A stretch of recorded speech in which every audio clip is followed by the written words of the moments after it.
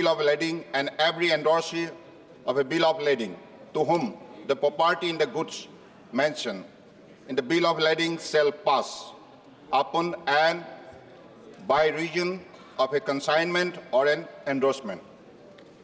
The said Act deals with specific aspect of right and liabilities emanating from the transfer of bill of lading to a consignee or an endorsee.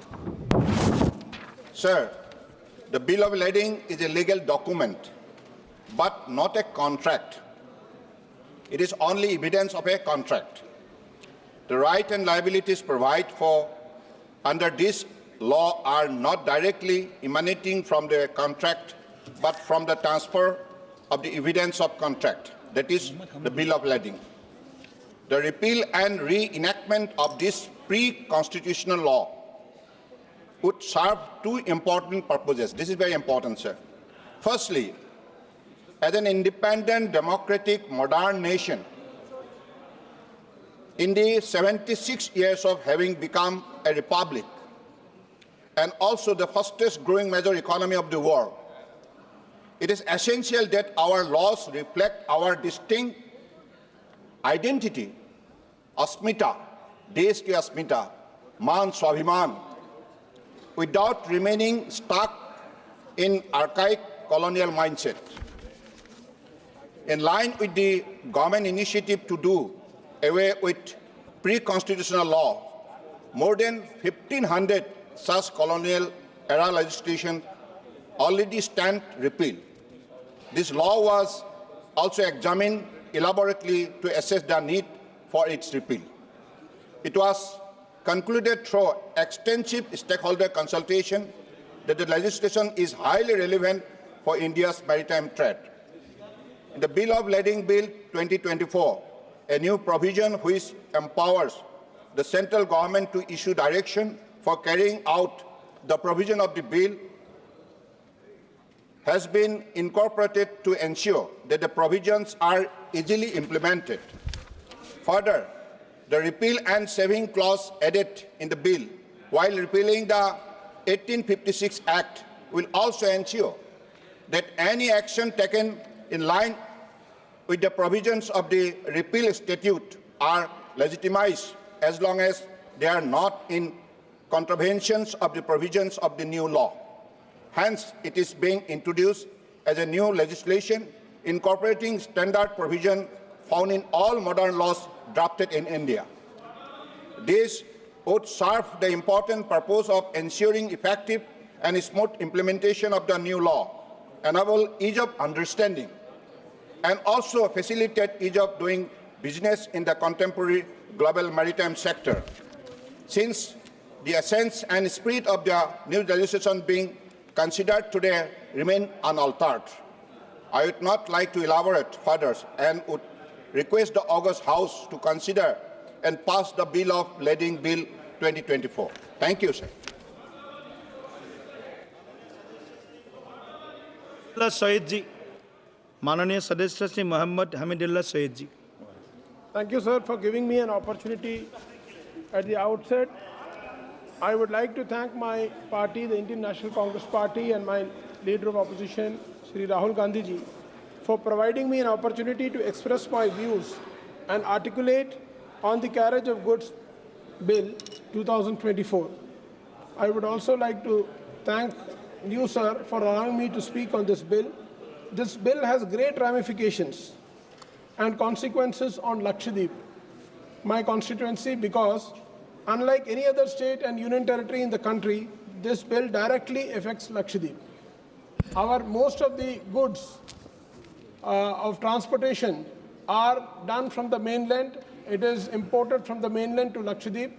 And as far as Calicut, Baipur port and Mangalore port are the two major ports from where the goods are transported to Lakshadweep, whether it is public distribution system, essential commodities, essential items, construction items, materials, all of that. I would like to also mention here that in our territory there are no railways or roadways. We are totally relying on shipping. Shipping is the lifeline for us. in the passenger ships, we are transporting the goods along with passengers, and there are exclusive barges which are transporting the goods from the mainland to the islands. Sir, Lakshadweep is a scheduled tribe area under Schedule 5 of the Constitution of India. It has been granted the status of scheduled tribe because of the social and economic backwardness and geographical isolation from the mainland. Sir, my point is, when these passenger ships and exclusive barges have been earmarked for transporting, why all the ships are not plying at the moment? There are 5 ships which have been under the possession and ownership of Lakshadweep administration, and being a union territory, it is directly under the central government. तो मैं माननीय मंत्री जी से जानना चाहता हूं कि मंत्री जी थोड़ा सा आप देश के स्वाभिमान और देश की अस्मिता की बात कर रहे थे। कैलिकट पोर्ट में पिछले 4 साल से कार्गो मूवमेंट बंद करके रखा हुआ है। जब से कोविड हुआ है उसके बाद, कोविड के बाद से अब तक शुरू नहीं किया गया है। तो क्या मैं आपका ध्यान चेयरमैन सर आपके माध्यम से मंत्री जी का आकर्षण करना चाहता हूं, क्योंकि इन्होंने स्वाभिमान और अस्मिता की बात की, तो थोड़ा सा हमारा भी स्वाभिमान और अस्मिता अगर बढ़ा देंगे तो बड़ी कृपा होगी मंत्री जी की। और उसके अलावा सर मैं आपको ये कहना चाहता हूं कि 5 शिप में से अभी सिर्फ 1 शिप चल रहा है, 4 शिप ड्राई डॉक में डाला हुआ है, मेंटेनेंस कर रहे हैं, सर्वे कर रहे हैं, सालों साल पड़ा हुआ है, लोगों को आने जाने में दिक्कत हो रही है। हमारा basic mode of transportation goods का और पैसेंजर का शिप है। तो मैं माननीय मंत्री जी से आपके माध्यम से रिक्वेस्ट करता हूं, दरखास्त करता हूं कि कोचिन शिपयार्ड लिमिटेड, जो कि इनके मिनिस्ट्री के अंडर आता है, पहले सारे शिप को शिपिंग कॉर्पोरेशन ऑफ इंडिया को दिया, वो चला नहीं पाए, उन्होंने हाथ खड़े कर दिए, वापस दे दिया। कोचिन शिपयार्ड लिमिटेड के साथ पहले हमारा एक एग्रीमेंट था जिसके तहत सारे शिप्स को टाइमली मेंटेनेंस करना, ड्राई डॉकिंग करना, सर्वे करना, ये सब इस बिल से जुड़ा हुआ है सर, क्योंकि हमारे पैसेंजर शिप में गुड्स को भी ट्रांसपोर्ट किया जाता है।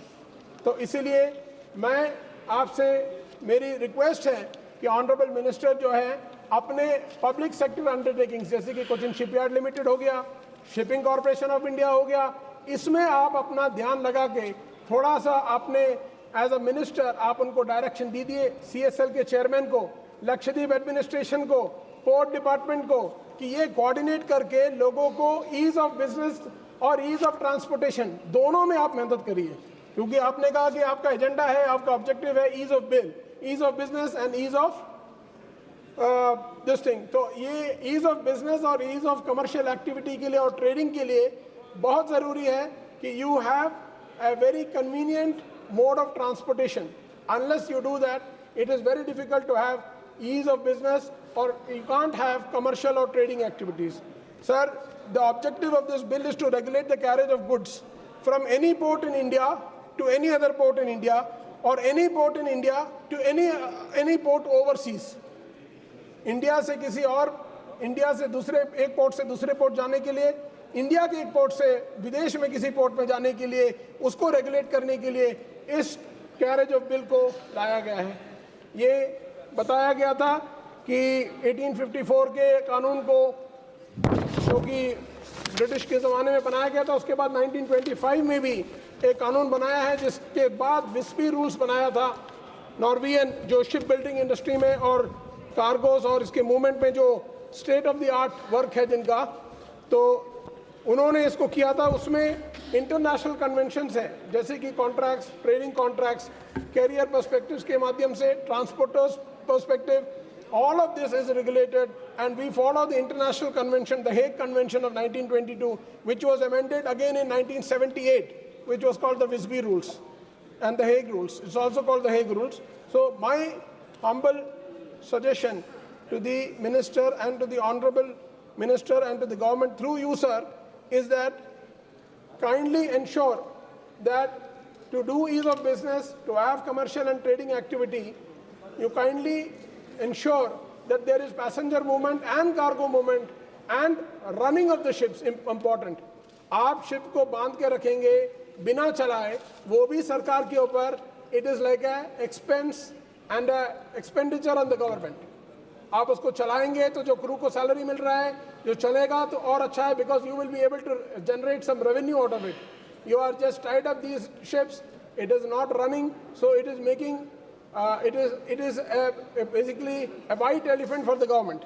Therefore, sir, I would request you, through you, that this ease of doing business and commercial and trading activity can only be boosted, and commercial activity can only be motivated by making more of transportational facility to the islanders. And मैं आपसे request करता हूं कि Mangalore port में there was a proposal to have a bigger port. So that port is also coming directly under the minister. This is incidental to this bill, sir. Unless you have a good port, you will not be able to transport goods, and the carriage of goods will be difficult. Bepur port band pada hua hai. I request you to kindly take it up with the Lakshadweep administration and request a proposal from their side to ensure that जो सदियों से चला रहा था उसको बंद कर रखा है, उसको वापस से चालू करें, उसको वापस से शुरू करें, ताकि लोगों को इससे आसानी हो, लोगों की परेशानी दूर हो। इन्हीं शब्दों के साथ सर मैं अपनी बात खत्म करता हूं, और आपने मुझे मौका दिया बोलने का, उसके लिए धन्यवाद। धन्यवाद जी। माननीय सदस्य श्री विभू प्रसाद तराई जी। Thank you, Honorable Speaker, sir, giving me the opportunity to speak in the August House relating to this Leading Bill 2024, which was introduced in the Lok Sabha in August 9, 2024, seeks to replace the Indian Bill of Lading Act 1856. The bill provides a legal framework for issuance of Bill of Lading. To simplify, quote, this is a bill which refers to document issued by a freight carrier to a shipper. The bill contains details such as type, quality, condition, and destination of goods being carried. The Act states that a bill of lading is conclusive evidence of goods on board. It grants of all rights of suit and liabilities regarding the goods by the receiver as per the bill of lading, or any third party to whom the receiver may transfer ownership of goods. The bill retains all provisions under the Act. The bill adds that the central government may issue directions for carrying out the provisions of the bill. Further, this is a legal document issued by a carrier to a shipper detailing the specific of goods being shipped, essentially acting as a proof of shipment and the receipts for the cargo, and is a crucial for international trade in India, where a significant percentage of cargo is shipped overseas.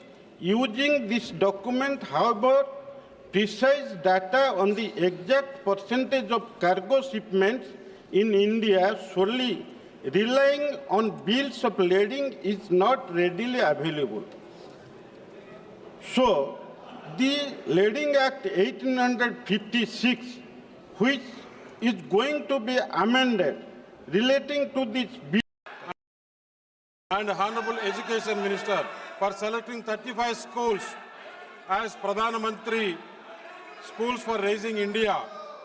Sir, the Honorable Minister is aware that state government has recommended 82 schools, 31 schools under the phase 1 and 51 schools under the phase 2. But the ministry has approved only 35 schools, 24 schools in phase 1, 11 schools are phase 2. I would like to know from the Honorable Minister whether he will consider including the remaining 47 schools under the Pradhan Mantri School for Raising India from Anakapalli in the second or in the next phase. Thank you. As per scheme, a total of 14,500 schools are given the recognition of PM Shri. They're recognized as exemplar schools, and this is to implement National Education Policy 2020. I can understand the concern raised by Honorable Member. He has said In Anakapalli, there are 35 PM Shris that have been given the status. A number are also being reviewed. We will follow due process in the selection criteria because there's a challenge method that has to be fulfilled. Thank you.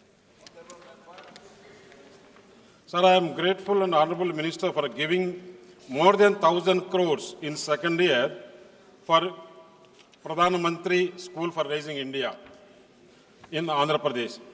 Sir, for Pradhan Mantri School for Raising India, there is a need for additional requirements like lab technicians, computer operators, separate rooms for vocational education, teaching and learning. Circumstances. Actually, it was engaged in illegal transportation with false documents. Actually, who was the owner? Till today, it was not known to the government till today.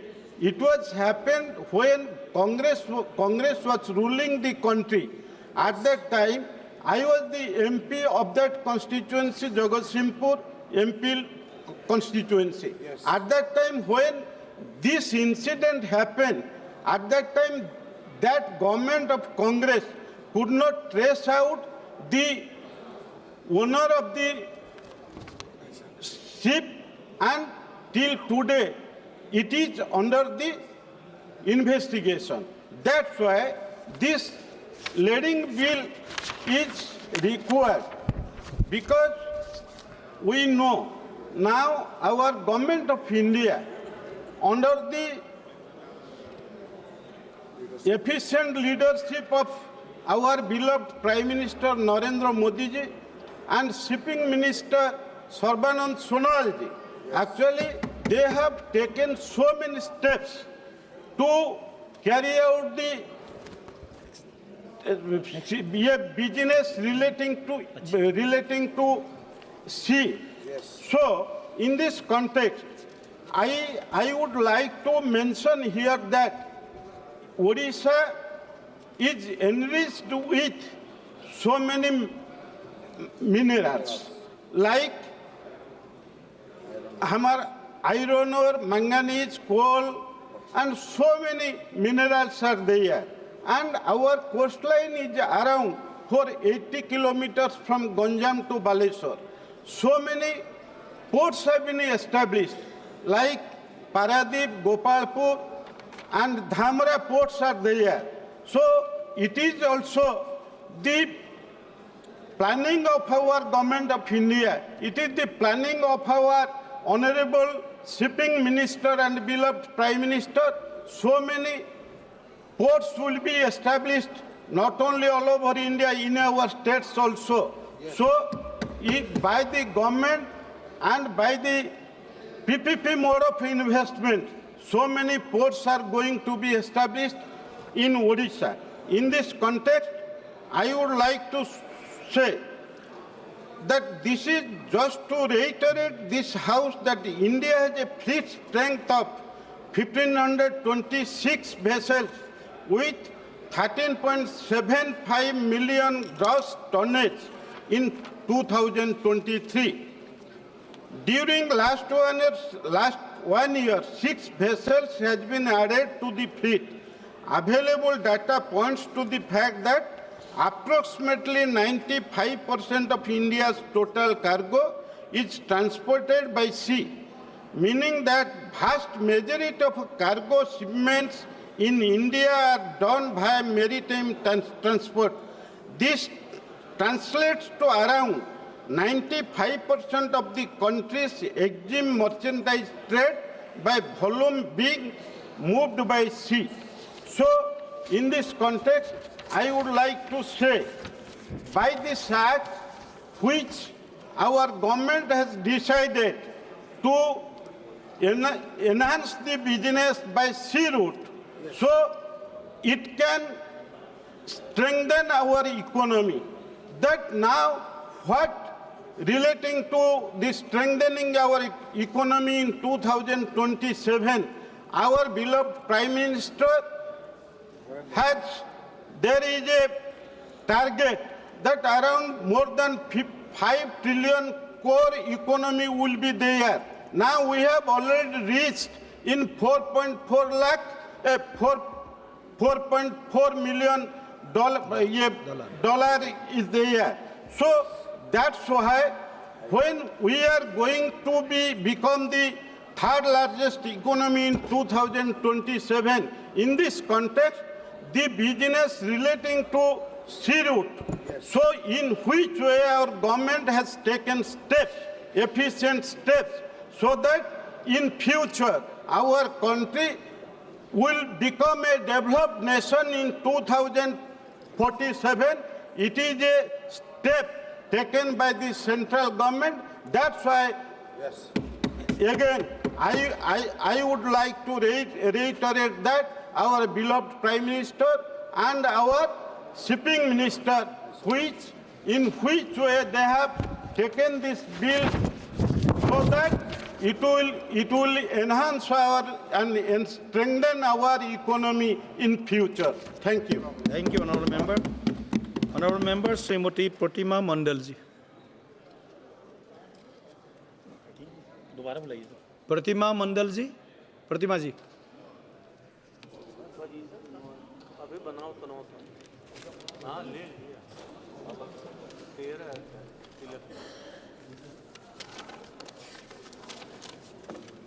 Sir, on behalf of All India Trinamool Congress, I rise to speak on the Bills of Lading Bill 2024. Sir, the Ministry of Ports, Shipping and Waterways contains several problematic provisions that could seriously harm the interest of shippers, traders and stakeholders. Instead of improving maritime trade, the bill increases government control, reduces transparency and creates scope for commercial fraud, all in the name of legislative modernization. One of the most alarming provisions of the bill is found in Section 5, which gives the central government ultimate power to issue any direction it feels necessary to implement the Act.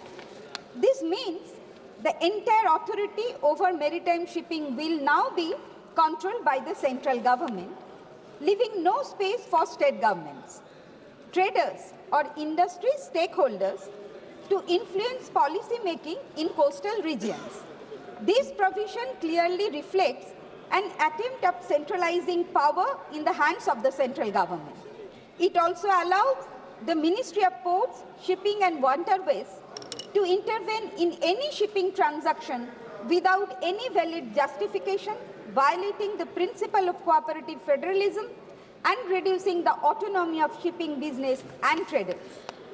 Another extremely dangerous provision is found in Section 4(1), which legalizes commercial fraud. According to this provision, even if the goods have not actually been shipped, a fake bill of lading can still be considered valid proof of shipment.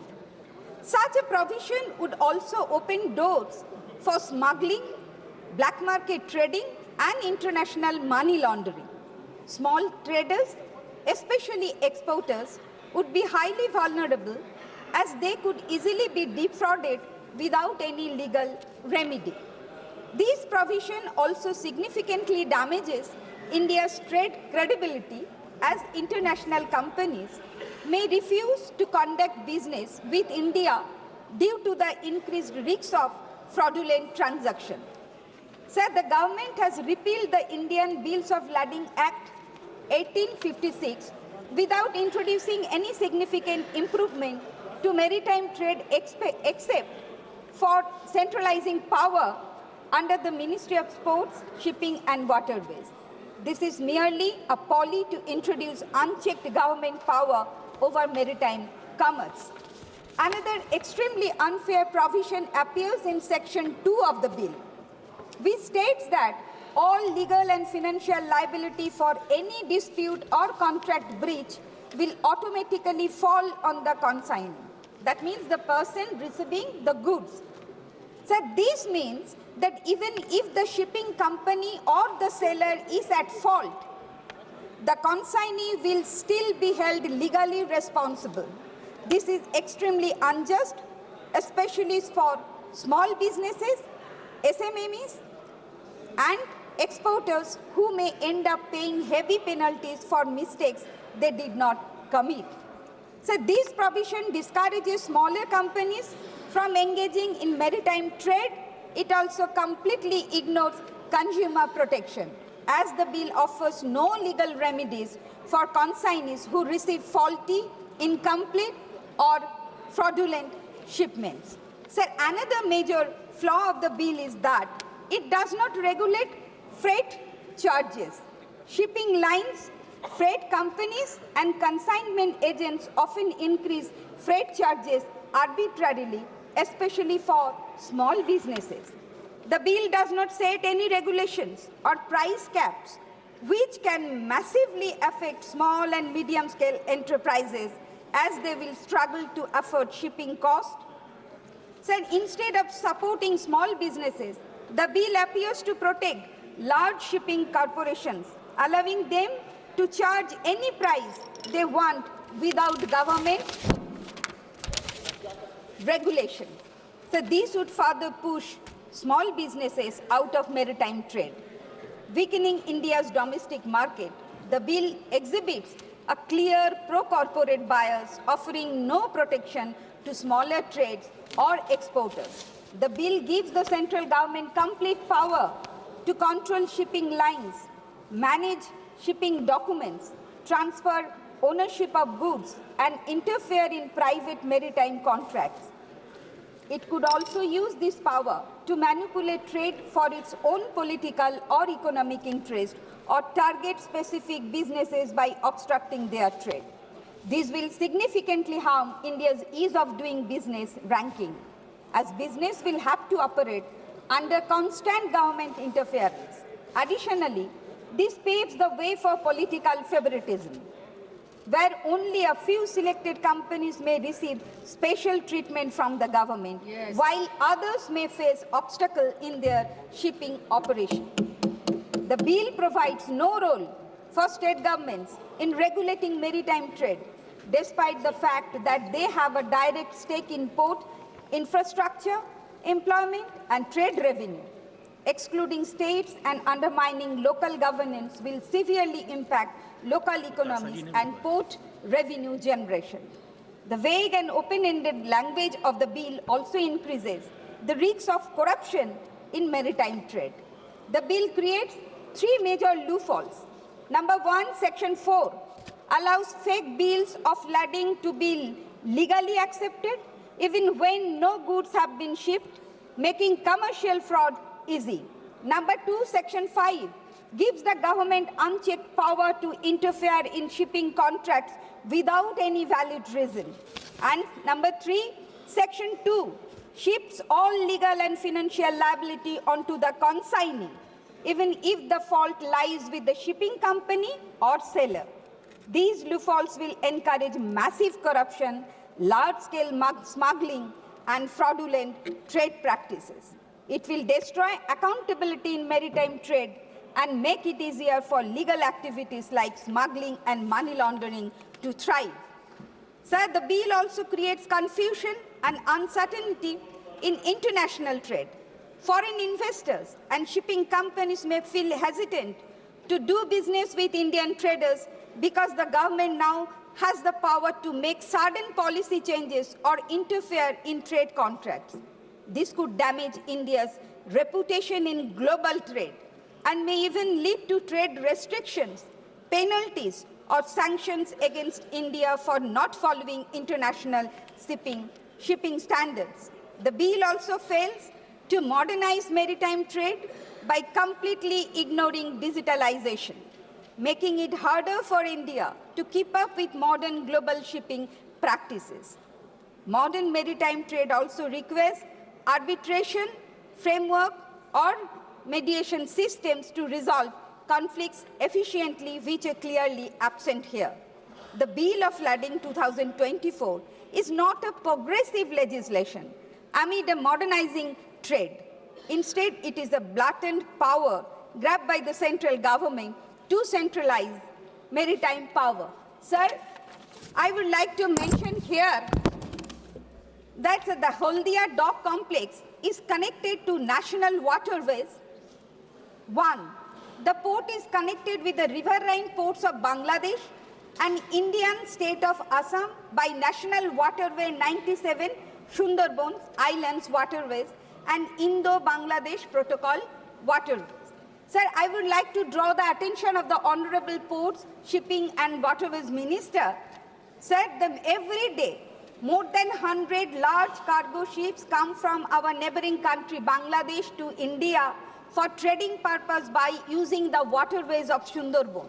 These cargoes cross several rivers around the Sundarban Delta, like Muriganga, Matla, Thakurain, Vidyadhari, Piali, etc., leading to soil erosion and thereby causing severe damage of riverbank embankment of entire Sundarban area.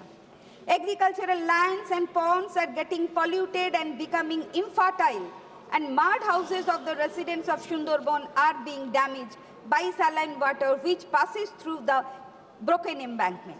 The most alarming thing is that many islands like Kumirmari, Shadjelia, Chotomollakhali, Amtoli, Moushuni, Ghoramora, etc. are becoming vulnerable, struggling to exist due to heavy waves that hit and submerge the islands during the movement of large cargoes. Sir, these worsening by rising sea levels caused by climate change also. Sir, to protect our Sundarban and residents of the area, our Honorable Chief Minister Mamata Bandyopadhyay has sanctioned 27 crore for construction and repairment for the embankment of Sundarban area. So I would like to request the central government, and the Honorable Minister is present here, that either the trade should be conducted by road transportation or the Ports, Shipping and Waterways Ministry should provide financial assistance for maintenance and construction of river bank embankment of entire Sundarban Delta. Thank you, sir. Thank you, Honorable Member. Honorable Member, Sri K. Biraj Swamiji. Thank you very much, sir, for giving me an opportunity to speak on this Bills of Lading 2024. Sir, I would like to thank the Honorable Minister for naming it as the Bills of Lading Bill of 2024 instead of calling it in some Hindi name, which would not have been found it easy for us to understand or even comprehend, sir. So I was also trying to check the dictionary for English words, and I was actually surprised for several words like computer, mouse, and all those things. The actual translation in Hindi is only transliteration, sir. They call that as computer as a computer and a mouse as a mouse. Probably for the Bills of Lading, there probably is not an appropriate word in Hindi. I do not know. Maybe they can explain when they give a reply about this, sir. Hai Hindi hai, Bahan Patra. Okay, okay, sir. So I should then thank the Minister doubly that they have not changed the name from English to some other language, either Sanskrit or Hindi, sir. Sir, I would like to say that maritime trade is not something new, sir. Maritime trade has been here in India for several centuries, and especially in Tamil Nadu. You have to remember that the Cholas were one of the tallest kingdoms at a point of time, sir. It is very underscored in Indian history, sir. We talk so much about the kingdoms in the north, about the Chalukyas and all those dynasties. But the Chola dynasty is one of the largest because they were one of the biggest maritime routes, sir. When China was having the Silk Route, we had probably something like a sea route which was connecting Tamil Nadu to several parts of the northeast and even up to places like Greece and Persia, sir. So we have had evidences, archaeological evidences, which show that these Cholas were doing trade where Indian artifacts have been found in those countries, and their artifacts have been found in Tamil Nadu, sir. Sir, I would also like to mention at this point, Tamil Nadu has broken the historical record where everybody used to say that the Iron Age was only about 1200 BC. But recently there has been a find in Tamil Nadu in one of your archaeological sites where they have dated back the Iron Age to 5450. Yes. years ago, sir. It's about 3,450 BC. So, and our Chief Minister had announced this, and it is sad that the Union government, neither the Prime Minister nor any of the ministers are even acknowledging this, sir. I'm sure that had this happened in Gujarat, everybody would have been very proudly talking about it, speaking about it, and all those things. So I hope that somebody over there responds and acknowledges that the Iron Age has been rewritten in history from Tamil Nadu, sir, because Tamil Nadu is also a part of India. Kindly consider that Tamil Nadu is a part of India and do not look at us as we are outside of India. The reason why I say that is, whenever a fisherman from any other state, like for Gujarat or anywhere, if he gets into a distress, he is called as an Indian fisherman. But the moment there is a person from Tamil Nadu who is a fisherman having a problem in the Sri Lankan waters, they immediately say it's a Tamil fisherman. They don't call it as an Indian fisherman. So I hope this government would look at Tamil Nadu people also as part of this country and extend the same benefits, sir. Yes. Sir, coming to the bill, sir, apart from historical sites, even during the British period, we had one famous person, sir, Vau Chidambaranar, who bought 2 ships, and he was flying it from Tamil Nadu and Sri Lanka, sir. In spite of the British oppression, they were trying to oppress his business, they were trying to, finally they imprisoned him, they tortured him, and then he died as a poor man. But he was the one who actually started off the Indian maritime trade, even during the British era, sir. And commemorating his efforts and his laudable work which has been done, we have named one of our ports in Tamil Nadu as VOC Port, sir, Vau Chidambaranar Port in Thuthukudi, sir. That is the constituency of our parliamentary floor leaders' constituency, sir. So I hope that the government also does enough so that for the improvement of the ports over there and all other ports in Tamil Nadu also, sir. Sir, even during the earlier period, in Tamil Nadu, we have one song being sung, sir. Velli pani malai meedu lavuvom, adi melai kadal muzhudum kappal viduvom. This was sung several years back, sir, which talks about we will walk in the silver-clad snow mountains, and we'll also go maritiming into the far out seas. So this is the extent to which the Tamil people have scaled great heights, sir. Sir, coming to the bill, this bill is actually talking about the responsibility of any goods to ensure that the safety of the goods and the economic consideration of the people is taken care of.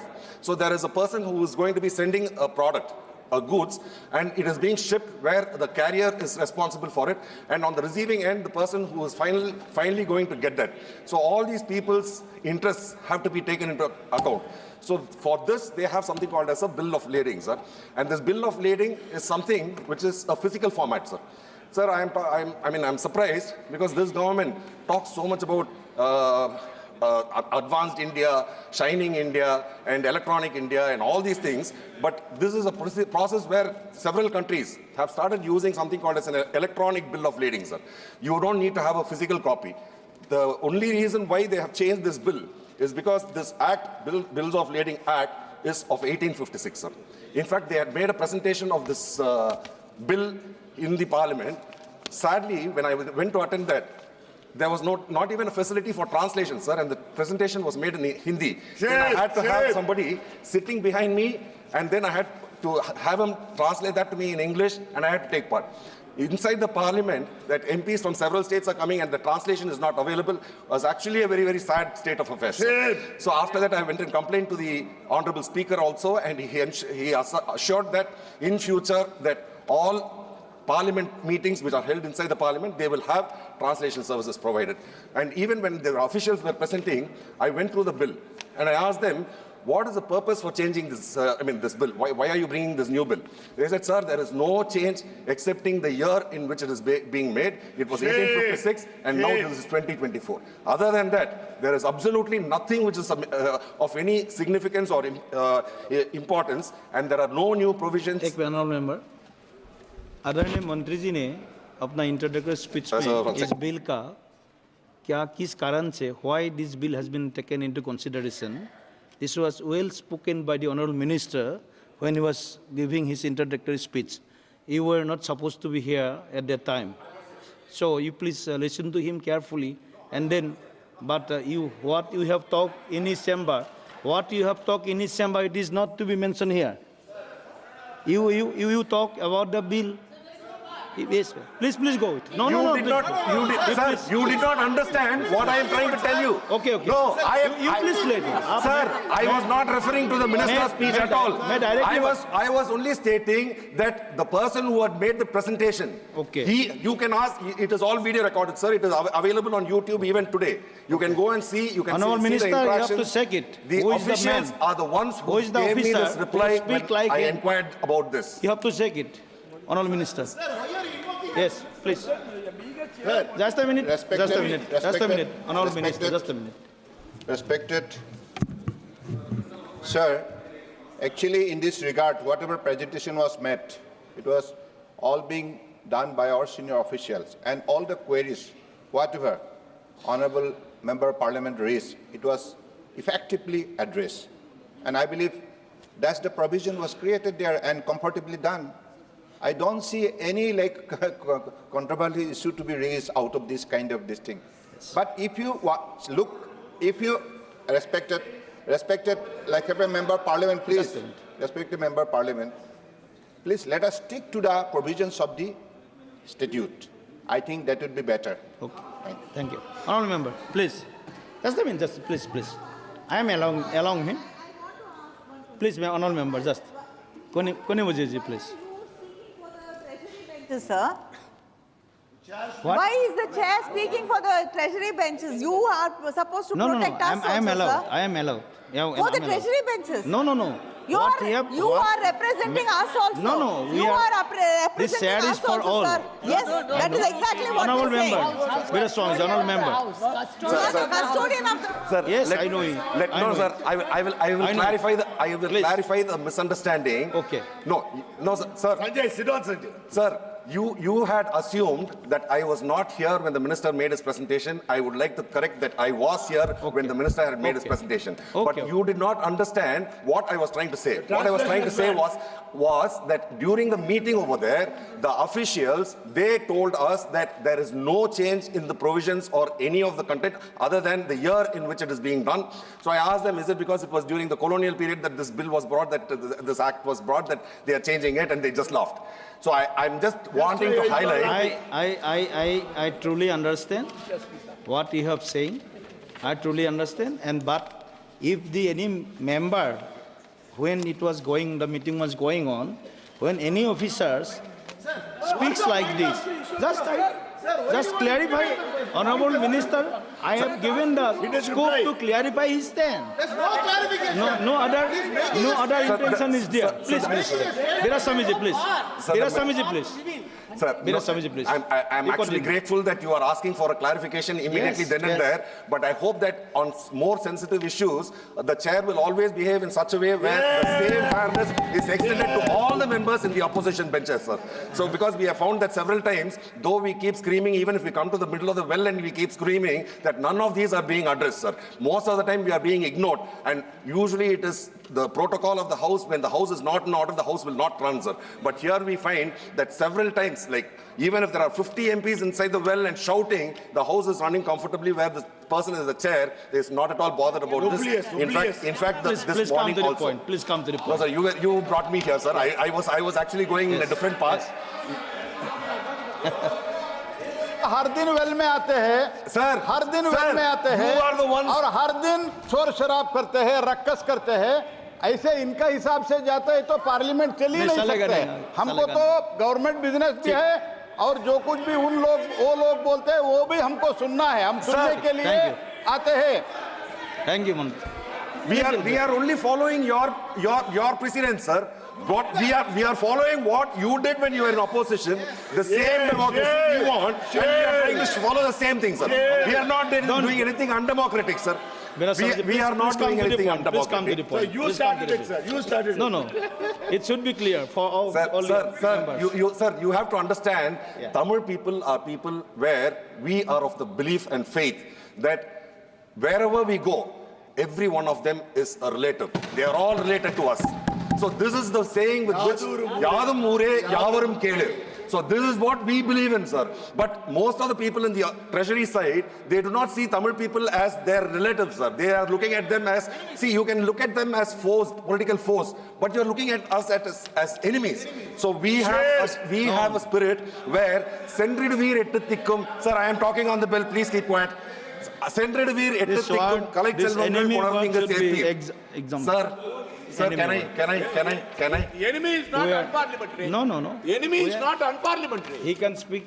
How can that be? You please. He will speak. He is capable enough to speak. You please sit down. He is capable enough. As I was saying, sir, we are. Enemy is not unparliamentary, sir. Please wait here now. Sir, I have already explained, I will say that again, sir. Sendriduveer ettu thikkum kalaiselvangal konarninga serpir, which actually translates to go in all 8 directions and get whatever wealth you can. When we say wealth, we are not only talking about economic wealth, sir. We are talking also about knowledge. So we are willing to learn from others, sir, from everyone. We are willing to learn, and we also hope that you people will learn certain things from us, sir. So we would like to say that we have a lot of things which are precious to us. One of them is language, one of them is culture, one of them is the way we eat, the way we dress, everything we respect, sir. We hope that the treasury benches will give the same kind of a respect for each and every person. I'm not saying for my person, sir. I am talking for all the states in India. I think they should be given a free and fair way of carrying on with their culture, their food practices, and their education system. Everything should be given to them, sir. In fact, if you want to go talking about that, I can keep going on and on. Sir, I will come back to the bill, sir. I will come back to the bill. Yes. Sir, national waterways, sir. Sir, national waterways can be a huge thing for the development of this country, sir. The National Waterways project was envisaged about more than 10 years back, sir. That despite so many years, this present government and the budget outlay for that is roughly around 6 lakh crores or more, sir. Sir, despite that, I think there are several, in National Waterway 1 to National Waterway 6. And Tamil Nadu will benefit if National Waterway 4 is being implemented, sir. This is a national waterway which will run from Eluru in Andhra Pradesh to Pondicherry, traversing across Tamil Nadu, especially Chennai, sir, in my constituency. So I would request that the government look into it, because statistics has shown the transportation of goods, the costs. It is 4 times more expensive to transport by road, 2 times more expensive to transport by train, and 0.5 times more expensive to transport by ship. So shipping is one of the cheapest, simplest, most reliable way, and if the National Waterways project is implemented, Tamil Nadu will benefit in a huge way, sir, and not only Tamil Nadu, all the states, whichever states are being connected through all the National Waterway projects. Earlier speaker, Madam Pramod also had told about this, so I would like to re-emphasize to this government to see what can be done to implement the National Waterways project, sir. And once again, I thank the Minister for retaining the name of the bill in English. But I oppose this bill because only the year has changed, sir. Thank you very much. Thank you, Honourable Member. माननीय सदस्य से आलोक कुमार सुमन जी. धन्यवाद सभापति महोदय, आपने मुझे इस bill पर बोलने का मौका दिया, मैं आपका आभार व्यक्त करता हूं। महोदय, मैं the bill of lading bill, जो the Indian bills of lading act 1856 को रिपील करने के लिए लाया गया है, यह विधेयक आज़ादी से पहले का है, लेकिन परिस्थितियाँ काफ़ी बदल चुकी हैं।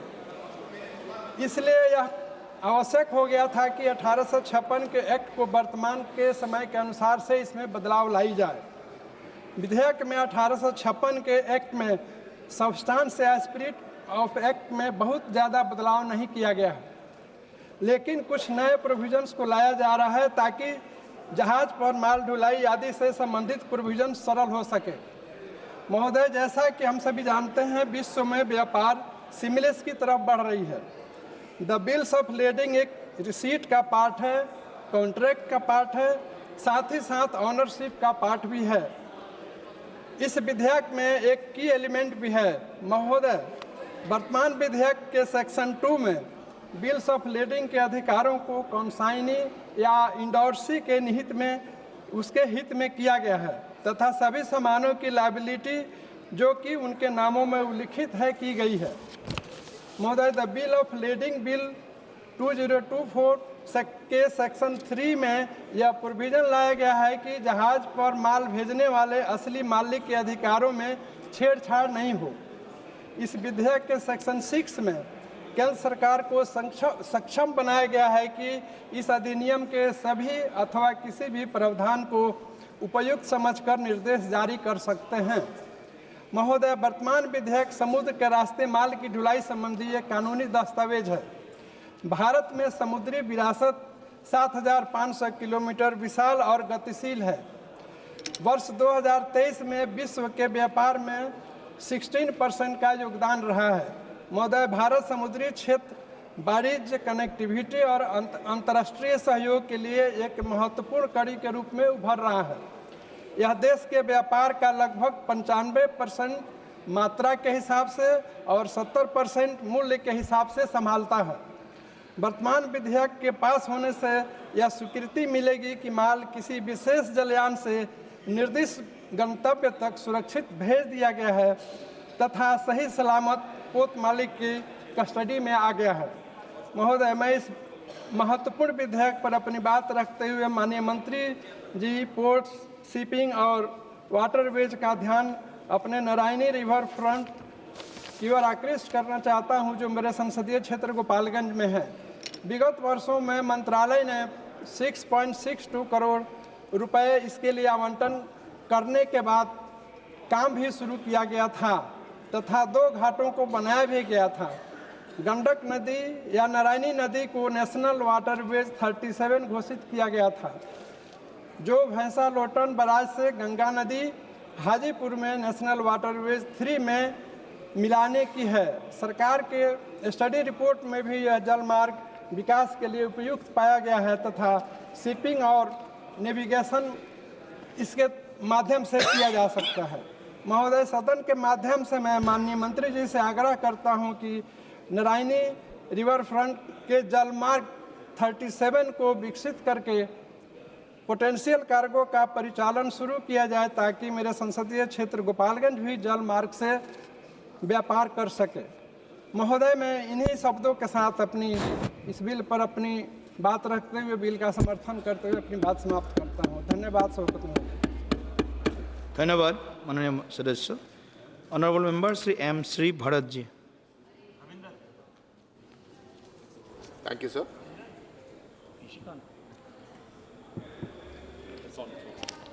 Thank you, sir. I rise to speak in favor of the Bill of Lading, Bill 2024. So, largely the intention to really provide legal framework and ensure that any open ends are tied up with this bill is a part of the larger agenda to improve and strengthen the maritime sector. And we support this. In the recent past also, we've seen incidents of illegal goods being shipped in, but then the question mark arises on who takes ownership of it, who has the liability for it. I'm glad that this bill does that and also gives flexibility to the central government to issue directions as and where needed based on the current changing circumstances. Speaking about the maritime sector overall, sir, I'm happy to see that our overall cargo handling capacity has doubled from about 800 million tons per annum to about 1630 million tons per annum as of March 24, indicating the commitment of the NDA government towards developing maritime trade. 9 Indian ports are ranked amongst the top 100 ports globally, and I'm sure over the years many more will show up on those rankings. We're seeing how global events are disrupting maritime trade, like the Russia-Ukraine war, that are leading to shipping delays, higher costs, and impacting all our industries. And a large part of our trade, over 95%, happens through the shipping sector, and 70% of the value comes from the shipping sector. So, sir, there are many things that we need to do to ensure that we remain competitive and increasingly compete with the global market in this. I think the resources that need to be put in this direction, I have a few points on that, sir, which I would like to put in front of you to the government also. One is the high freight costs that have increased in the last few years because of the global uncertainty. How do we reduce that? The next is the shortage of containers I think India should invest more into developing our own containers. The dependence of carriers from international companies, I think doing more manufacturing. So recently, the Hindustan Shipbuilding Yard in Visakhapatnam was awarded a contract for building 3 ships. I think we need to be doing a lot more of that, and not just building more ships, but building the so-called mother ships, the really large ships which require drafts of 18 meters or more. In fact, in Visakhapatnam, we are unable to receive that because our draft sometimes doesn't meet that depth requirement. And the major disincentive right now is that the shipping lines are expected to invest into that dredging behavior, which often doesn't happen. So the request is, if the government can provide a dredging subsidy to places like Visakhapatnam and other parts of the country, I think we will be able to bring in and reduce the transshipment costs so that we'll be able to do it in our ports itself. The next, sir, is within the shipping ecosystem, a small request from my parliament.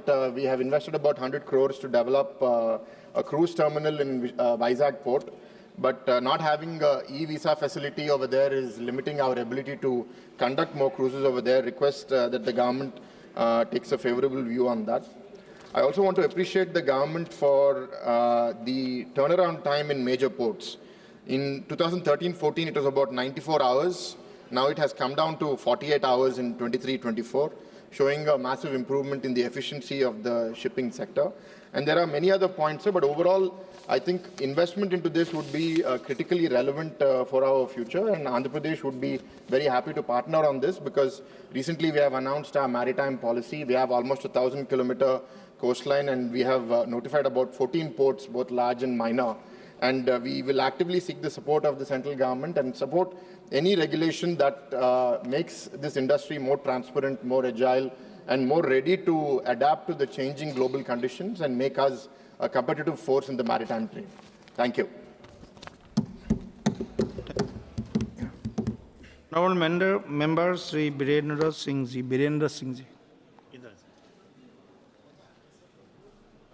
धन्यवाद अध्यक्ष महोदय।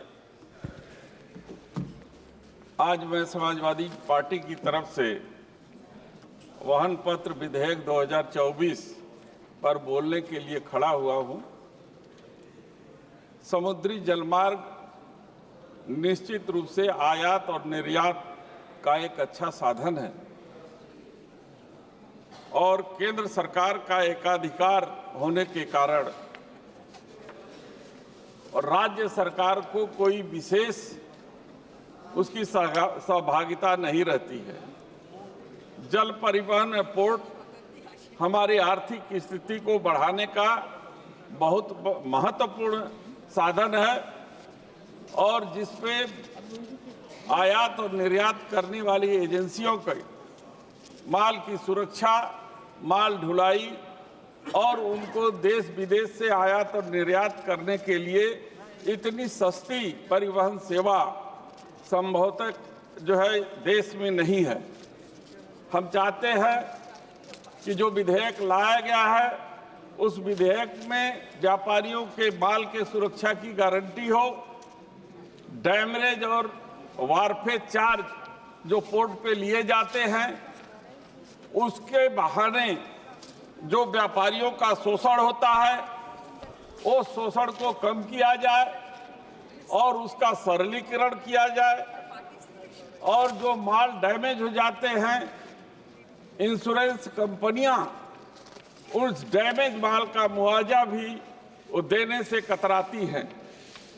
तो मैं सरकार से कहना चाहता हूं कि जो विधेयक लाया गया है वो विधेयक में संशोधन करते हुए कुछ व्यवस्था ऐसा किया जाए कि ताकि इंश्योरेंस कंपनियां समय पर व्यापारियों के उनके डैमेज का भुगतान समय सीमा के अंतर उपलब्ध करा दे। हमारा जनपद वाराणसी है उत्तर प्रदेश में, सरकार ने फैसला किया है कि गंगा में जल परिवहन के द्वारा यात्री के आने जाने की सुविधा और साथ ही साथ माल ढुलाई के साधन भी हम वहां उपलब्ध कराएंगे ताकि परिवहन भाड़ा कम होने से व्यापारियों को लाभ हो सके, महंगाई कम हो सके। लेकिन अफसोस की बात हम आपसे कहना चाहते हैं कि जनपद वाराणसी में मिल्कीपुर में वहां पोर्ट बन रहा है। करीब 3000 परिवार गरीब हैं जो बसे हुए हैं, उनको मुआवजा नहीं दिया जा रहा है, उनको जबरदस्ती बेघर किया जा रहा है। वहीं बगल में एक भगवान बुद्ध के नाम से संस्थान है, 50 एकड़ की भूमि को जबरदस्ती कब्जा करने का प्रयास सरकार के द्वारा किया जा रहा है। और वाराणसी से लेकर के हल्दिया तक, चाहे वो गाजीपुर हो, चाहे वो बलिया हो, पटना हो, जहां तक वो सेवाएं जाती हैं, वहां पर बन रहे पोर्ट पर जो किसानों की जमीन आसपास की है, जहां सड़क जो बन रही है, उनको ठीक तरीके से मुआवजा जो है नहीं दिया जा रहा है। वाराणसी में जो परिवहन की सफलता का प्रतिशत है वो 0.01% भी नहीं है। एक बार यात्री सेवा को लेकर के यात्री परिवहन जल मार्ग से भेजने का प्रयास है सरकार ने किया, और उस यात्री परिवहन की बात यह हुई कि गंतव्य स्थान से तो समय से चली, बहुत ही माला फूल और बाजे गाजे के साथ उस यात्री पोत को रवाना किया गया। लेकिन हर जगह जाते जाते गंगा नदी में इतना बालू का गाद है कि वो फंस जाती थी। फिर वहां से डोजर लगा करके किसी तरीके से जैसे पीछे से ठेल करके आगे बढ़ाया जाता था। फिर आगे जा करके जो है बलिया में फंस गई, फिर आगे जा करके वो पटना में फंस गई। अंततः जो यात्रा 15 दिन में खत्म होनी थी, वो यात्रा करीब 1.5 महीने बाद जो है अपने गंतव्य स्थान पर पहुंच सकी। मैं जानता हूं कि माननीय प्रधानमंत्री जी का ये सपना है कि बनारस से जल परिवहन सेवा को शुरू किया जाए। इसलिए मैं आपके माध्यम से माननीय प्रधानमंत्री जी से अनुरोध करना चाहता हूं कि वहां आवश्यक धन उपलब्ध करावें ताकि गरीबों को मुआवजा मिल सके, ताकि गंगा को और गहरा किया जा सके, ताकि वो परिवहन सेवा ठीक तरीके से अपने गंतव्य स्थान पे चल सके। पानी गंगा में नहीं रहता है, सिंचाई के पंप स्टेशन बंद हो जाते हैं, किसानों की सिंचाई नहीं हो पाती है, गर्मी के दिनों में लोगों को पानी नहीं मिल पाता है। तो कल्पना कीजिए कि ऐसे स्थिति में जो है जल परिवहन सेवा कैसे वहां चलाई जा सकती है।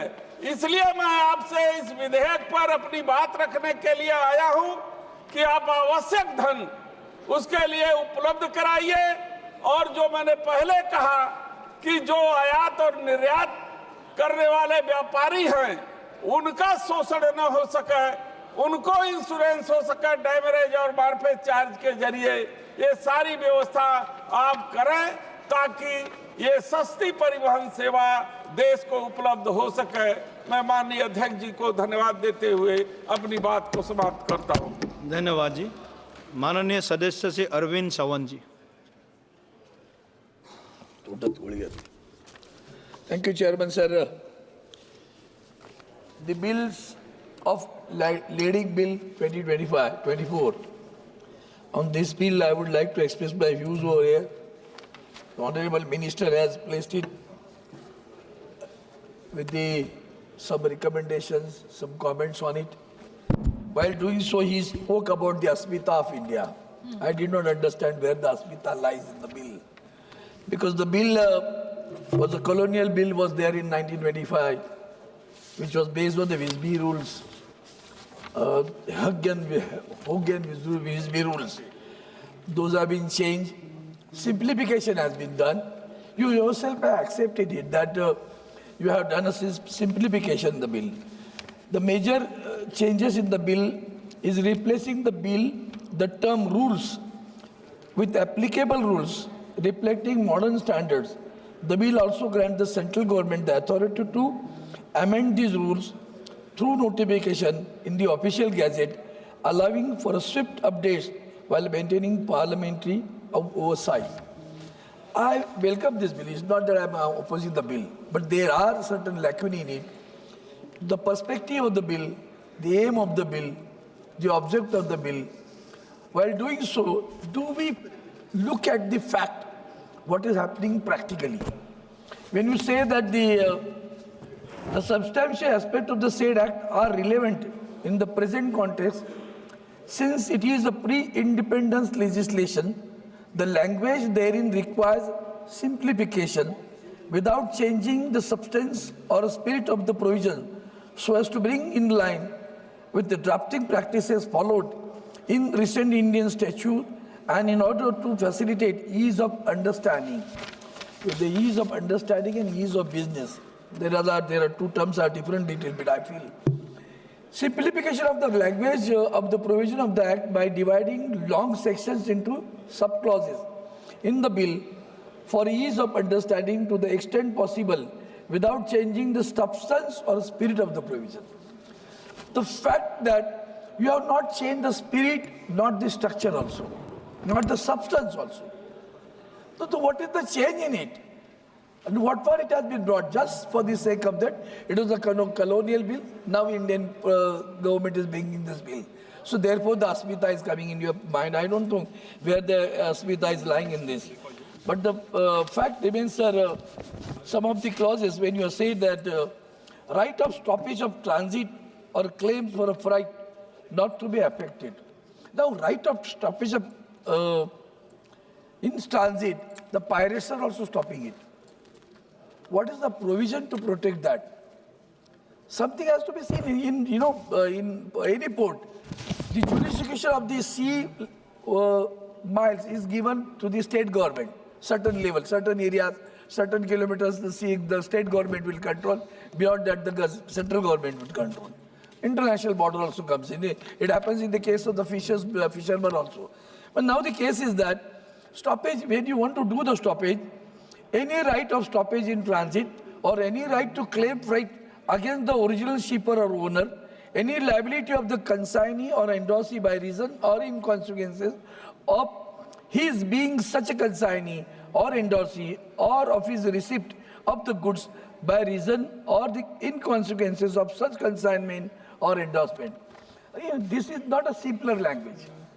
When you said you want to simplify, it is not simplifying it. It is creating more confusion. So let us be very simple on this thing.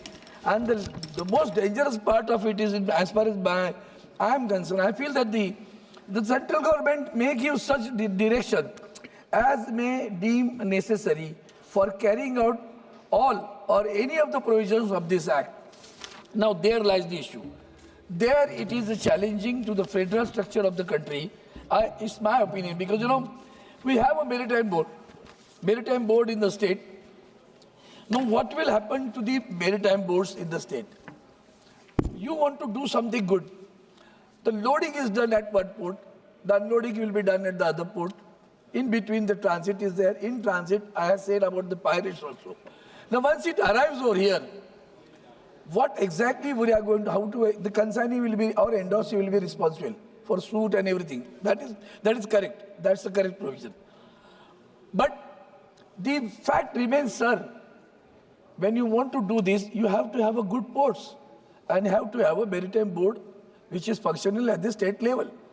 Now, that maritime board should take care of what exactly the central government wants, or you want it through this bill, whether that maritime board is going to carry that responsibility or not. Who is going to carry it? Central government. Or central government will monitor it or give a directive to the maritime board. Or you are going to make a maritime board non-functional. That answer has to be given by the minister. I feel it is a rather very, evasive action of the central government in the maritime board of the state government. Now, as far as Mumbai and Maharashtra is concerned, you are well aware, you come many times in Mumbai. The Mumbai port was the best port of the country. Of late, you have gone for a ward one. There is opposition, strong opposition, resentment is there, strong opposition, the agitations are going on. I do not want to politicize the issue over here. But when you are developing it, you are bringing the sand from the Gujarat to Vadvan Bandar to reclaim the land over there or sea land over there. Okay, good. Why not from Mumbai port? If you do it, the draft of the Mumbai port will increase automatically. You need sand, you bring it, the dredging has not been done, the stilting has not been done for a long years. When I am demanding it for last 10 years in this parliament, you people are not doing it. Why you are not doing this, sir? And where from this business will go? Where it will go? Not Mumbai port. Vadvan will come, it will take some time, okay? For whom you are doing it? $1 million question. Everyone knows who are holding the ports now. And therefore, while doing so, I, with a folded hand, request you, don't ignore Mumbai. Don't have a revengeful action. Mumbai is not only ours, Mumbai is the country's port. Mumbai is the capital, financial capital of the country. The business goes in Mumbai. Don't ignore Mumbai port. The dredging could have been done easily by when you want to reclaim the land at Vadvan. Dredging, the sand should have been taken from Mumbai port and should have been brought over here.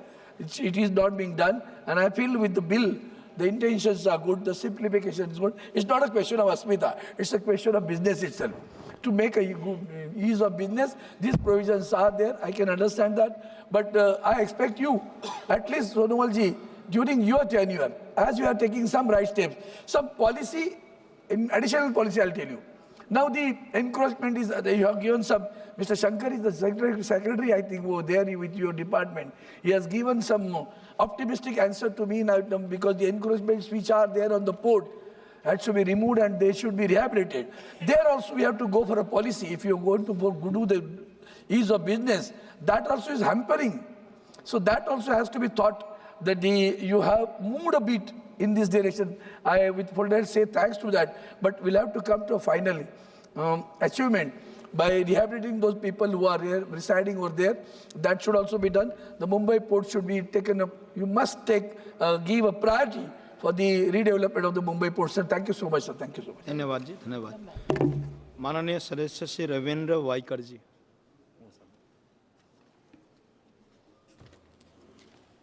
धन्यवाद सभापति महोदय. Bill of landing bill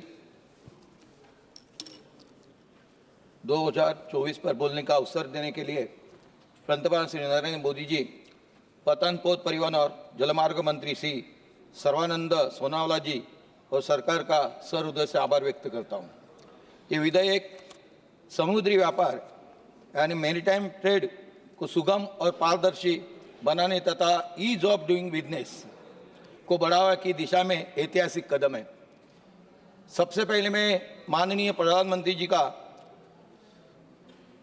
अभिनंदन करना चाहता हूं कि उन्होंने गहरे पानी वाले मेगा पोर्ट वाधवन की आधारशिला रखने के लिए धन्यवाद देना चाहता हूं. 76,000 करोड़ रुपए की लागत से बनने वाला ये पोर्ट दुनिया में शीर्ष 10 बंदरगाहों में शामिल होगा. ये भारत की वैश्विक समुद्र व्यापार का केंद्र यानी ग्लोबल ट्रेड हब बनाने में मदद करेगा और भारत की निर्यात क्षमताओं को यानी एक्सपोर्ट कैपेबिलिटी को दोगुना करेगा. इस परियोजना से 12 लाख से अधिक प्रत्यक्ष और अप्रत्यक्ष नौकरियां सृजित होगी, जिससे स्थानीय अर्थव्यवस्था को भी बड़ा लाभ मिलेगा. बिल ऑफ लैंडिंग बिल 1856 के कानून का आधुनिकीकरण किया गया है. मैं अब बिल ऑफ लैंडिंग बिल 2024 के विषय पर यानी 25 के विषय पर आता हूं, जो 1886 के पुराने कानून को हटाकर एक आधुनिक विधेयक लाने की दिशा में कदम है. ये भारत की व्यापारी समुद्री व्यापार प्रणाली को दुनिया के बेहतरीन मानकों के अनुसार विकसित करेगा. सभापति महोदय, बिल ऑफ लैंडिंग का कानूनी जो ढांचा है एक महत्वपूर्ण दस्तावेज है जो शिपर और मालवाहक के बीच अनुबंध को प्रमाणित करता है. ये माल की स्वामित्व यानी हस्तांतरण, ट्रांसफर ऑफ ओनरशिप और दायित्व एंड लायबिलिटी को स्पष्ट करता है. इसका परिवर्तन का अधिकार है, राइट ऑफ ट्रांसफर. विधेयक में ये प्रावधान है कि कि प्राप्तकर्ता और तीसरा पक्ष थर्ड पार्टी जिसे स्वामित्व हस्तांतरित किया गया है वो सभी माल से संबंधित अधिकार प्राप्त करेगा, यानी ईजीएस हो जाएगा। बिल ऑफ लैंडिंग का निर्णायक प्रमाण यानी कंक्लूसिव एविडेंस ऑफ कार्गो विधेयक स्पष्ट करता है कि यह बिल ऑफ लैंडिंग में दर्ज विवरण की माल का प्रमाण होगा, जिससे किसी की विवाद की स्थिति में यह दस्तावेज निर्णायक होगा। यानी अभी कई सदस्यों ने भी कहा कि यहाँ जो रेट जो कुछ होगा तो उसके ऊपर अपने दस्तावेज जो अभी ये बिल है वो उसके ऊपर निर्णायक होगा। ये इसके अंदर कानून के अंदर ये बिल के अंदर इसका स्पष्टीकरण किया है। केंद्र सरकार को निर्देश जारी करने की शक्ति इसके अंदर है। सरकार को यह अधिकार होगा कि ये विधेयक क्रियान्वयन के लिए आवश्यक दिशा निर्देश जारी कर सकता है। इस विधेयक का सकारात्मक प्रभाव यानी इम्पैक्ट ऑफ द बिल यानी नौकावाहन व्यापार शिपिंग ट्रेड को आसान बनाएगा, माल ढुलाई को यानी ट्रांसपोर्टिंग की कार्गो हैंडलिंग को बढ़ोतरी देगा, लॉजिस्टिक सेंटर को मजबूती मिलेंगी, निर्यातकों एक्सपोर्ट और व्यापारी ट्रेंडर्स के लिए सुरक्षा और सुविधा सुनिश्चित कर सकता है।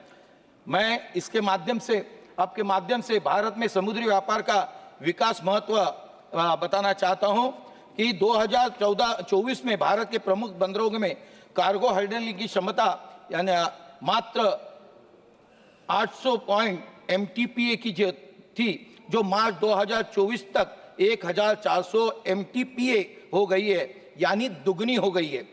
98 पोर्ट मॉडर्नाइजेशन प्रोजेक्ट पूरे हुए गए जिनकी लागत 32,000 करोड़ रुपए है। इन परियोजना का वार्षिक पोर्ट क्षमता 230 MTPA है, यानी उसमें वृद्धि हो गई है। इनलैंड वाटरवे पर माल ढुलाई 2014 में 18.1 थी MMT थी, जो 2024 में 133.03 MMT हो गई है। लगभग 7 गुना बढ़ोतरी आई है, समृद्धि आई है, वृद्धि आई है। क्रूज भारत मिशन को मुंबई से लॉन्च किया गया, जिसमें भारत में क्रूज टूरिज्म को बढ़ावा मिलेगा। सभापति महोदय, जिसमें मेरी कई मांगे, जिस मांगों में मुंबई में क्रूज भारत मिशन का त्वरित विकास होना बहुत जरूरी है। अभी कई सदस्यों ने कहा कि मुंबई पोर्ट ट्रस्ट वो भी उसका सशक्तिकरण और अच्छे से होना चाहिए। मुंबई को क्रूज टूरिज्म को हब बनाने के लिए सरकार को जल्द से जल्द इस मिशन को विस्तृत रूप देना चाहिए, ये मेरी पहली मांग है। उसमें दूसरी मांग है, जो मेरा एरिया आता है नॉर्थ वेस्ट मुंबई में, वहाँ वर्सावा करके एरिया इलाका है, समुद्र के बाजू का इलाका है, उस वर्सावा जेटी का निर्माण होना बहुत जरूरी है। वर्षा और उसके जुड़े तटीय क्षेत्रों में जलमार्गों के माध्यम से मुंबई से जोड़ने के लिए वर्सावा जेटी का निर्माण होना बहुत जरूरी है। इसके पहले भी मैंने कहा था कि वर्सावा जेटी का निर्माण जितने जल्द हो सके उतना, माननीय मंत्री महोदय मैं आपसे मिला भी था कि वर्सावा जेटी का निर्माण होना बहुत जरूरी है। मुंबई और कोकण के बीच जलमार्ग की भी आवश्यकता है, जो सालों से लोगों ने मांग की है। कोकण के किसानों और व्यापारी के लिए, विशेषकर फल और सब्जी उत्पादनों के लिए ये बेहद आवश्यक है कि जिनके उत्पादन जलमार्ग से माध्यम से मुंबई तक सुगमता से पहुंच सकते हैं। अगर मुंबई और कोकण के बीच वाटरवे विकसित किया जाए तो खराब होने वाले सामान को जल्दी व सस्ते पहुंचाना जा सकता है, इसलिए वाटर ट्रांसपोर्ट की वृद्धि हो जानी चाहिए। इससे कोकण के किसानों का सीधा लाभ मिलेगा और उसकी आय में वृद्धि होगी। मुंबई, कोकण और अन्य क्षेत्रों में जलमार्ग एवं पोर्ट इंफ्रास्ट्रक्चर को और विकसित करने की जरूरत है। यह विधेयक भारत की समृद्धि और लॉजिस्टिक्स सेक्टर को विश्वसनीय बनाने के लिए एक बड़ा कदम, लेकिन इसके साथ हमें पतन और जल मार्ग के आधारभूत ढांचे को भी सुधार लाना चाहिए, कंस्ट्रक्ट करना चाहिए। बिल ऑफ लैंडिंग 24 हमारे व्यापारियों उद्योगपति का सुरक्षा और पारदर्शिता देंगी। मुझे विश्वास है कि सरकार हमारी मांगों पर जल्दी से जल्द कार्रवाई करेंगी और भारत को समृद्धि और लॉजिस्टिक का वैश्विक केंद्र बनाने में महत्वपूर्ण भूमिका निभाएंगी। धन्यवाद सभापति महोदय। धन्यवाद जी। माननीय सदस्य श्री भास्कर भगाड़े जी। अध्यक्ष महोदय, बिल्स ऑफ लेंडिंग विधेयक 2024 वरती मला बोलण्याची संधी दिली त्याबद्दल मी आपल्याला मनापासून धन्यवाद देतो। हे बिल्स ऑफ लेंडिंग विधेयक 2024 हे भारतीय बिल ऑफ लेंडिंग अधिनियम 1856 निरस्त करून शिपिंग आणि लॉजिस्टिक आणि समुद्री व्यापार प्रक्रियांना अधिक आधुनिकीकरण करण्याच्या उद्देशाने आणलं गेलं आहे. महाराष्ट्रामध्ये मोठी समुद्र किनारपट्टी आहे. या किनारपट्टीवरती अनेक बंदरं छत्रपती शिवाजी महाराजांच्या काळामध्ये सुद्धा किंवा किल्ले असतील, बंदरं असतील बांधण्यात आली. माजी पंतप्रधान पंडित नेहरू यांच्या नावाने स्थापन झालेलं JNPT बंदर असेल किंवा आत्ताच नव्याने महाराष्ट्रामध्ये पालघर या ठिकाणी वाढवण बंदर होतं आहे. हे बंदर आज जरी होत असेल परंतु त्याच्या पाठीमागे सगळ्याच शासनकर्त्यांचं फार मोठं योगदान आहे आणि या माध्यमातून परदेशामध्ये आयात निर्यात मोठ्या प्रमाणावरती होणार आहे. हे जे विधेयक आज आणलं जातं आहे हे फक्त एक सुधारणा नसून त्यातून अनेक गंभीर प्रश्न उपस्थित होण्याची शक्यता या निर्माण होते. या विधेयकाने व्यापार सुलभ होण्याऐवजी काही महत्त्वाच्या अडचणी वाढण्याची शक्यता आहे. यामध्ये विधेयकामध्ये डिजिटल आणि इलेक्ट्रॉनिक बिल ऑफ लेंडिंगला पूर्णपणे कायदेशीर मान्यता देण्यात आलेली आहे. परंतु यामुळे ग्रामीण भागामधील शेतकरी असतील, छोटे व्यापारी असतील, शिपिंग कंपनी, लॉजिस्टिक उद्योग यांना अडचणी येऊ शकतात. भारतातील अनेक भागामध्ये अद्याप डिजिटल पायाभूत सुविधा नाहीत आणि त्यामुळे मोठ्या उद्योगांसाठी हे फायदेशीर असलं तरी लहान व्यापार आणि शेतकऱ्यांसाठी हे बिल अडचणीचं ठरू शकते. त्याचप्रमाणे आपल्या देशातील इंटरनेट सुविधा सायबर सुरक्षिततेच्या मर्यादा लक्षात घेतल्या नाही. जर डेटा लीक किंवा सायबर हल्ला झाला तर व्यापारिक व्यवहारांची सुरक्षितता धोक्यामध्ये येऊ शकते. आंतरराष्ट्रीय शिपिंग नियमांशी हे विधेयक मेळ बसताना दिसत नाही आणि यामुळे व्यापार करताना अनेक अडचणी येऊ शकतात. त्यातून भारतीय शिपिंग कंपन्यांचं मोठं नुकसान होऊ शकतं. विधेयकातील नियमामध्ये व्यवहार पारदर्शक होईल असे भासवलं जात असलं तरी व्यवहार मोठ्या कॉर्पोरेट कंपन्यांसाठी अधिक फायदेशीर ठरतील असं मला वाटतं. छोट्या व मध्यम व्यापारासाठी हा कायदा प्रतिकूल ठरू शकतो कारण अनेक प्रक्रिया केवळ डिजिटल असल्यामुळे ते केवळ मोठ्या कंपन्यांसाठी सोयीस्कर होतील. सरकारने यामध्ये लहान आणि मध्यम उद्योजकांसाठी स्वतंत्र तरतुदी करायला हव्यात, त्या केलेल्या दिसत नाही. भारतीय शिपिंग आणि लॉजिस्टिक क्षेत्र अद्याप आंतरराष्ट्रीय मानकांच्या पातळीवर पोहोचलेलं नाही. युरोप, अमेरिका यासारख्या देशांमध्ये डिजिटल व्यवहारासाठी आवश्यक त्या पायाभूत सुविधा उपलब्ध आहेत. परंतु भारतातील बहुतेक लहान बंदरं असतील किंवा मालवाहतूक कंपन्या असतील अद्याप या प्रणालीसाठी सज्ज झालेल्या दिसत नाही आणि म्हणून सरकारने प्रथम देशांतर्गत पायाभूत सुविधा किंवा लॉजिस्टिक या बाबतीत सुधारणा करून नंतर आंतरराष्ट्रीय मानकांचं अनुकरण करावं असं मला वाटतं. आपला देश हा कृषीप्रधान देश असून माझ्या महाराष्ट्र राज्यातून विशेषतः नाशिक असेल, दिंडोरी लोकसभा मतदारसंघातून मोठ्या प्रमाणावर शेतीमालाची निर्यात होते. परंतु वारंवार बदलणाऱ्या आयात निर्यात धोरणामुळे शेतकऱ्यांना मोठा आर्थिक फटका बसतो. निर्यात धोरणामध्ये दीर्घकालीन स्थिरता आणण्यासाठी उत्पादन खर्चाच्या आधारे हमीभाव निश्चित केला गेला पाहिजे. माझ्या दिंडोरी लोकसभा किंवा नाशिक जिल्ह्यामधून कांदे असतील, द्राक्ष असतील यांचं उत्पादन मोठ्या प्रमाणावरती घेतलं जातं. परंतु वारंवार निर्यात बंदी केली जाते आणि त्याचा फटका किंवा परदेशी देश आयात शुल्क आकारतं आणि त्याचा मोठा फटका हा कांदा किंवा द्राक्ष उत्पादक शेतकऱ्यांना बसतो. शेतकरी सातत्याने कांद्यावरील निर्यात शुल्क माफ करावं, पाठीमागे 40% निर्यात शुल्क होतं ते 20% केलं.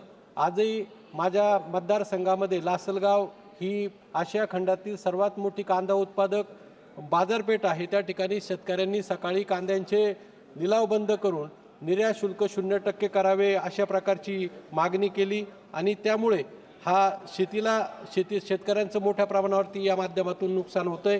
साखर आणि इथेनॉलच्या संदर्भामध्ये सुद्धा सरकारची अस्थिर धोरणं त्यामुळे हा उद्योग एक संकटात आलेला आहे. एकीकडे साखर निर्यात बंदी केली जाते, दुसरीकडे इथेनॉल निर्मितीला बंद केलं जातं आणि आयात करून परदेशातून साखर आयात केली जाते. ह्या गोष्टी शेतकऱ्यांच्या दृष्टीने अत्यंत घातक आहेत. त्याचबरोबर मी सरकारला या निमित्ताने विनंती करतो की शासनाकडे कृषी असेल, महसूल यंत्रणा आहे किंवा नवीन तंत्रज्ञानाचा वापर करून भविष्यामध्ये कोणत्या पिकाची लागण झाली, त्याचं उत्पादन किती होणार, देशाची गरज किती आहे, त्याचप्रमाणे उत्पादन किती जास्त झालं आहे किंवा किती कमी होणार, किती निर्यात करावं लागेल, किती आयात करावं लागेल याचा विचार करून आयात निर्यात धोरण ठरवावे अशा प्रकारची अपेक्षा मी या निमित्ताने आपल्याकडे व्यक्त करतो.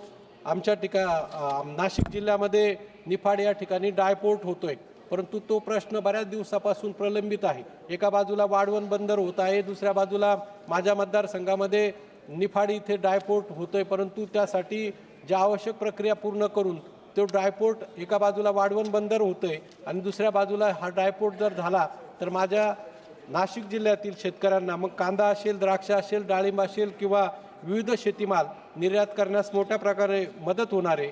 निफाड ड्रायपोर्ट हा रेल्वेद्वारे वाढवण बंदराला जोडला जावा आणि वाढवण बंदराला जोडणारे जी कनेक्टिव्हिटी रस्त्यांद्वारे ती वाढवली गेली.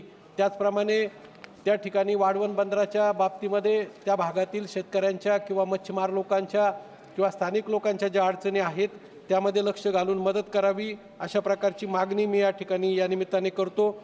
हे जे विधेयक आहे हे केवळ एक पोकळ सुधारणा आहे असं मला वाटतं. याने केवळ फक्त मोठ्या कंपन्यांना फायदा मिळणार असून लहान व्यापारी आणि शेतकरी मागे पडतील आणि म्हणून डिजिटल प्रणालीचा अवलंब चांगला असला तरी त्यासाठी आवश्यक सुरक्षा आणि सुविधा विकसित केल्याशिवाय त्याचा फारसा उपयोग होणार नाही. कृषी क्षेत्राच्या गरजा लक्षात घेऊन निर्यात धोरणामध्ये ठोस सुधारणा करण्यात आल्या नाही. सरकारने शेतकऱ्यांसाठी कृषी जिल्ह्यांसाठी स्पष्ट धोरण आखून निर्यातीला बळ देणारे उपाय करावेत. निर्यातीसाठी आवश्यक असणाऱ्या पायाभूत सुविधा, शीतगृहे, गोदामे यासाठी मोठ्या प्रमाणावरती निधी उपलब्ध करून द्यावा आणि सरकारने शेतकऱ्यांना स्थिर बाजारपेठ उपलब्ध करून देण्यासाठी ठोस योजना आणाव्यात. त्यामुळे ग्रामीण किंवा छोट्या शहरातील शेतकऱ्यांना, व्यापाऱ्यांना त्याचा फायदा होईल. फक्त मोठ्या उद्योगपतींसाठी या विधेयकाचा फायदा होणार नाही याचा सरकारने पुनर्विचार करावा अशी विनंती मी आपल्याला या वतीने करतो. धन्यवाद. धन्यवाद जी. माननीय सदस्य honourable member Viriato Fernandes ji. Thank you, Speaker, sir. I would like to thank my party leadership for giving an opportunity to speak on this very important bill. Sir, this Bill of Lading 2024 was introduced on August 9, 2024. It seeks to replace the Indian Bills of Lading Act 1856. Now, the Act provides a legal framework for issuance of bills of lading. A bill of lading refers to a document issued by a freight carrier to a shipper. It contains details such as the type, quantity, condition, and destination of goods being carried. Now, the Act states that a bill of lading is conclusive evidence of goods on board. It grants following persons all rights of suit and liabilities regarding the goods. A, the receiver as per the bill of lading. Second, any third party to whom the receiver may transfer the ownership of goods. Sir, when we are discussing the bill of lading, it is but necessary that we get into a discussion of shipping and shipping related matters because the entire issue is related to shipping. In this context, I suggest the government should facilitate to modernize the shipbuilding industry in India as we have huge potential to compete the shipbuilding industry in the world with the global industry of shipping. Now, when we speak of shipping, the name that pops up is the Shipping Corporation of India. The Shipping Corporation of India has played a huge role in contributing towards India's economy. And both during peacetime and during hostilities. But provisions in this bill makes one wonder what the real intention is by bringing this bill. Has the government involved all the stakeholders in formulating the bill? Or is it to dilute the stake of Shipping Corporation of India? At first glance, it seems that the bill is to carry forward the legacy of this government to hand over every aspect of our economy to their most favored businessmen. It's not a mere allegation, but because we know who it is. Now, there are certain factors that I would like to suggest to the government when the government is calculating the impact on the shipping industry by trying to bring this bill.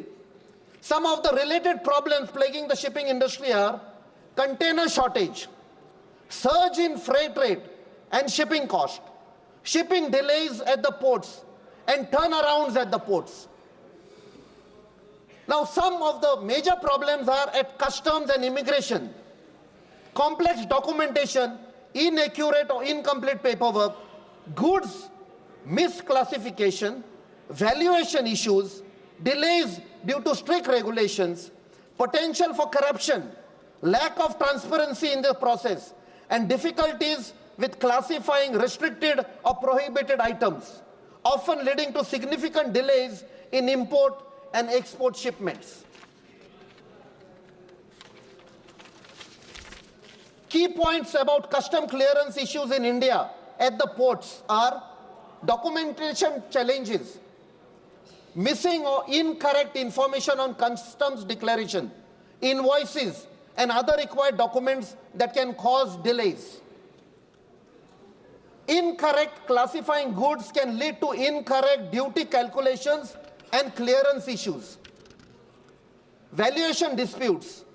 Disputes over the assessed value of imported goods can lead to delays and additional charges. Regulatory barriers. Complex system of import and export regulations, including restrictions on certain items, which can be difficult to navigate. Bureaucratic hurdles. The customs clearance process can be lengthy and involve multiple approvals, leading to delays. In some cases, custom officials may demand bribes to expedite the clearances of goods. So this bill of lading has to have provisions to ensure such practices are not allowed at the customs or at clearance places at the port. Lack of transparency. Importers may not have clear information on duty rates and other custom requirements, creating uncertainty. Technology issues. Glitches in the electronic customs clearance system can further hamper the process. Sir, recently, when we speak about shipping industry, the government has formed a 12-member panel to advise the government on the national shipbuilding mission. But sadly and surprisingly, why are the Indian shipbuilding designers not placed on the panel? Our shipbuilders have done tremendous progress and contributed in the shipbuilding industry in a big way. Some are involved in designs of corvettes, frigates, destroyers, passenger vessels, but none of them have been included in this particular panel. They are not only not included, but here we come to know that people who are nowhere connected with it are on the panel.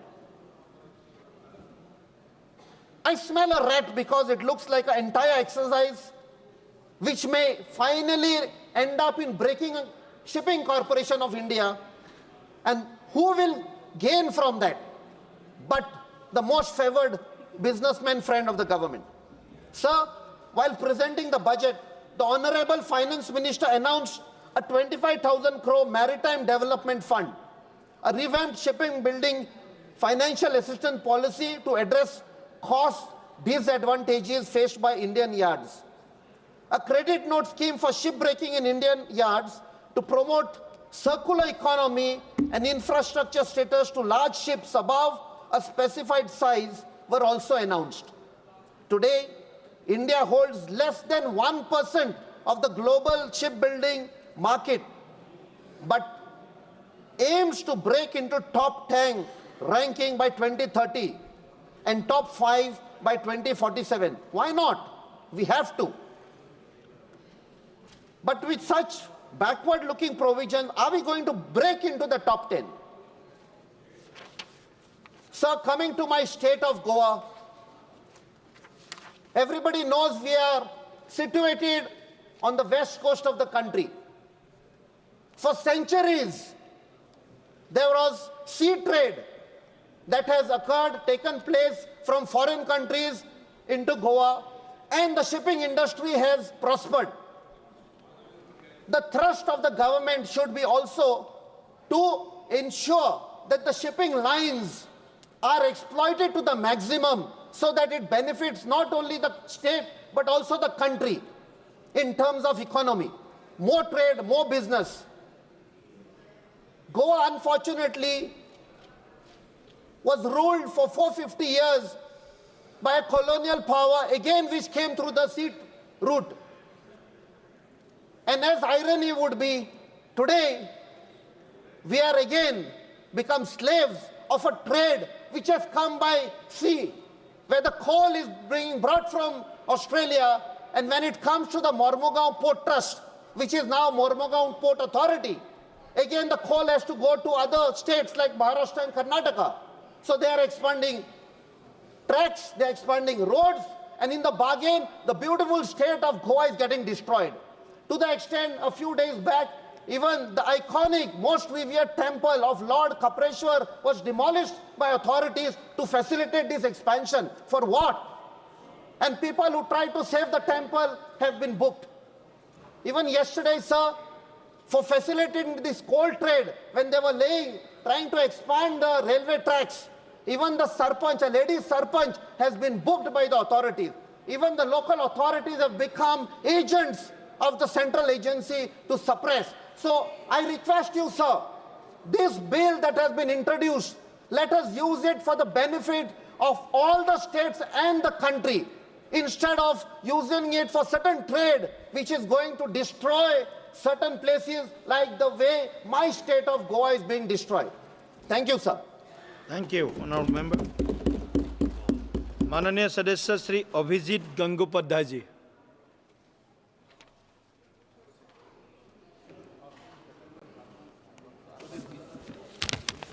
I thank my leader Narendra Modi ji, and also I thank Honourable Speaker while speaking in support of this bill. The bill, in the objects of the bill, what has been stated by the Minister, no, it is there.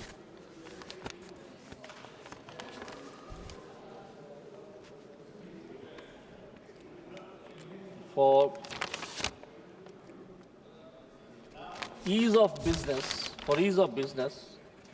and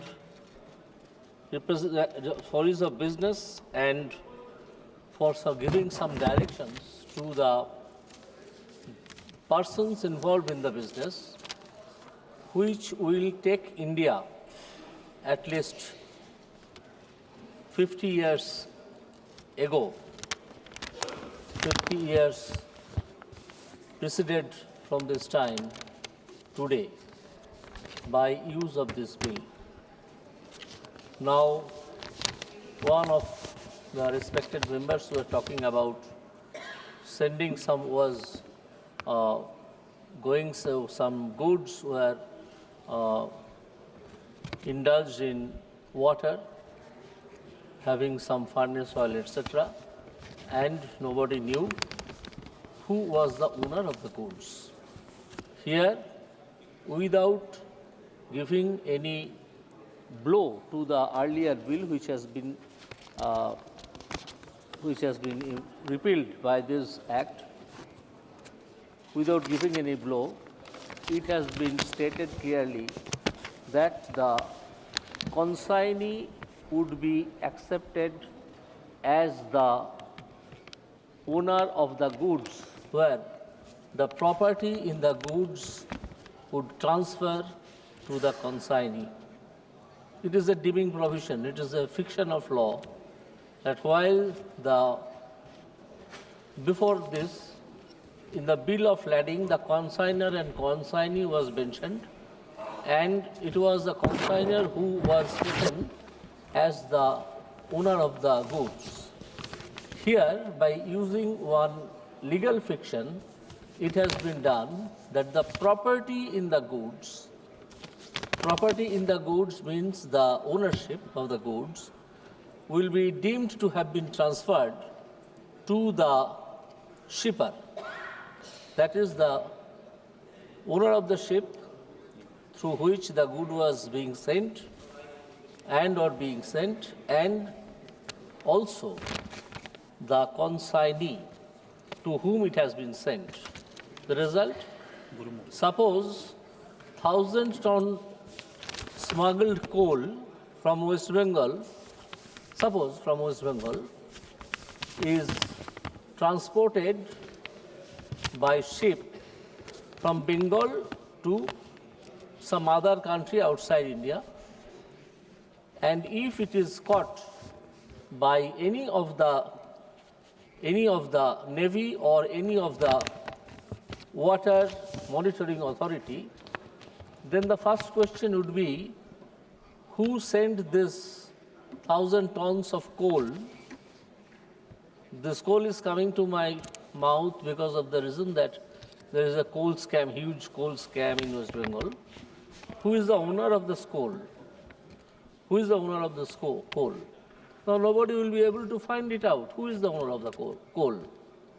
Here it has been done that it is deemed, it will be considered, it will be accepted that the person who is shipping the coal is the owner of the coal. That's the advantage which has been created by this bill in modern terms instead of a bill of 1800, a bill which was framed in 1800. A new bill was required, is always required, to come to bring the new terms in the Act. Here another very important is Section 2, where the liabilities also, not only the rights, liabilities also has been fastened upon the shipper, that is the consignee or the person who is transporting the good.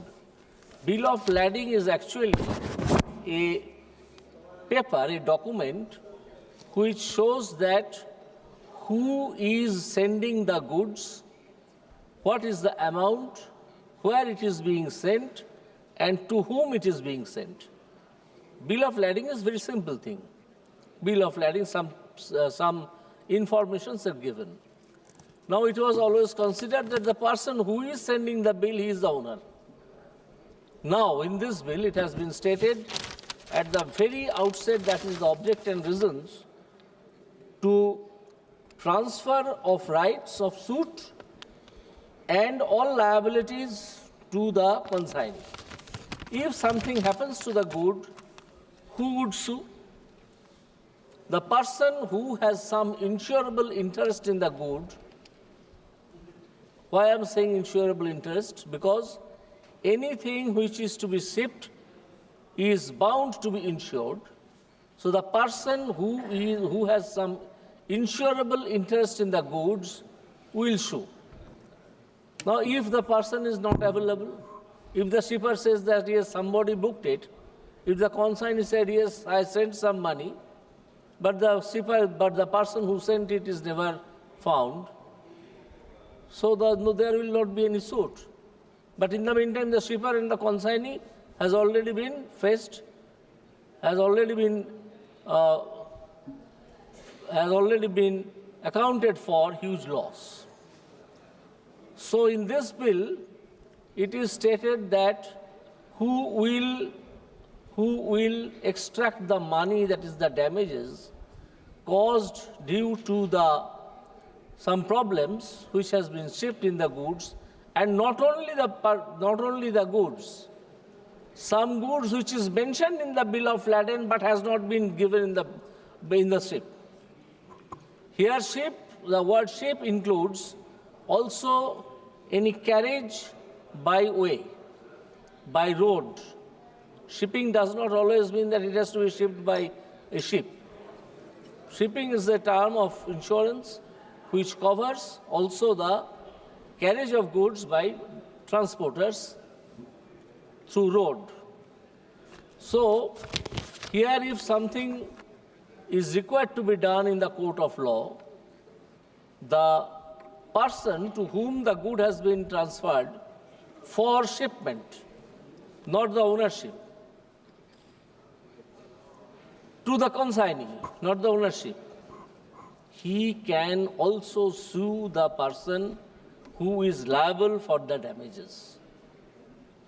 This particular provision, along with the opening up of the whole thing, that is Section 5, proposed Section 5, the central government may give such directions as it may deem necessary for carrying out all or any of the provisions of this Act.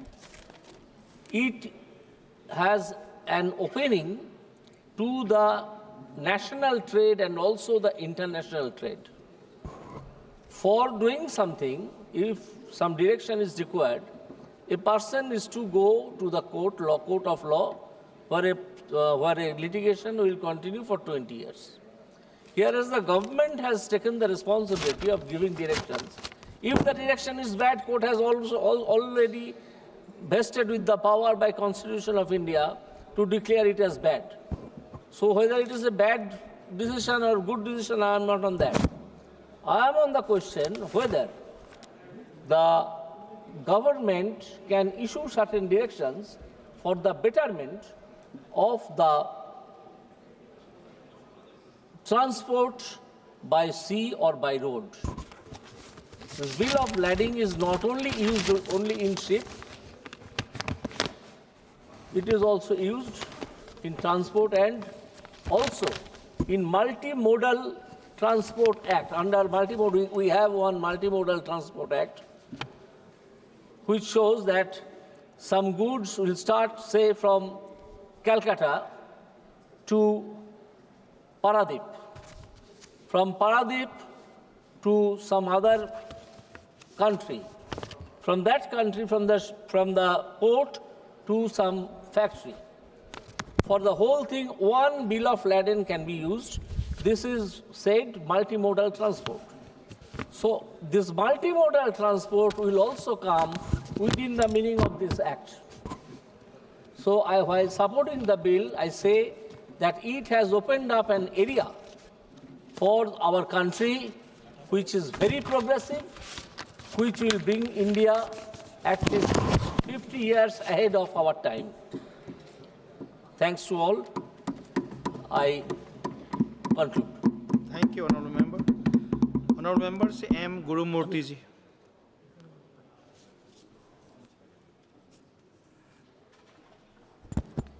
Thank you, Chairman, sir, for giving me the opportunity to speak on the Bills of Lading Bill 2024. Sir, the new bill simplifies and improves the efficiency in the way we do business in terms of maritime trade, sir. Honorable Chairman, sir, I will call out few strengths and positives of the bill.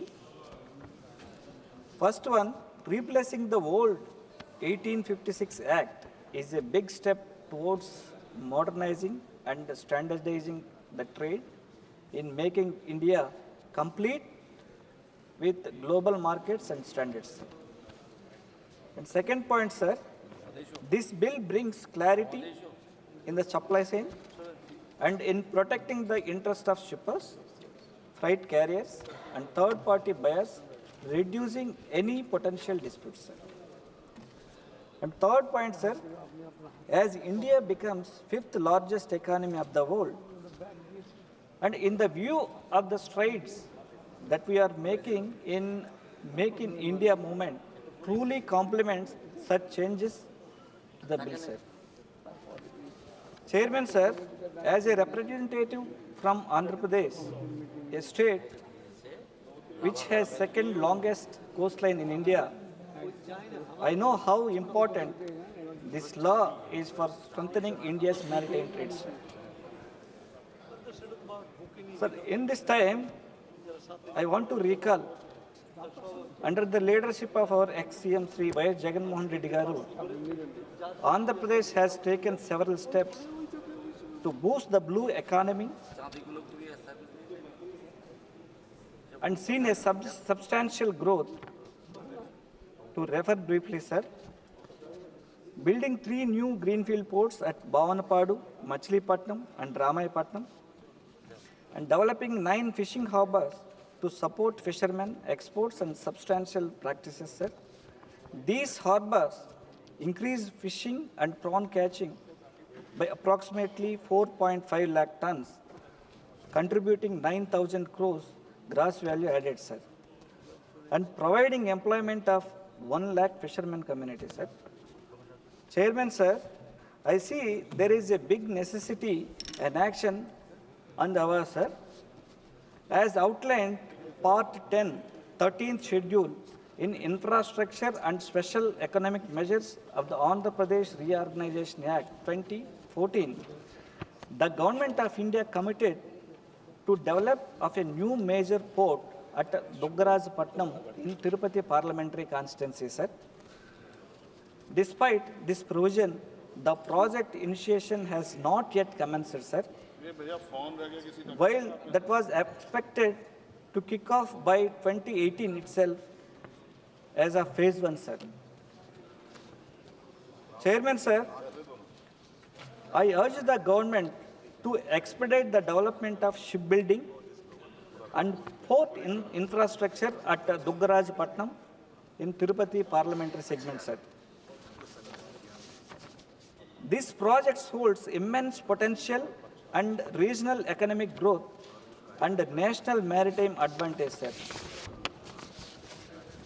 Honorable Chairman, sir, I would like to call out few challenges of this bill, sir. First one, although the bill recognizes the rights of bona fide holders of bills of lading, it does not transferring bills giving support and encouragement to the small traders in propelling the maritime economy, sir. And second point, sir, the dispute resolutions are not heavily discussed, which could lead to unpleasant scenarios between consignees, shippers, and the liability, sir. Rights under the bill, sir. And third point is, sir, I would like to call out for training programs to build the capacity formation that is needed in terms of infra, coordination and seamless coordination, sir. Thank you, sir. Finally, we support this bill, sir. Thank you, Honourable Member. माननीय सदस्य श्री चंद्रशेखर जी. धन्यवाद सभापति जी कि आपने मुझे landing bill pay अपनी बात रखने का मौका दिया. सभापति जी,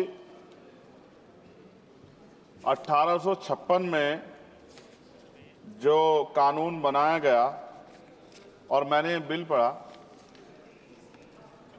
क्या पढ़ने के बाद मुझे एहसास होता है कोई बदलाव नहीं, सिर्फ कॉपी पेस्ट किया गया. तो सरह लेने में और प्रचार करने में तो मौजूदा सरकार को मेडल अलग से देना चाहिए कि कॉपी पेस्ट कर दिया और सरह ले लिया कि ये हमने किया है. नाम बदलने में और सरह लेने में हमारी सरकार को महारत हासिल है, जबकि हकीकत ये है कि ये इंटरनेशनल लॉ है जिसके आधार पर सभी देशों को काम करना पड़ता है. अगर सरकार कुछ बदलाव चाहती थी तो इसमें बिल को इलेक्ट्रॉनिक फॉर्मेट में कर सकते थे. ये डिजिटल युग है, चर्चा होती है और सब जगह, आप तो फोन से लेकर सब जगह जो है डिजिटल बातें होती हैं, लेकिन फॉर्मेट आपने कागज में ही रखा है. कई देशों के बिल इंडिया में ही बन रहे हैं मैन पावर की वजह से. वहां मैन पावर कम है, यहां मैन पावर ज्यादा है. अगर ये इलेक्ट्रॉनिक फॉर्मेट में आ जाता तो बहुत से भारतीयों को रोजगार मिल जाता. लेकिन मुझे ये भी बताना पड़ेगा कि हमारी सरकार का रोजगार देने में उनको बड़ी परेशानी है और वो रोजगार देने के खिलाफ, इसलिए उन्होंने शायद इलेक्ट्रॉनिक फॉर्मेट में नहीं रखा. जैसे उदाहरण, ऑस्ट्रेलिया में कोई माल चढ़ता है जहाज पर, उसकी इन्वेंट्री यहां बनती है, उसके लैंडिंग बिल भी इंडिया में बनते हैं. इलेक्ट्रॉनिक फॉर्मेट में कर देते तो उसका बैक एंड फॉर्मूला हमारे पास आ सकता था. इससे देश को फायदा होता और हमारे बहुत सारे लोगों को रोजगार मिलता. और राष्ट्रीय जलमार्ग 2016 कानून के तहत कई राष्ट्रीय जलमार्ग विकसित होने थे, परंतु अभी तक सभी नहीं बने. यह जलमार्ग बन जाते तो बाढ़ व सूखे की समस्या से भी निजात मिल सकती थी, लेकिन सरकार को बाढ़ से भी फर्क नहीं पड़ता क्योंकि उससे भी आम जनता को परेशानी होती. पेट्रोल और डीजल की जो खपत है, अगर ये बन जाए जलमार्ग तो बहुत फायदा जो है वो खपत कम हो सकती है और बहुत बड़ा फायदा हो सकता है। लेकिन सरकार का इसमें कोई इंटरेस्ट नहीं है, इसलिए मैं अपनी भावनाओं के साथ इस बिल को अपोज करता हूं और मैं कहता हूं कि सरकार अगर चाहे तो हमारे सुझाव को मान के कुछ अच्छा कर सकती है, वरना फिर मैं कहूंगा दोहराते हुए कि सरे लेने में और नाम बदलने में सरकार को महारत हासिल है। इसके लिए पुनः मेरा अनुरोध है कि इनको मेडल दिया जाए। धन्यवाद। धन्यवाद जी। माननीय सदस्य जी प्रदीप पानीग्राही जी। Speaker, Honorable Chairman, sir, I support this bill introduced by Honorable Minister Port and Shipping, Sri Sonovalji. This bill is very important as far as the international trade and India's position as a global player, developing our economy in a national and global field. This bill replacing the old bill, which is outdated in nature, and to comply our international norms and protecting our national interest in modern time. This is a bill which is giving an ample opportunity with new sections, new simplifying the structure and bringing the many changes in old bill to make it a visible to in port sector to giving ample opportunities. As the different section of this bill also reflects and the many speakers on opposition side criticizing this bill, but I see this bill is a very important bill as far as the compliance with international obligations, streamlining regulations, broadening eligibility for ship ownership, establishing maritime utility framework, streamlining administrative framework, including integrating coastal and inland waterways, simplifying regulations. All these are very important factors that was covered under this bill. As far as the under this bill, as Odisha is also affected under this bill, Odisha's coastline is around 480 kilometers. So we need the honorable request the honorable minister to focus Odisha, as the Prime Minister is already focusing in the Purbodaya as a East policy. Odisha plays a major role in coming in an area, and Prime Minister regular visit to the state and the double engine sarkar that works in the center and the state. This bill also play a major role. I request the Honorable Minister to focus developing new ports, particularly in Astaranga, in Puri district, and Bahuda at Ganjam, and Palur in Chhatrapur of Ganjam district. This will do a wonderful job as far as the economic growth of Odisha is concerned. As the communication is a very important part of the nation, as per the seaport is concerned, or the airport is concerned, or the railways are concerned, or the roads are concerned. So in modern days, the communication play a major role. I hope this bill brings in a major changes in as far as the maritime trade is concerned. I hope the Honorable Minister during this bill, passing of the bill, he will focus on Odisha to bring new ports with new provisions to make a Viksit Bharat agenda of Honorable Prime Minister 2047. And Odisha will play a major role by providing a growth of contribution to the national growth as far as economy is concerned. Thank you for giving me an opportunity in this bill. Thank you. Sri Sachidanandan, Honorable Member Sachidanandan. Good evening, Speaker, sir. The exports from India have come to a standstill as shipping companies hiked shipping charges nearly 6 times. Various sectors such as jute, seafood, food processing and species have been disrupted. Items are all in stock. Due to this, hundreds of people have lost their jobs.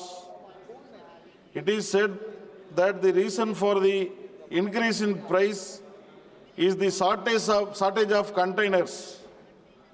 Higher import costs lead to higher prices for goods ranging from toys to computers.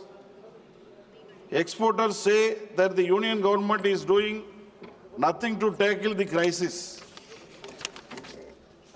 before COVID, a container that was sent abroad for rupees 2 lakh now costs up to rupees 12 lakh. The fare from Kochi to Shanghai, China was $1,200 to $1,500. China was now, it was now risen to between $5,000 to $6,000. The Kochi-Dubai container fare has been increased from $300 to $350 to $1,000, and the Kochi-Colombo fare has been increased to $1,500 to $2,000. Due to the COVID lockdown, shipping containers are stuck at ports due to the shortage of containers.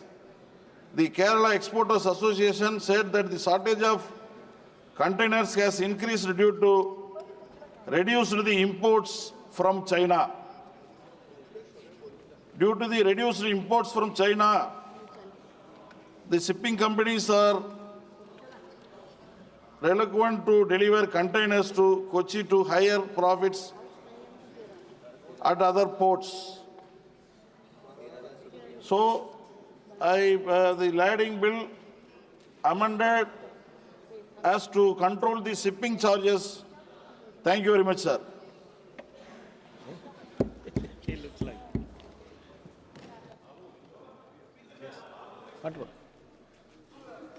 Raja Ram Singh, Honorable Member. सभापति महोदय,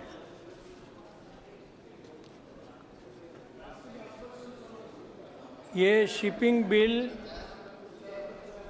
बात तो की जा रही है कि 1856 के हम कानून को बदल रहे हैं इसके ज़रिए, लेकिन दूसरा सच ये है जो बड़ा सच है कि जैसे रेलवे और विभिन्न क्षेत्रों में प्राइवेटाइजेशन को प्रमोट किया गया है, इस शिपिंग बिल के ज़रिए भी प्राइवेट कंपनियों को ज़्यादा तरजीह दी गई है।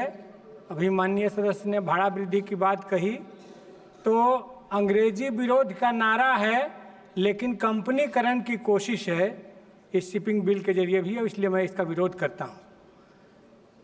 एक दो बात इस संदर्भ में कहना चाहूँगा। सेतु समुद्रम का किस्सा तब पढ़ा था जब सांसद यहाँ नहीं थे। एक अखबार में रिपोर्ट पढ़ी कि सेतु समुद्रम से बड़े जहाज़ों को ले जाना है और उसके लिए भारत सरकार ने एफिडेविट करके सुप्रीम कोर्ट में दिया है कि सेतु समुद्रम कुछ भी नहीं था, वो लंका के बीच में वो पहाड़ बना हुआ है, प्राकृतिक बनावट है, और राम रावण युद्ध नहीं हुआ था। तो एक तरफ राम मंदिर पर राजनीति की जाती है और दूसरी तरफ कॉरपोरेट हित जहां टकराते हैं वहां पर ये एफिडेविट करके सुप्रीम कोर्ट में दिया जाता है। तो व्हाट इज दिस? ये क्या है? ये कौन सा अपॉर्चुनिज्म है? और दूसरी बात, एक समय देश में दाल का संकट हुआ था और उस समय अफ्रीकन कंट्रीज में बड़े कॉरपोरेट घरानों ने जमीन खरीदी कि इस पर दाल उत्पादन होगा और अडानी के जहाज से वो दाल भारत आएगा। तो यह जो फेयर का एक डील है, इसको इस बिल के जरिए और सुगम बनाया गया है। तो मैं कहना चाहता हूं कि ये ठीक नहीं है। और तीसरी बात जो मैं कहने के लिए खड़ा हुआ हूं कि शिपिंग इंडस्ट्री में जो रेगुलर काम हैं, नियमित रूप से नियमित बहालियों को छोड़ करके अब कॉन्ट्रैक्ट मजदूरों की बहाली हो रही है और उनको बहुत ही कम पेमेंट दिया जा रहा है, उस पर खटवाया जा रहा है दिन रात, जबकि वो रेगुलर काम है। और इस पक्ष पर बिल में कोई चर्चा नहीं है कि जो शिप बनाते हैं, शिप चलाते हैं, शिप पर काम करते हैं, उसमें जो काम करने वाले लोग हैं उनकी जीवन स्थिति क्या है, मजदूरों की स्थिति क्या है, और उनको रेगुलर बहाली अगर रेगुलर काम के लिए पहले था तो आज उसको क्यों खत्म किया जा रहा है और उसको भी उचित मानदेय या वेतन नहीं दिया जा रहा है, न उनके जीवन की अच्छी स्थिति है। तो महोदय, यही मैं कहना चाहता हूं कि आने वाले दिनों में एक बात और कह करके अपनी बात खत्म करूंगा। पारादीप बंदरगाह सरकारी है उड़ीसा में, उसके बगल में एक प्राइवेट कंपनी को बंदरगाह देने की कोशिश की गई।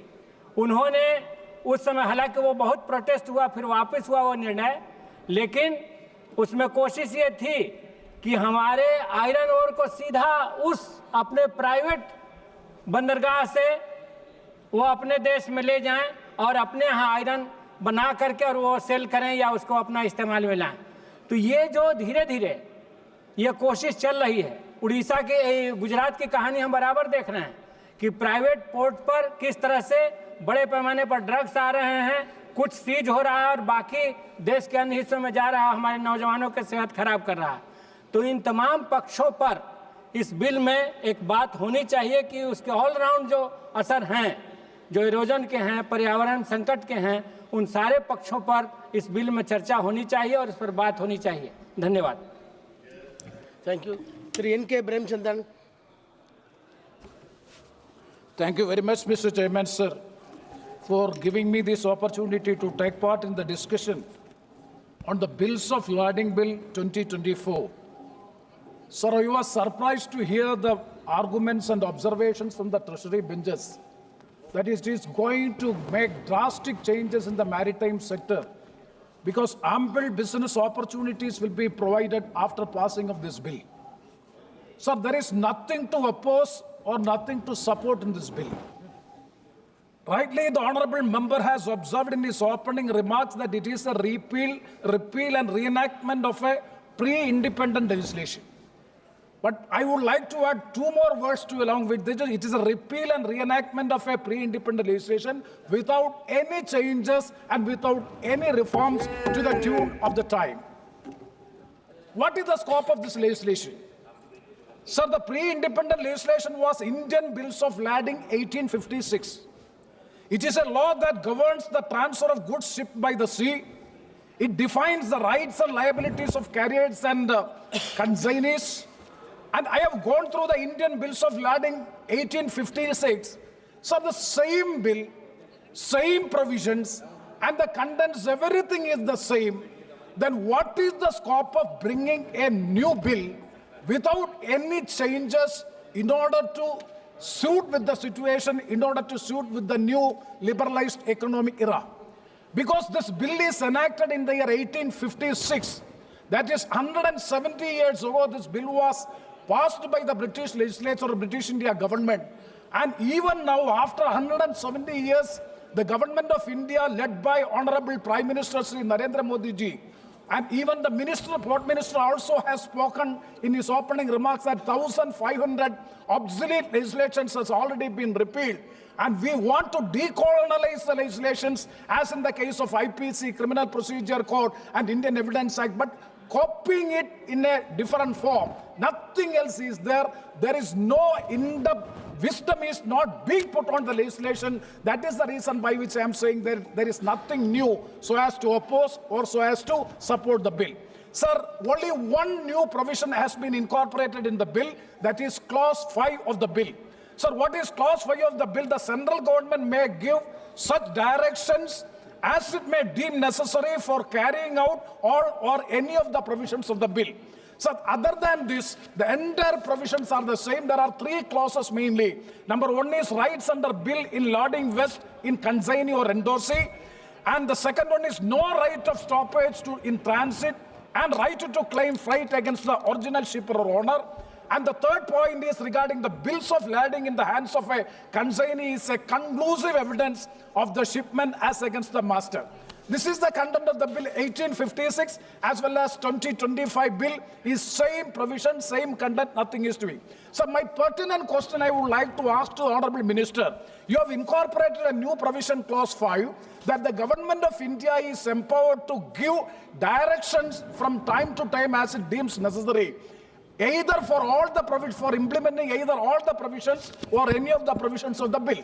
So I would like to know from the Honorable Minister, even if there is no such provision in the bill, a bill passed by the Parliament, Government of India is empowered to give directions so as to implement the provisions of the bill. It is implied. There is no need of an explicit provision in the bill that the government can give directions for the implementation of the provisions of the bill. So what is the purpose of incorporating a new provision, clause 5 in the bill? Just to show that we have reformed the bill. That is the only reason why we say new bill has been brought in. Otherwise, you have to come with so many changes. Sir, I have got 5 suggestions. Let me conclude this positive, very concrete, positive suggestions. So the number 1 is the lack of adequate safeguards for Indian exporters and importers. Sir, bills of lading are one of the most essential documents in international trade, as they serve as both the receipt for goods and the title to the goods being shipped. However, the provisions under the bill fails to provide adequate safeguards to Indian exporters and importers, the backbone of the country's trade sector. Sir, exporters who are primarily small and medium-sized business in India often lack the resources of bargaining power to negotiate the terms of international shipping contracts. While the bill introduces several standardization measures, it does not address the challenges faced by the Indian exporters in avoiding fraudulent practices, especially when dealing with the foreign shipping companies and agents. So I suggest a special provision for Indian exporters to have stronger legal recourse in case of disputes involving bill of lading, particularly in relation to foreign shipping companies. This could include establishing a dispute resolution mechanism specifically aimed at protecting the Indian interest. That is the first suggestion. Sir, 5 suggestions. It's very positive suggestions. And the second one is regarding the potential for increased cost of doing business. Sir, the bill, there is a lack of clarity on the regulatory framework that will govern the fees and charges related to bills of lading. The bill potentially opens the door for increased fees and charges associated with the issuance, transfer and please 2 minutes. Issuance, transfer and negotiation of these documents. These costs could place additional financial burden on Indian businesses, particularly the export and import. So my point is that the cost competitiveness is a critical for Indian business to succeed in the global market. So sir, I suggest a regulatory cap on fees and charges for bills of lading, ensuring that this do not unduly burden the Indian MSMEs. And the third suggestion, sir, regarding the maritime sector and the carriage of goods seized by the sea. There is another bill is also carriage of goods by sea bill. Sir, there are provisions there are contradictory provisions are also there. So I would like to urge upon the minister, kindly go that there shall not be a contradiction with these 2 bills. And the fourth one is very important suggestion, that is the technological advancements and the digital bills of lading. Sir, this is the most modern era of communication technology, even the artificial intelligence era. Sir, the issue is, it is limited focus is there on the digital transformation of the maritime industry. In an era of rapidly advancing technology, the electronic bills of lading, the use of electronic bills of lading has become the global standard in international trade. Several countries, including major trading nations like United States, Singapore, UK, have already embraced digitalization in the shipping sector. India, however, has lagged behind this area. The bill makes, sir, 1 second. The bill makes only passing mention of the electronic bills of lading and fails to provide a robust framework for their adoption and regulation. The lack of clarity in digital bills of lading could make India's maritime industry less attractive to international shippers and importers who increasingly prefer the speed, security and efficiency of a digital solution. Sir, with these suggestions, I make 2 points, that is regarding the Vizhinjam International Seaport Limited. There was a commitment on the part of the government of India that after the completion of the Vizhinjam International Seaport Limited, there is an commitment on the part of the government of India that viability gap funding will be provided to the Vizhinjam International Port. But now the government of India is withdrawing from their commitment to provide the VGF. That has to be taken into consideration. And the last point, sir, regarding my constituency, there is a Kollam Port Honorable Minister, Mr. Suresh Gopi is also sitting. He is also from my constituency. He is born and brought from my place, and we studied with me in my college. And he is well aware of this fact. Sir, my point is that is Kollam Port, it has started since long. Unfortunately, it is not been operational. Yes, the government of India clearance has been given. There is a, sir, 1 second. There is a Minikoi to Kollam ship travel possibility is there from Lakshadweep. That may be considered. With these points, I in a way support the bill. Thank you. Sir, Nishikant Bhai.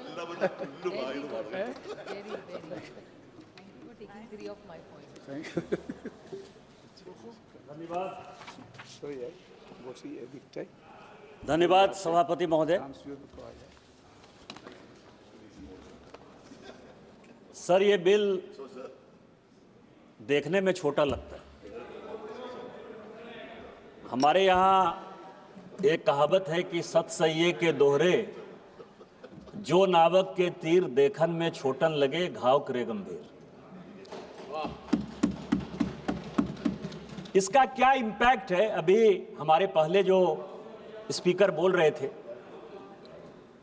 उनको माननीय प्रधानमंत्री जी ने क्या किया पिछले 10-11 साल में, शायद उसके बारे में वो पूर्णतया समझते नहीं हैं या समझाना नहीं चाहते, या अपोजिशन का जो रोल है सभी बात का विरोध करना, वही विरोध करना चाहते। ये 1876 का एक्ट है, और इस बीच में भारत सरकार ने इस सदन की जानकारी के लिए 1876 के एक्ट के बाद 3 बार इंटरनेशनल कमिटमेंट किया। एक 1921 में जब अंग्रेज यहां थे, ब्रसेल्स का समझौता हुआ और उसने कहा कि लैंडिंग बिल के ड्राफ्ट को हम बदलेंगे। और दूसरा, जब कांग्रेस की सरकार थी, जनता पार्टी की सरकार पहले 1978 में, और फिर 1989 में जब राजीव गांधी जी थे, उन्होंने इंटरनेशनल फोरम पर यह बातें कही कि लैंडिंग के बारे में जो वाहन पत्र है, जिसके बारे में कि लाना ले जाना, सामान कैसे, किसकी डिलीवरी होगी, कौन उसका मालिक होगा, उसके लिए हम एक्ट में संशोधन करेंगे। और 1992 में फाइनली नरसिम्हा राव ने उस एक्ट पर साइन किया। 1921 से लेके आज तक 2025 तक किसी भी सरकार ने यह नहीं सोचा कि 1876 के इस एक्ट को बदलना है। अभी रिपीलमेंट की बात हो रही थी सभापति महोदय, इस सदन की जानकारी के लिए, मैं उस पर पढ़ना नहीं चाहता था, लेकिन प्रेमचंद्रन जी आपके जानकारी के लिए, क्योंकि आपने कहा कि सरकार वाहवाही लेती है कि 1500 बिल उसने पास कर दिए, मतलब रिपील कर दिए, खत्म कर दिए अंग्रेजों के समय के। मैं आपको केवल 1874 का, इस सदन की जानकारी के लिए और इस देश की जानकारी के लिए, 1874 में एक बिल अंग्रेज लेकर आए, ड्रामेटिक एक्ट बिल, क्योंकि उनको यह लगता था कि आजादी के आंदोलन में जो ये ड्रामा है, जो नाटक है, जो गीत है, ये जो गाया जाता है, सड़क पर उतरकर जो लोग गाते हैं, ये देशद्रोह है। और उन्होंने एक ड्रामेटिक एक्ट बिल बनाया 1874 में, जिसमें यह कहा जाता था कि 10 लोग यदि सड़क पर डांस करते हुए, गाते हुए, नाचते हुए, ड्रामा करते हुए यदि मिलेंगे, उन सबों को जेल हो जाए। उस एक्ट के आधार पर सभापति महोदय, क्या आपको नहीं लगता कि दुल्हा जो है वो बारात के साथ जेल चला जाता? 1876 का एक्ट था, 2024 में हमारे प्रधानमंत्री जी ने बदला। क्या इस देश को यह पता है कि इस तरह के एक्ट हमने बनाए? बांस जो कि प्रत्येक घरों में होता है, वो घास है, उसको हमने वृक्ष बना दिया। पूरा का पूरा नॉर्थ ईस्ट की इकोनॉमी जो है बांस पर चलती थी। यह भी 150 साल से एक्ट था। क्या इसमें गरीब परेशान नहीं हो रहा था? क्या उसको रिपील नहीं कर देना चाहिए था? ये 2 एक्ट मुझे लगता है कि सदन के लिए और ये देश के जानकारी के लिए है कि 1500 एक्ट जो हमने बदले हैं, उसमें से किस किस तरह के घटिया कानून अंग्रेजों के द्वारा बनाए हुए थे और उसको बदलने की आवश्यकता पड़ी। वैसा ही 1876 का एक्ट है। अब आप समझिए कि पूरा, अभी बिजनेस एडवाइजरी कमेटी की मीटिंग थी, आज ही चर्चा चल रही थी कि हम टैरिफ पर बात करना चाहते हैं। यहां कांग्रेस के युवराज आकर बात करेंगे कि उस पोर्ट पर जो है पकड़ा गया, ड्रग्स पकड़ा गया, वो पोर्ट ऐसे हो गया, वो पोर्ट ऐसे हो गया। कभी आपने सोचा कि 26/11 कैसे हो गया? बॉम्बे में इतनी बड़ी दुर्घटना हो गई, कभी उसके बारे में आपने सोचा कि आपके पास क्या अधिकार? ये लैंडिंग बिल है क्या आखिर? इस साल से लेके पिछले साल, पिछले 4-5 साल में यदि आप देखेंगे तो इस देश में लगभग 50,000 करोड़ का ड्रग्स जो है पकड़ा गया। ड्रग्स, हेरोइन ड्रग्स, जो हमारे युवाओं को नुकसान पहुंचा रहा है। यदि आप बायलैटरल की बात करेंगे तो हम कहते हैं कि टेलीकॉम मैन्युफैक्चरिंग हमारा बढ़ रहा है और चाइना जो है, चाइना से गुड्स नहीं आना चाहिए। आप कहते हैं सिंगल प्लास्टिक यूज जो है हमको बंद कर देना चाहिए।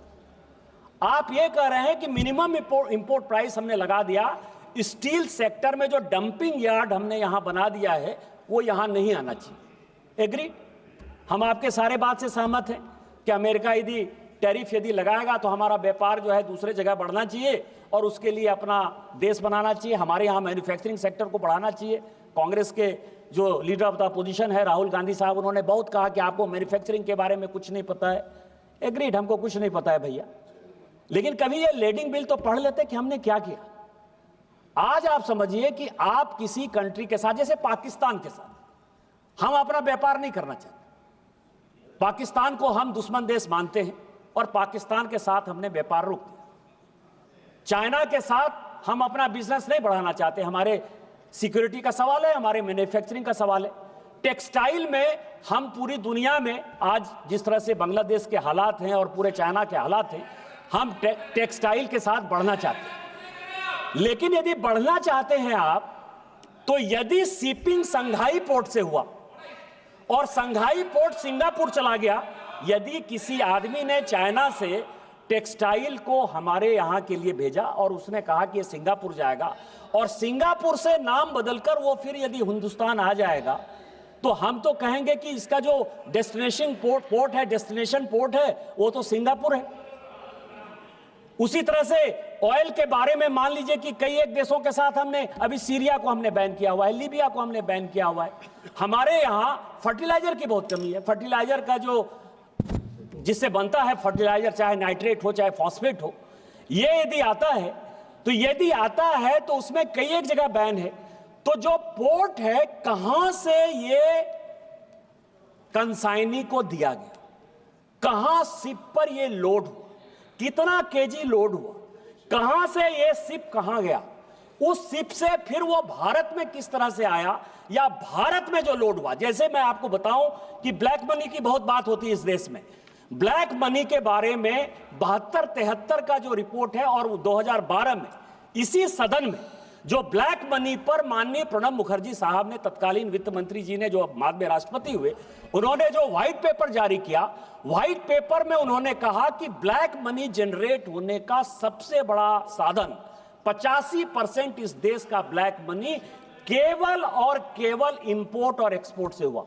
इंपोर्ट और एक्सपोर्ट का जो बिल है, उसके बारे में कभी सोचा है आपने कि हम यहां से भेज रहे हैं, मान लीजिए कि टेक्सटाइल भेज रहे हैं, और वहां से जो है आर्म्स का हमने ले लिया ऑर्डर कि हम जो है स्टील की फैक्ट्री ला रहे हैं जी, आर्म्स खरीद कर ला रहे हैं जी, या कोई भी चीज ला रहे हैं। इसके बारे में इस देश में 1876 से लेकर आज तक एक बहुत बड़ा वैक्यूम रहा। जिस इलेक्ट्रॉनिक्स की बात करते हैं कि ई बिलिंग होनी चाहिए, इलेक्ट्रॉनिक बिलिंग होनी चाहिए, प्रेमचंद्रन साहब आपकी जानकारी के लिए पूरी दुनिया में 45 मिलियन बिलिंग होती है, लैडिंग होती है। उसमें से पूरी दुनिया, आपने अमेरिका का उदाहरण देखा, क्योंकि दूर का ढोल सुहाना होता है। अमेरिका को मान लीजिए कि अमेरिका बहुत डेवलप्ड है, बहुत अच्छा कर लिया होगा, चीन बहुत डेवलप्ड है, बहुत अच्छा कर लिया होगा, यूरोप पूरा अच्छा कर लिया होगा। इस सदन की जानकारी के लिए कि इलेक्ट्रॉनिक बिलिंग, लैडिंग का केवल और केवल 2.1% होता है पूरी दुनिया, केवल 2.1% होता है। यदि 2.1% होता है तो हम तो कम व्यापार करते हैं। हमारी इकोनॉमी तो 4 ही ट्रिलियन की है। यूएस की इकोनॉमी हमारे से कितने आगे होगी, यूरोप की कितनी आगे होगी, इंपोर्ट एक्सपोर्ट चाइना का कितना ज्यादा होगा। वो क्यों नहीं करते इलेक्ट्रॉनिक? तो इसीलिए हम जितना कर पा रहे हैं, शायद इस दुनिया में बहुत कम ऐसा देश होगा करना चाहिए। इसीलिए मैं कह रहा हूं कि जब हम बिल पर चर्चा करते हैं तो बिल को एक सही परिप्रेक्ष्य में देखने की आवश्यकता है। इस बिल के क्या क्या फायदे हैं और क्या क्या नुकसान हैं, यह समझिए कि सबसे पहले है कि इससे क्या फायदा होगा। पार्टी डिटेल्स मिलेगा कि किसका प्रोडक्शन है, किस कंपनी ने यह प्रोडक्शन किया है। यदि स्टील आ रहा है, मान लीजिए स्टील सेक्टर को ही लेंगे, तो चाइना की किस कंपनी ने इसको प्रोड्यूस किया है, अमेरिका की किस कंपनी ने इसको प्रोड्यूस किया है। उसके बाद आएगा कि उसको इंपोर्ट का लाइसेंस किसको दिया गया, यह दूसरा सवाल है। इंपोर्ट के लाइसेंस के बाद जब वो पोर्ट पहुंचेगा, तो पोर्ट में जो है उसको यह बताना पड़ेगा शिप ऑनर को, कि शिप ऑनर को यह बताना पड़ेगा कि इस इंपोर्ट के लाइसेंस के लिए यह ऑथराइज था, उसने इस शिप पर चढ़ाया। उसके बाद यह जिम्मेवारी जो है शिप ऑनर की हो जाएगी, और शिप ऑनर के बाद हमारे यहां जो इकोनॉमी होती है, जैसे नीरव मोदी का किस्सा हुआ। नीरव मोदी का किस्सा क्यों हुआ? क्योंकि बैंक की जो गारंटी थी, जिसको एलसी कहते हैं, जिसके आधार पर कि भारत में कोई सामान आएगा या भारत से कोई सामान जाएगा, तो जो बैंक एलसी खोलता है, जो आपको लाइन ऑफ क्रेडिट देता है, उसमें से आपको पता है कि पंजाब नेशनल बैंक का परेशानी हुआ, स्टेट बैंक ऑफ इंडिया का परेशानी हुआ। यह परेशानी के लिए वो कौन सा आदमी है जिसने कि एलसी मंगवाया है? कौन सा आदमी? जैसे गुजरात के पोर्ट में आप कहते हो कि ड्रग्स पकड़ा गया, ड्रग्स किसने मंगाया? Who knows? Nobody knows. और आप फिर भारत सरकार, तो इसमें लैंडिंग बिल में जो सबसे बड़ा है कि पार्टी का डिटेल्स आएगा, उसकी पूरी चेन आएगी। क्या ये बिल आने की आवश्यकता नहीं थी? दूसरा है कि कार्गो जो है, कार्गो कहां से कहां गया। आज मैं बताऊं कि कई एक ऐसे कंट्री हैं, जैसे यूएस ने कई एक, रूस को बैन कर रखा है। आपको पता है कि रूस से यदि कई एक सामान यदि जाता है, अमेरिका जाता है, वो कैसे जाता है? तो जो उसकी फ्रेंडली कंट्री है, मान लीजिए कि ब्रिटेन उसका फ्रेंडली कंट्री होगा, सिंगापुर उसका फ्रेंडली कंट्री होगा, तो रूस से वो सामान जो है शिप होकर चला गया सिंगापुर, चला गया वो यूके, और वहां से जो है वो वापस जो है यूएस के रास्ते में चला जाता है। लेकिन जब हम ये बिल लेकर आएंगे, लैंडिंग बिल आएंगे, तो उसमें पूरा का पूरा ट्रांसपेरेंसी होगा कि डेस्टिनेशन कहां से ये निकला। ये जो है, ये दूसरा है। तीसरा है कि कार्गो जो है, कार्गो वो वेट नहीं करेगा। एक सीएजी की रिपोर्ट आई कि यूपीए के सरकार के समय कम से कम 50,000 करोड़ रुपया सालाना केवल लॉजिस्टिक और कार्गो वेट में जाता है। आपको पता है कि आज की डेट में कई एक ऐसे पोर्ट होंगे, क्योंकि पोर्ट सेक्टर में कई एक समस्याएं हैं। जैसे कई एक लोगों ने कहा कि राज्यों का सवाल है, राज्यों का इन्फ्रिंजमेंट है, राज्यों के पास पोर्ट है। मुझे कभी कभी हंसी आती है और कभी कभी परेशानी होती है कि पता नहीं इस देश में क्या होगा। यहां दो चीजें, मेजर पोर्ट है और माइनर पोर्ट। मेजर पोर्ट कौन है? जो भारत सरकार जिस पोर्ट को बनाती है। मैं आपको बताऊं, जैसे यहां दादा स्वागत बाबू बैठे हुए हैं, कलकत्ता का जो पोर्ट है वो मेजर पोर्ट है, और जो हल्दिया का पोर्ट है वो माइनर पोर्ट। मेजर पोर्ट इसीलिए कि वो भारत सरकार ने बनाया, और हल्दिया का पोर्ट यह है कि राज्य सरकार के सहयोग से बना। मेजर और माइनर पोर्ट का यह फर्क है। माइनर पोर्ट मेजर पोर्ट से ज्यादा बिजनेस कर रहा है, व्यापार कर रहा है। कई एक माइनर पोर्ट ऐसे हैं जिनको कि मेजर पोर्ट से उनका कोई कंपटीशन नहीं है, वो माइनर पोर्ट ही पड़ा है। लेकिन डिफिनेशन क्या है? जो केंद्र बनाएगी वो मेजर पोर्ट है, जो राज्य बनाएगी वो माइनर पोर्ट है, और उसका जो लेजिस्लेशन है वो भारत सरकार एक का तय करेगी, एक का राज्य सरकार तय करेगी। जैसे अरविंद सावंत जी मैरीटाइम बोर्ड की बात कर रहे थे।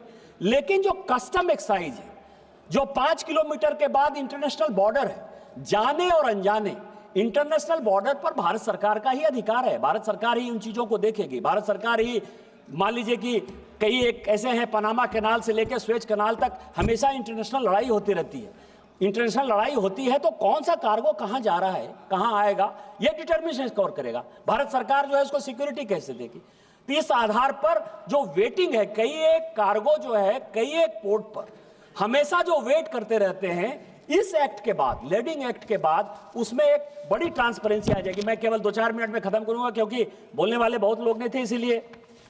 इसके बाद टर्म्स ऑफ पेमेंट, मैंने जैसे कहा कि एलसी यदि खोलते हैं, कई एक बैंकों के साथ जो है कि सामान यहां आ जाता है और सामान लेने को तैयार होते हैं, या क्वालिटी जो है उसकी इतनी खराब होती है, जैसे हम ही यहां से भेजते हैं, तो मान लीजिए यूएस किसी चीज को रोक देता है, सिंगापुर किसी चीज को रोक देता है, यूरोप किसी चीज को रोक देता है कि हम उस तरह का नहीं कर सकते हैं, तो जो टर्म्स ऑफ पेमेंट है वो पहले से निर्धारित होगा।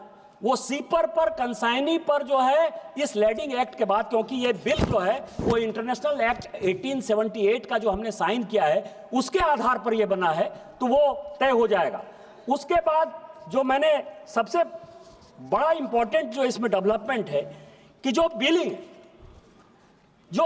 है, बिलिंग जिनके साथ हमारे आज के डेट में क्या हुआ है कि 3-4 एग्रीमेंट भारत सरकार ने लगातार किए हैं।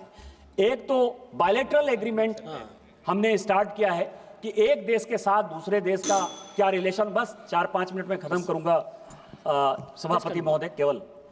तो जो उसका जो बायलैटरल है, बायलैटरल में हमने मान लीजिए कि किसी के साथ टैरिफ में किसी को कंसेशन दिया या किसी के साथ हमने सहयोग किया, जैसे नेपाल हमारे साथ है, भूटान हमारे साथ है, हम इंडोनेशिया के साथ, साउथ ईस्ट एशिया के साथ, कंबोडिया के साथ पूरा बिजनेस करना चाहते हैं। कई एक ऐसे कंट्री हैं, जैसे नेपाल एक ऐसा कंट्री है, भूटान एक ऐसा कंट्री है जिसके पास पोर्ट नहीं है। तो इनलैंड वाटरवेज के साथ जब उनके हम सामान को ले जाएंगे तो वो बिलिंग जो है वो महत्वपूर्ण होगा कि ये मेड इन नेपाल है, मेड इन भूटान है। और इस तरह से कई एक कंट्री में जो उनकी व्यवस्थाएं हैं, लोग उसको, जैसे बांग्लादेश के साथ टेक्सटाइल सेक्टर में आपको पता है कि 10% कंसेशन है, इसीलिए हम उसके साथ मुकाबला नहीं कर सकते। तो ये सारी चीजें तय हो जाएंगी। केवल अंत में सभापति महोदय, इस सदन में चोला बंद से लेके लैंग्वेज के ऊपर बहुत बातचीत हो रही है। ये देश संविधान से चलता है, आर्टिकल 343 से लेके 348 तक। नेशनल लैंग्वेज क्या होगा, बातचीत करने का लैंग्वेज क्या होगा, तमिल की क्या स्थिति होगी, हिंदी की क्या स्थिति होगी, अंग्रेजी की क्या स्थिति होगी, इस देश में पहले से निर्धारित है। इसीलिए मेरा आग्रह होगा कि डीएमके चुनाव हारने के डर से वोट बैंक की पॉलिटिक्स के आधार पर कभी भी लैंग्वेज की बात नहीं करे और सेंटिमेंट को खत्म नहीं करे, क्योंकि आर्टिकल 15 में किसी भी कास्ट पे, रिलीजन पर, रेस पर कोई चर्चा नहीं हो सकती। और संविधान को, यदि बाबा साहब अंबेडकर के संविधान को डीएमके खत्म करना चाहती है तो भारतीय जनता पार्टी में जब तक मोदी जी की सरकार है हम उसको खत्म नहीं करने देंगे, हम मुकाबला करेंगे। Try it. Coming elections, use that as the plank. Use that as the plank in 2026 elections. Try it and see if you can. Supriya Sule, please. Thank you, sir. I stand here in support of this bill. My colleague from the Treasury bench, I think, has not heard the earlier speeches. Most speakers who have spoken since the debate has started have specifically supported the bill. So I think it's an illusionary information that he has spoken on, that people are objecting to this bill. I think Sonwalji, in his opening line, has made it very, very clear from what he has explained in the bill that he is not making any drastic changes in the bill. It is just renewing, changing of name, and that and the year, and there has not been much changes, is what he has said in the bill when he opened his speech. So my colleague and friend Nishikant Dubeji was under an illusion that the entire opposition is in a very combative mode against this bill. Let me with full humility say that the entire opposition with full humility has always in support of this bill, because we understand that this is not some great policy change that they have done in this. Well, was there opportunity to do it? Of course there is. There is always an opportunity to improve. But I would like to ask specific questions, since it came from the Treasury bench, that they have said they have made it far more transparent than it was.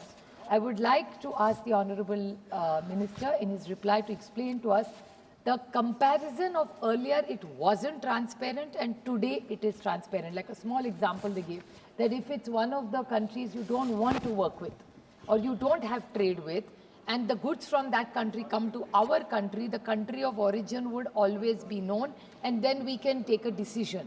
So since this is a very serious policy comment that has come from the Treasury bench, I would seek a clarification from the Honourable Minister of what is the status before and what it is today. Well, in this maritime trade that we are talking and maritime commerce, well, India, in this entire global trade, we have a large seashore. And from the states where you come from, Tamil Nadu, where I come from, Plain Chandraji comes from, we have a big coast. And we have been, over the years, we have all tried to develop all our ports to generate more trade and more jobs for all our people. Well, given the economy of the country today, the rupee where it stands today, imports is something that this government should be very, very concerned about. As long as we are exporting, we are in a very good position. But I'm not sure what really of levels of trade are we doing right now. I would like to bring a small thing to the Honourable Ministers. Many, many points have made that there are new provisions which will to make ease of doing business. Now, ease of doing business actually was a global bank word. That ease of business has even stopped. So their government is still using it selectively. When it suits us, they say it's ease of doing business, we have done better, and there are some days they say, oh, it doesn't even matter whether we are a part of ease of doing business. But I would like to ask that, is there an appeal authority? Suppose now they have made this change, what he's saying is being very transparent. Any bill when you bring in, there have to be checks and balances, sir. I want to ask, because there is a comment in the statement of objectives, number 3 point, they said, the new provision is proposed to be incorporated to empower the central government to issue directions to carry out provision of proposed legislation. What Mr. Dubey said about minor and major ports, I agree with him completely. These are two completely different projects of state and country, cooperative federalism, nobody interferes in each other.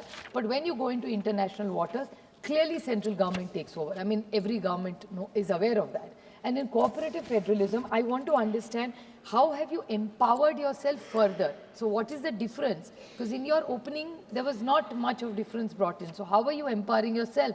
Then are you, what worries me is most decisions this government has taken has actually stopped cooperative federalism, like from universities. In the education universities, so much control from this government has started interfering into the states. So my first concern is that, are you taking away power again under some surreptitious way from the states? So that's my concern.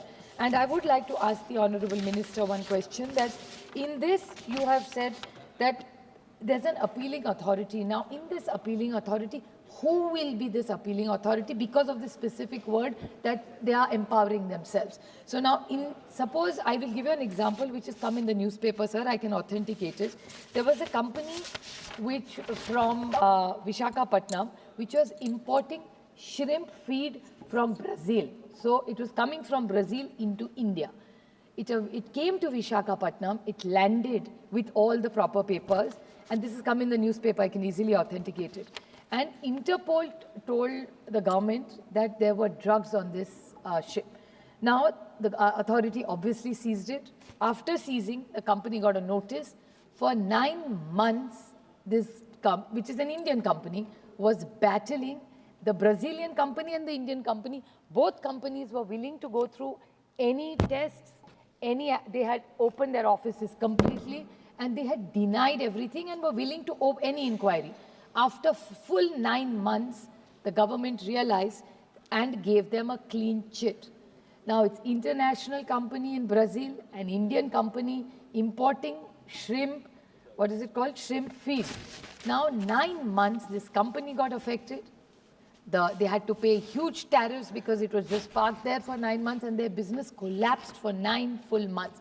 Look, if they're a large organization, maybe can afford it.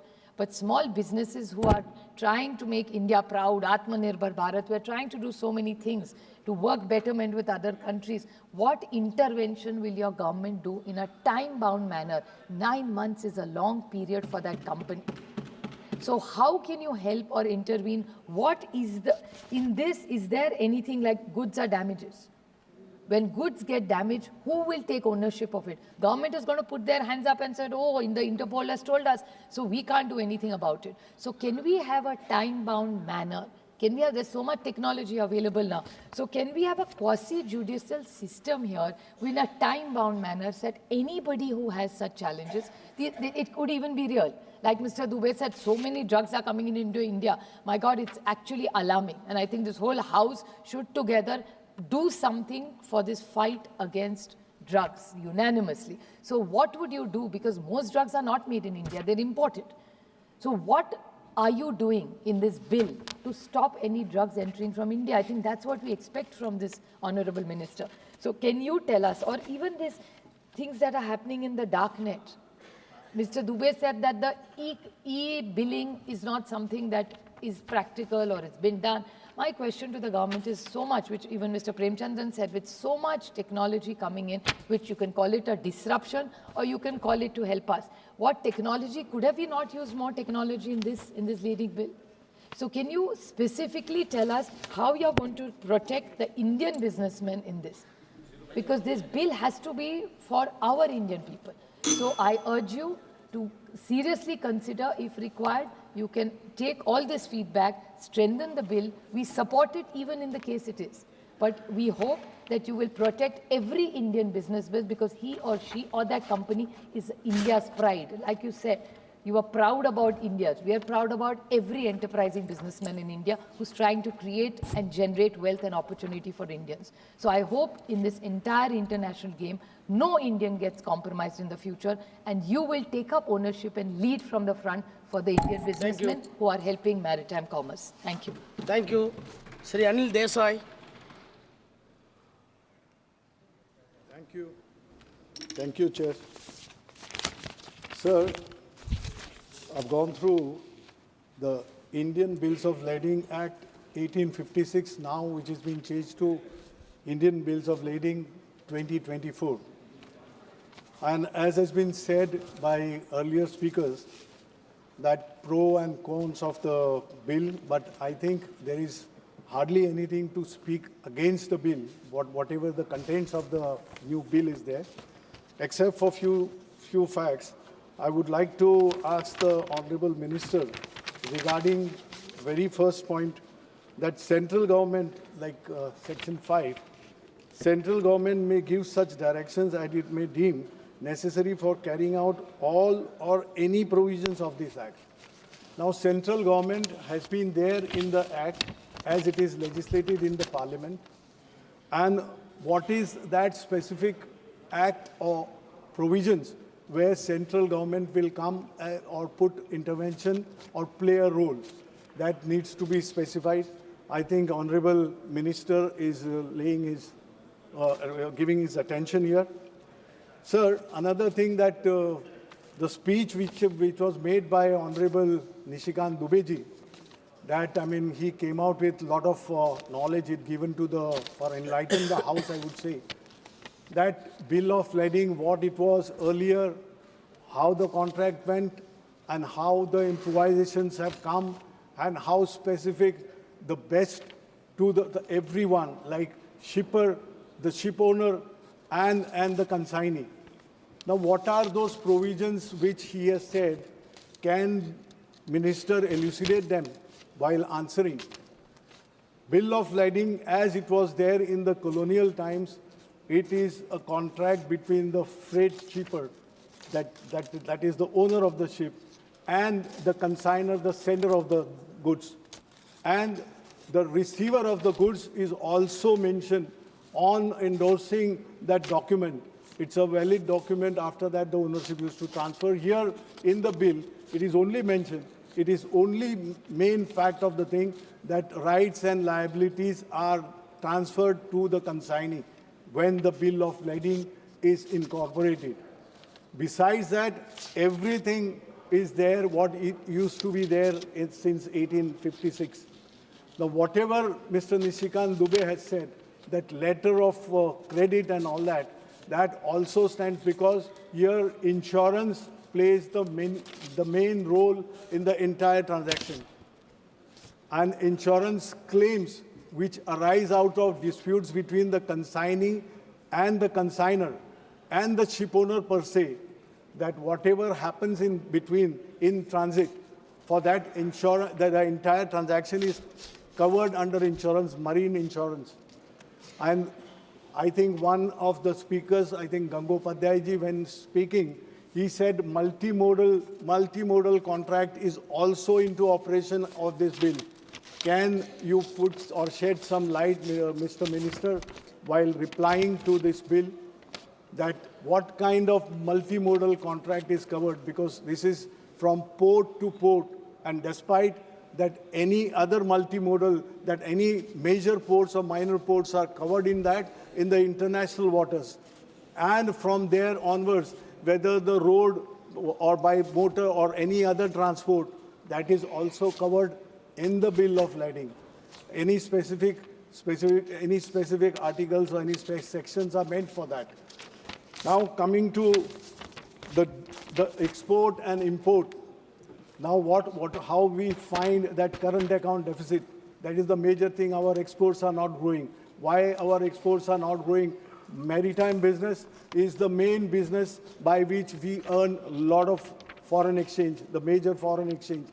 Now, why we have gone down as far as exports are concerned? Export policies are not supporting or they are not conducive to the environment where the exporters try to earn some laurels for the country, or anything like that, that charges, freight charges which have gone up, that is becoming detrimental to the health of the maritime business. Now, containers, I'm just coming back to my state of Maharashtra, where I'm coming from Mumbai. So in Mumbai port, in JNPT, now if you see the congestion and kind of the business activity is being conducted there, the infrastructure itself has reached the brink of collapse. I mean, have we thought over it? How do we go when it is not sufficient or it is not in proper order? We have gone for Vadvan also. As my colleague Arvind Sawant has raised a very valid point, that draft which was needed and the reclamation which was to be done in Vadvan, why the sand had to come from different state, Gujarat? Why was it not taken from the Mumbai port itself? Can Minister enlighten on this fact? There are a lot of things, lot of scope and lot of potential for maritime business in India to grow. Exporters are craving for that. But is the condition or is the environment conducive to see that exports rise and exporters are given that kind of momentum by the government? If questions are answered by the minister, I think, and so Priya Suleji, what question she asked, that these disputes which come in transit, the government in the international central government has a role to play. Why this delay, if anything comes up and which comes in the way of growth of business for the exporters and for the people who are completely dependent on that kind of business? What is the fate in front of them? What is the future for maritime business? In this recent budget, the finance minister has allocated some 25,000 crores for the maritime business in India. I think that provision itself is not enough to see that maritime business the way it is conducted overseas and other countries. If we have to match, if we are going as Nishikant Dubeji has said, that from 4 trillion we are comparing with the US, which got more than 30 trillions of economy. If we are to match, can we go without it? If we do not have that kind of infrastructure for the maritime business, where do we go and what is the scope left for India? Please conclude. Thank you, sir, for giving me an opportunity to speak on this. Shri Darshan Chaudhary. Darshan Chaudhary.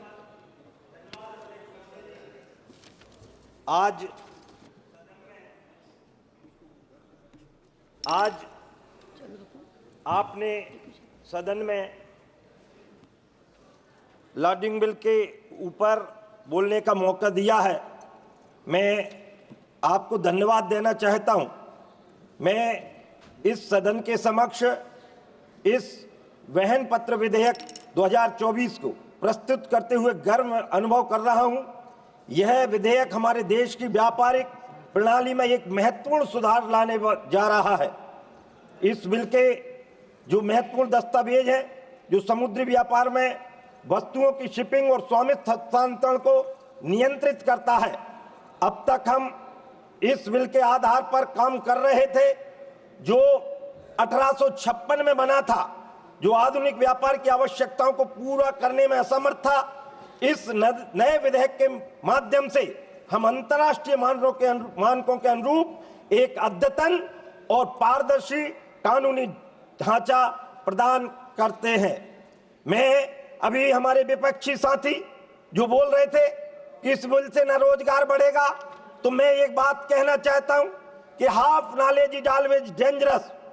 अध जल गगरी छलकत जाए, ऐसी कहावत हमारे देश में चलती आ रही थी। और मैं तो मोदी जी का धन्यवाद इस रूप में देना चाहता हूं कि वर्षों की गुलामी को दूर करने का जो प्रयास, क्योंकि पत्थर की छाती के आगे तूफान स्वयं रुक जाते हैं और अविचल विश्वासी के आगे भगवान स्वयं झुक जाते हैं। इसके मुख्य बिंदुओं में हमारे अधिकारों का हस्तांतरण किया गया है। इसमें यह विधेयक स्पष्ट रूप से निर्धारित करता है कि इसमें वस्तुओं के स्वामित्व का हस्तांतरण कैसे होगा। इसमें यह भी प्रावधान किया गया है कि चाहे वो कंसाइनी हो या इंडोर्सी हो, इनको सभी अधिकार और दायित्व प्राप्त होंगे। इसके पहले ये कानूनों के जंजालों में फंसे हुए थे, उनसे मुक्ति मिलने का काम इस विधेयक से मिल रहा है। यह न्यायिक प्रमाण देने वाला बिल है। इस बिल में एक कानूनी प्रमाण पत्र के रूप में इसको स्वीकार किया जाएगा, जिससे किसी भी विवाद की स्थिति में इसे निर्णायक प्रमाण पत्र माना जाएगा। इस बिल में अभी जो हमारे मित्र कह रहे थे कि आधुनिक तकनीकी की बात, तो मैं आपको बताना चाहता हूं कि इसमें इलेक्ट्रॉनिक विल ऑफ लैंडिंग इसको हम कह सकते हैं। यह विधेयक electronic bills of E bill जिसको कहेंगे, कानूनी मान्यता जिसको प्रदान की गई है, यह डिजिटलीकरण को बढ़ावा देगा, व्यापार की गति को तेज करेगा और धोखाधड़ी की संभावनाओं को कम करेगा। यूनाइटेड नेशंस के modern law on electronic transferable records के अनुसार MLETR के अनुरूप भारत भी अपने व्यापार दस्तावेजों को डिजिटल बनाने की दिशा में अग्रसर होगा। इस बिल के फायदे में व्यापार में पारदर्शिता और विश्वसनीयता बढ़ेगी। इसमें कानूनी विवादों में कमी आएगी और बिल में अब निर्णायक प्रमाण के रूप में मान्य होगा। इसमें डिजिटलाइजेशन से अंतर्राष्ट्रीय व्यापार में प्रतिस्पर्धात्मक लाभ मिलेगा और इसमें पर्यावरण संरक्षण में योगदान होगा, क्योंकि इसमें कागजी प्रक्रिया कम होगी। मुझे गर्व महसूस होता है, भारत 3 तरफ से समुद्र से घिरा है। 7,500 किलोमीटर की इसकी टोटल समुद्र की लंबाई है और उससे न केवल समुद्री व्यापार आयात बढ़ेगा, और अभी जो ड्रग्स के मामले में जो विगत कांग्रेस की सरकार, उसके पहले की सरकार नियंत्रण नहीं कर पाई थी, इस बिल के आने के बाद उनमें नियंत्रण लाने का काम करेगा। आत्मनिर्भर भारत, हमारे मित्र बात कर रहे थे, तो मैं कहूंगा चाहे वो रोजगार की बात हो, डीजल पेट्रोल की खपत कम करने की बात हो, और उससे बड़ी बात, क्योंकि समुद्री व्यापार जब होता है या शिप जब चलते हैं तो खर्चा भी कम लगता है। यह विधेयक न केवल भारत के समुद्री व्यापार को आधुनिक बनाएगा, बल्कि वैश्विक व्यापार मानकों के अनुरूप भी काम करेगा। यह डिजिटल इंडिया और आत्मनिर्भर भारत की दिशा में एक महत्वपूर्ण कदम होगा। इससे न केवल समुद्री दिशा में, जैसे हमारे माननीय मोदी जी ने जो बनारस में एक मॉडल तैयार करने का काम किया है, छोटे छोटे नदियों पर जिनका पाट बड़ा है, उन पर भी छोटे क्रूज चलाकर उनको न केवल उनके पर्यटन को बढ़ावा मिलेगा। और मैं भी नर्मदा मैया के क्षेत्र से आता हूं, मेरे यहाँ भी नर्मदा मैया का चौड़ा पाठ है, चंबल मैया का चौड़ा पाठ है। मैं ये निवेदन और इस विधेयक के माध्यम से उसमें सरलीकरण भी होगा कि ऐसे छोटे छोटे पोत चलाकर और स्थानीयता को महत्व देते हुए ऐसे जहां पर समुद्र की सीमाएं भी नहीं है, उस प्रकार की भी इस व्यापार को बढ़ावा मिलेगा। और इन पार्टों में ऐसे जो मोदी जी ने कहा वोकल फॉर लोकल की बात, आत्मनिर्भर भारत की बात, इसलिए मैं कहता हूं कि इस बिल से हम केवल, आपने कहा, हम श्रेय लेने का काम नहीं कर रहे। Example is better than precept, कहने से करना भला होता है और हम वो करके दिखा रहे हैं। ये मोदी जी का भारत, जिस भारत के बारे में सपना देखा गया था, चाहे नास्ट्रेडमस की घोषणा आपको ज्यादा अच्छी लगती होगी, आप यदि उनको देखेंगे, नास्ट्रेडमस की घोषणा में ये लिखा है, उन्होंने भविष्यवाणी की थी, कई साल पहले की थी, कि जो देश 3 तरफ समुद्र से घिरा है, एक तरफ पहाड़ से घिरा है, 2024, 25 और 21वीं सदी में जाकर वो विश्व का नेतृत्व करेगा। और मैं मोदी जी के नेतृत्व को इसलिए सराह रहा हूं, अब मेरा भारत मोदी जी के नेतृत्व में जो विकसित भारत का मॉडल तैयार हुआ है, हम 2047 में इन्हीं नीतियों के कारण, इन्हीं बड़े बड़े परिवर्तनों के कारण, और जो छोटे छोटे बिल, जिनको छोटे छोटे कानून जो प्रामाणिक भी नहीं थे, काम के भी नहीं थे, अंग्रेजों के जमाने के चल रहे थे, उनको निरस्त करने का काम हमारे माननीय मोदी जी ने किया है, हमारी सरकार ने किया है। इसलिए मैं धन्यवाद देना चाहता हूं और इस बिल का पुरजोर तरीके से समर्थन करना चाहता हूं और विपक्षी मित्रों को बताना चाहता हूं कि विकसित भारत का मॉडल है, क्योंकि ये भारत यदि असली स्वरूप में दिखाई दे रहा है, जो विवेकानंद का सपना था उसको पूरा करने के दिन आ रहे हैं और इन बिल के माध्यम से हम माननीय मोदी जी के नेतृत्व में इस विकसित भारत की संकल्पना को पूरा करेंगे। धन्यवाद अध्यक्ष महोदय जी, धन्यवाद। Thank you. Honorable Minister wants to present the report. Please. Sir, I rise to present the 7th report of the Business Advisory Committee. Thank you. Professor Saudarai. Thank you, Chairman, sir. I rise to speak on the Bills of Lading Bill 2024. I don't know why it has not been corrected to 2025. Now, I have a basic objection to the bill. When it was introduced in the House, the Minister will remember, I objected to the introduction of the bill because I said it was superfluous. It was not necessary. And it is stated in the statement of object and reasons, though the substantive aspects of the said Act continue to remain relevant, being a pre-independence statute, it is imperative that the provisions of the said Act required to be revisited without changing the substance or spirit of the Act, so as to bring it in line with modern legislation. The Minister has said that this is the same as the previous legislation. This is superfluous. I think the Ministry has no work. Should they bring legislations unnecessarily? Before I speak on the bill, I have a small request to the Minister. He is from Dibrugarh, on the banks of the Brahmaputra, mighty river. He is also from the land of Lahe Lahe, which is slow pace. Now, my request is this, that give your Minister of State, Shantanu Thakur, some chance to speak in Parliament. He is sitting every day, taking notes, but he is not getting chance to speak. He is from Bengal, and he deserves a chance in your ministry.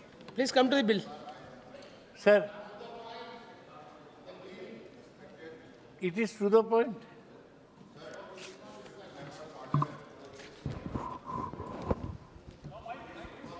Mike. Minister want to intervene. Sentiment of the people of Assam. This is not good at all. We are equal to each other. We are together. We are always living like a family. But why you are saying this kind of words? Why don't you give him chance to speak in No, that is a different part. That's a different part. He is always getting the opportunity. He is making the statement. It is time to time he is also taking part in the different businesses. Yes. So you have overlook it. Okay. Please. Professor, you continue, please. Sir, now we have to consider the shipping bill. We have to consider shipping industry. Shipping industry has undergone terrific changes in the last 50 years. Now there are no more small ships. Ships are all container ships, and they are 2 lakh, 3 lakh tons. The bigger ships are oil tankers, which bring petroleum from one country to the others. Unfortunately, though, we have a big coastline, more than China. 34,000 miles of coastline. But our coast is not indented. That is, there are not enough inlets. As a result of which, we do not have big container ships coming to our ports. Sir, you are from Chennai. You know that Madras port, you have to have a breakwater for maintaining the port. we need deep water ports. We have built a new, Cochin is a big deep water, so is Vizag. Earlier the government built new ports, where in Bombay they built the Jawaharlal Nehru Port Trust. Paradip was built by the government. Now all new ports are going to one group of businessmen called Adani. New port in Vizinjam, Kerala, that belongs to Adani. The new port in Dhamra, in Odisha, belongs to Adani. And the biggest port in private sector is Mundra Port. Mundra Port has the report of maximum drug seizure in the port. That also belongs to Adani. So we have a change in the total perspective of the shipping industry, which I want to point out. Now, why is the minister bothering about the small changes in bill then? I spoke during the introduction. I said it's not necessary. And see, one bad point is that they are making legislation and taking all the power in the government's hand. They have said government has repealed the Indian Bill of Lading Act 1856 without introducing any significant improvements in maritime trade, except for centralizing power under the Ministry of Port and Shipping. You read with me the bill, sir. The bill says,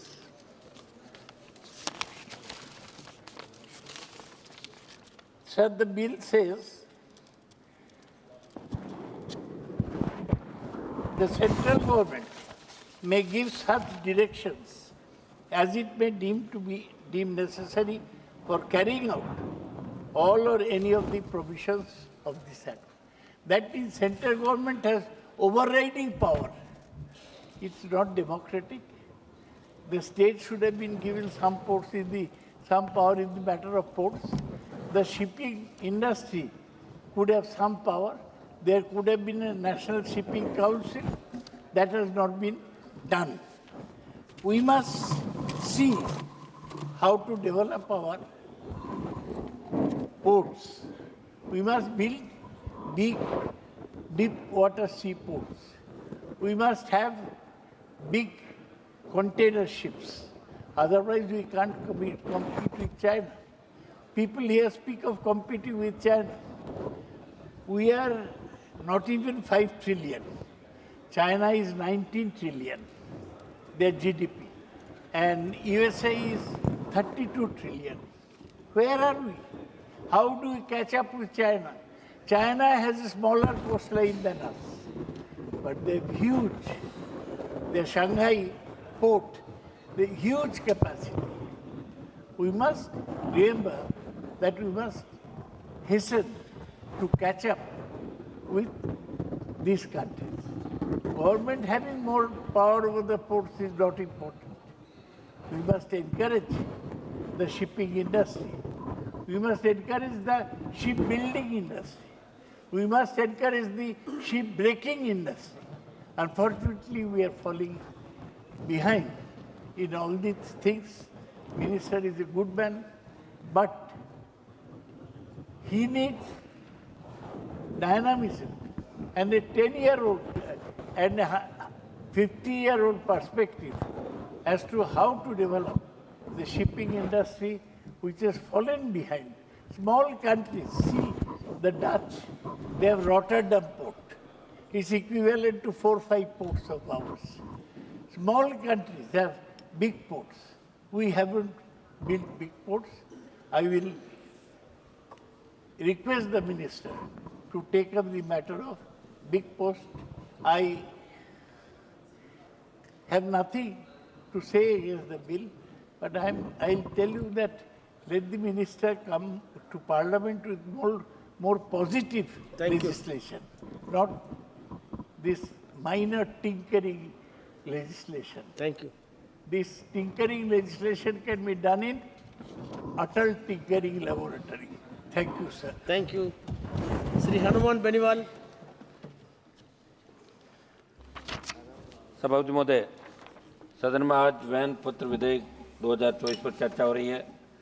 मैं इस अवसर पर van पत्र विधेयक 2024 के संबंध में अपने विचार प्रस्तुत कर रहा हूँ। सभापति महोदय, ये विधेयक किसी वैन पत्र में नामित पारिस्थिति तथा किसी वैन पत्र के पृष्ठांकित के बाद में अधिकारों और दायित्वों के अंतरण से संबंधित जिस वैन पत्र में वर्णित माल की संपत्ति पारिस्थिति या पृष्ठांकित होने के कारण संक्रांत किया जाता है।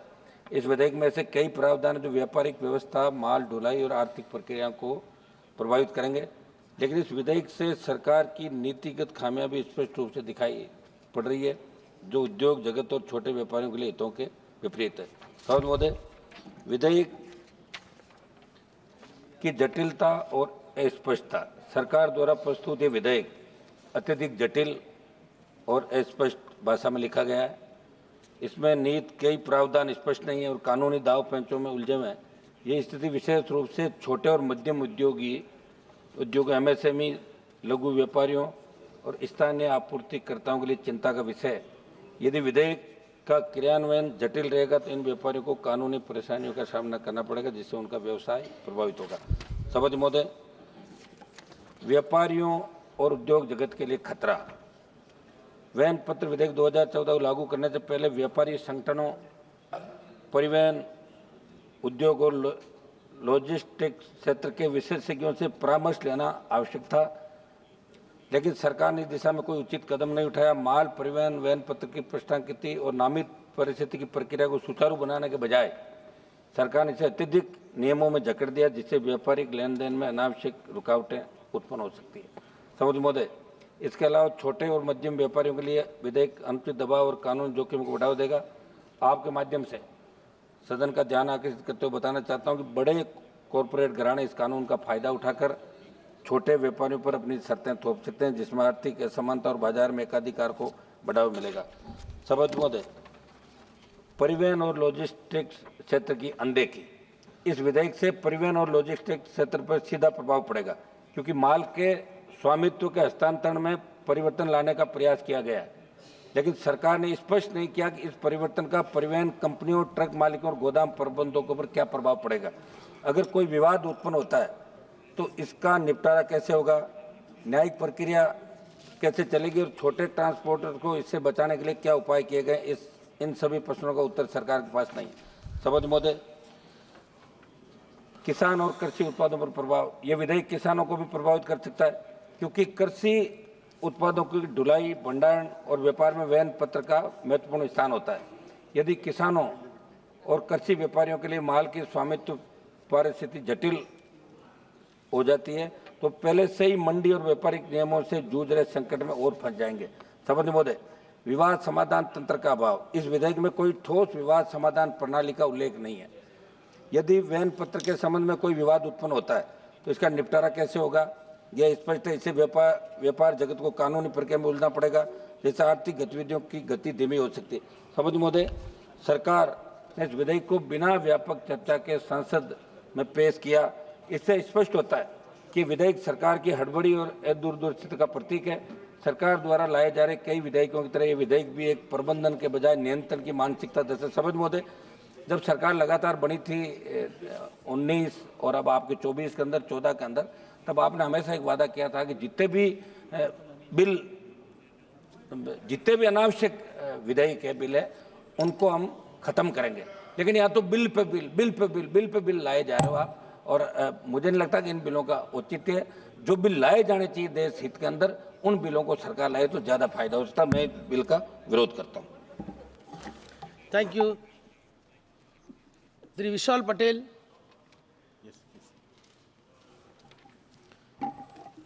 इस अवसर के लिए धन्यवाद सभापति महोदय। 1856 के बिल को रिप्लेस करने के लिए इस बिल को लाया गया है। लगभग 175 पौने 200 साल पुराना ये बिल था। उसकी भाषा अलग थी, तो नया बिल लाना जरूरी था, more relevant to the present times. Maritime trade आज ट्रेड के 80% ट्रेड ये मैरिटाइम ट्रेड से होता है, ये सब जानते हैं। सर, भारत अकेला 1.3 बिलियन मेट्रिक टन का कार्गो सालाना एन्युअली एक crucial role global supply chain में करता है।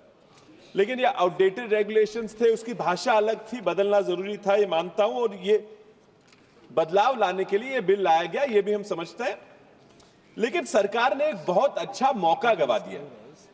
सिर्फ जल्दबाजी में ये बिल लाना था, नया बिल लाने के लिए कुछ अभ्यास करने की जरूरत थी। अगर अच्छे से अभ्यास करके नया बिल लाते हैं तो शायद शिपिंग कंपनियों के लिए भी और किसानों के लिए भी इस बिल एक अच्छा बिल बन पाता था। The colonial bill was drafted assuming of course that large corporations alone will be exporters. Sir, times have changed. समय बदल गया है, अब छोटे छोटे किसान भी खुद अपना माल एक्सपोर्ट करना चाहते हैं। सर, मेरे निर्वाचन क्षेत्र सांगली में कई किसान हैं, अंगूर, अनार, हल्दी ये उगाते भी हैं, खेती भी करते हैं और ये माल खुद एक्सपोर्ट करने की कोशिश भी करते हैं। सर, अगर इस बिल में अभी बहुत लोगों ने बताया, मैं भी बता, ई बिल ऑफ लेडिंग अगर ले आते तो फायदा होता, सामान्य लोगों का फायदा होता।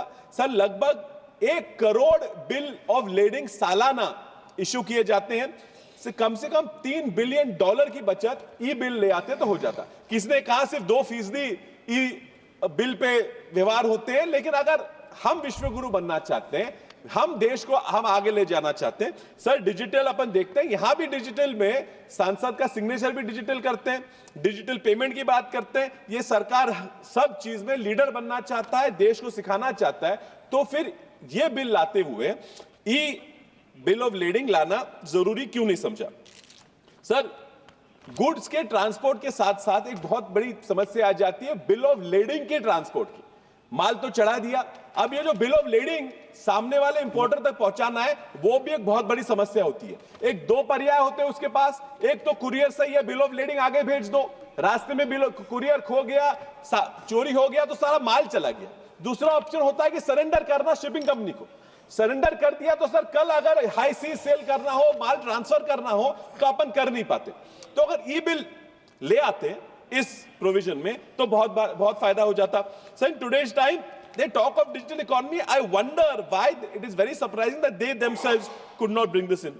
Sir, ये रॉटरडैम रूल जो 2008 के बने थे, रॉटरडैम रूल्स भी जो इन्होंने इसमें अडॉप्ट करने चाहिए थे, उसमें भी ई बिल ऑफ लेडिंग की बात की गई है। Sir, how much longer will the simple farmer have to depend on large exporters to send abroad his goods? How much longer does he have to share his price of goods with the middleman?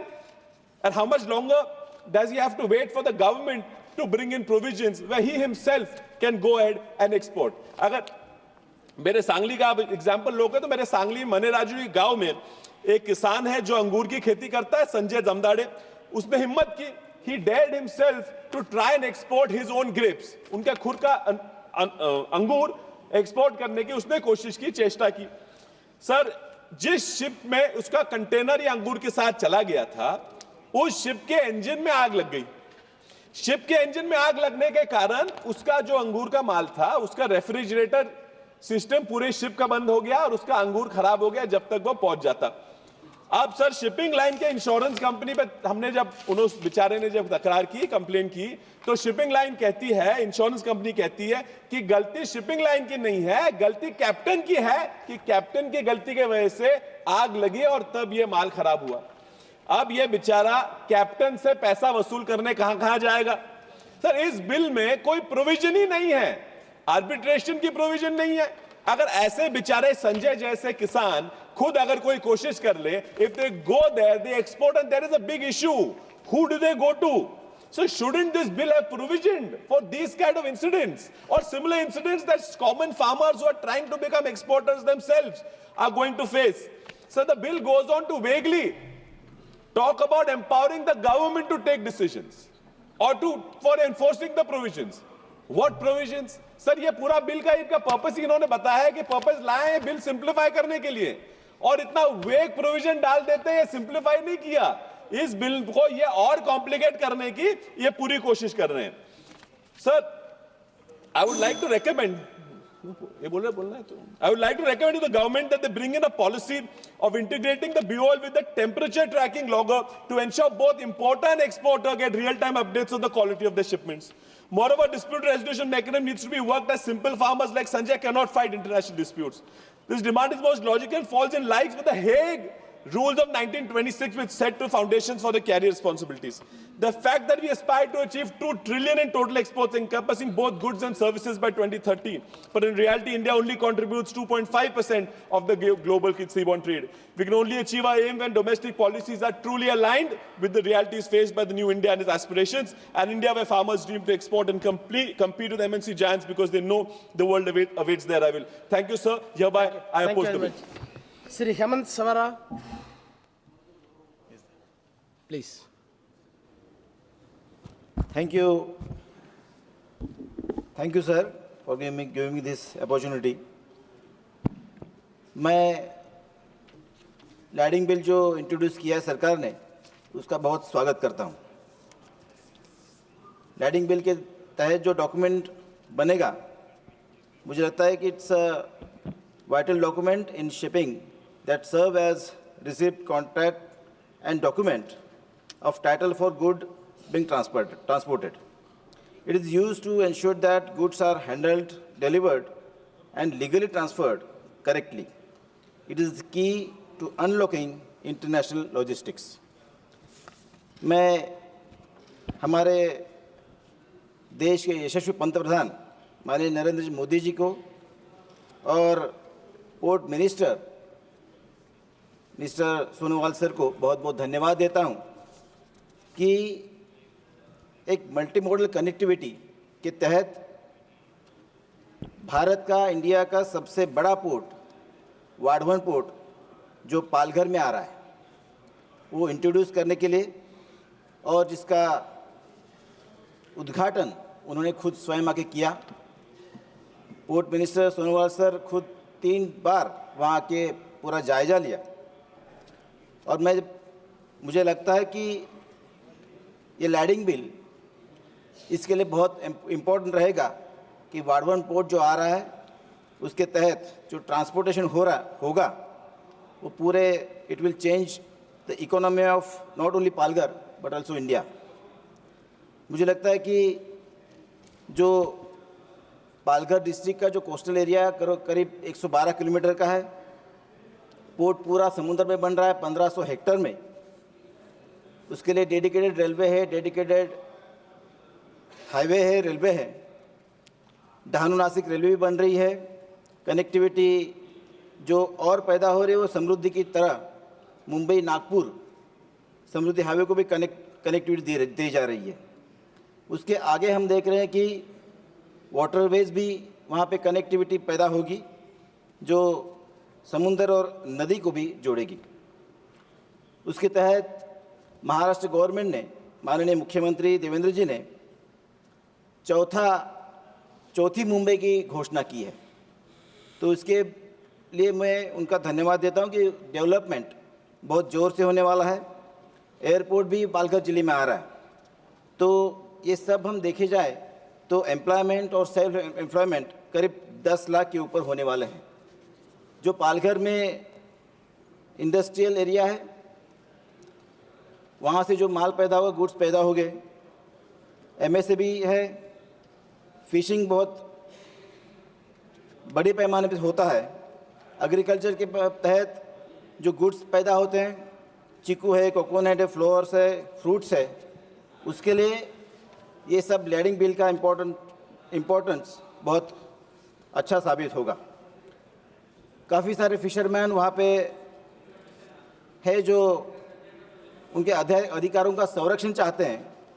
काफ़ी बार सरकार ने उनसे बात की है और काफ़ी विश्वास पैदा हुआ है। फिशरमैन सोसाइटी को और अधिकार और संरक्षण होना चाहिए, उनको सक्षम करना चाहिए। उनको जो उनके तहत जो बोट लेते हैं उनके लिए और सॉफ्ट लोन हमें और देना चाहिए, जिसके लिए वो भारी मात्रा से फिशिंग कर पाएंगे। मछुआरों के अधिकारों का संरक्षण भी हमारी सरकार कर रही है, और इसीलिए जो फिक्स्ड नेट है, फ्लोइंग नेट के माध्यम से जो फिशिंग होती है उसके बारे में हमें और सोचना चाहिए। जो धूप प्रतिबंधक बंधारे होते हैं, जो बड़ी वॉल बनने वाली है, जिसके लिए वाटर फ्लो है वो काफ़ी हद तक चेंज होने वाला है, जिसके लिए स्टोन्स, रॉक्स के माध्यम से और टेट्रापॉड के माध्यम से जो धूप प्रतिबंधक बंधारे बनने वाले हैं, जिसके लिए भारी मात्रा में फंड लगने वाली है, वो हार्बर देगी। तो हार्बर को हम अगर सक्षम करेंगे तो पूरा कोस्टल एरिया हम धूप प्रतिबंधक बंधारे से कर पाएंगे। इनलैंड फिशिंग काफ़ी मात्रा में होती है, उसको भी हम एनकरेज करना चाहिए। फिशिंग एरिया जो अभी वाडोम पोर्ट के से अफेक्ट होगा, वो अगर हम इंक्रीज कर पाएंगे तो मेरे ख्याल से फिशरमैन को काफ़ी आसानी होगी। जो नए बोट हम अगर दे पाएंगे तो उस पर GPS ट्रैकिंग और टेक्नोलॉजी युक्त अगर रहेगी तो काफ़ी अच्छा प्रभाव रहेगा। काफ़ी सारी जेटीज़ की डिमांड है, तो जेटीज़ हमें बनवानी चाहिए। जो फिशरमैन को और कोल्ड स्टोरेज यूनिट्स चाहिए, उसके लिए भी प्रावधान हमारी सरकार कर रही है। काफ़ी सारे जो कोस्टल एरिया में जो गांव है, वहाँ के सब 12th और 10th पास और ग्रेजुएट जो पास लड़के लड़कियां हैं, उसके लिए काफ़ी सारे ट्रेनिंग प्रोग्राम शुरू कर दिए हैं, तो वो भी बहुत अच्छी बात है। और नेचुरल ब्रीडिंग सेंटर्स जो है, अगर जो प्रभावित एरिया है उसके और नेचुरल ब्रीडिंग सेंटर्स अगर हम किए तो मेरे ख्याल से और हमारी जो फिशिंग है वो वैसे की वैसे रहेगी। और जो नंबर ऑफ़ विलेजेस जो अफेक्ट हो रहे हैं वो काफ़ी कम है, उसमें और हम जो कोस्टल एरिया है वहाँ पे और ज़्यादा विलेज इंक्लूड किए जाए तो मेरे ख्याल से वहाँ पे अच्छा और फिशिंग और वहाँ पे विश्वास पैदा होगा। मेरे ख्याल से आज का जो लैंडिंग बिल है वो उसका मैं स्वागत करता हूँ। और जो fastest growing district from India Palghar है, वो सब उसके नागरिक और फिशरमैन उसको हम स्वागत करते हैं। बहुत बहुत धन्यवाद। Thank you. Thiru V Selvaraj, மாண்புமிகு உறுப்பினர், ப்ளீஸ். மாண்புமிகு பேரவைத் தலைவர் அவர்களே, வணக்கம். என்னை பேச அழைத்தமைக்கு நன்றி.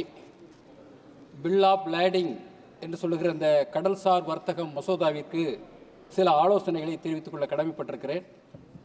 தமிழ்நாட்டில் திரைகடல் ஓடியும் திரவியம் தேடு என்ற ஒரு முதுமொழி உண்டு.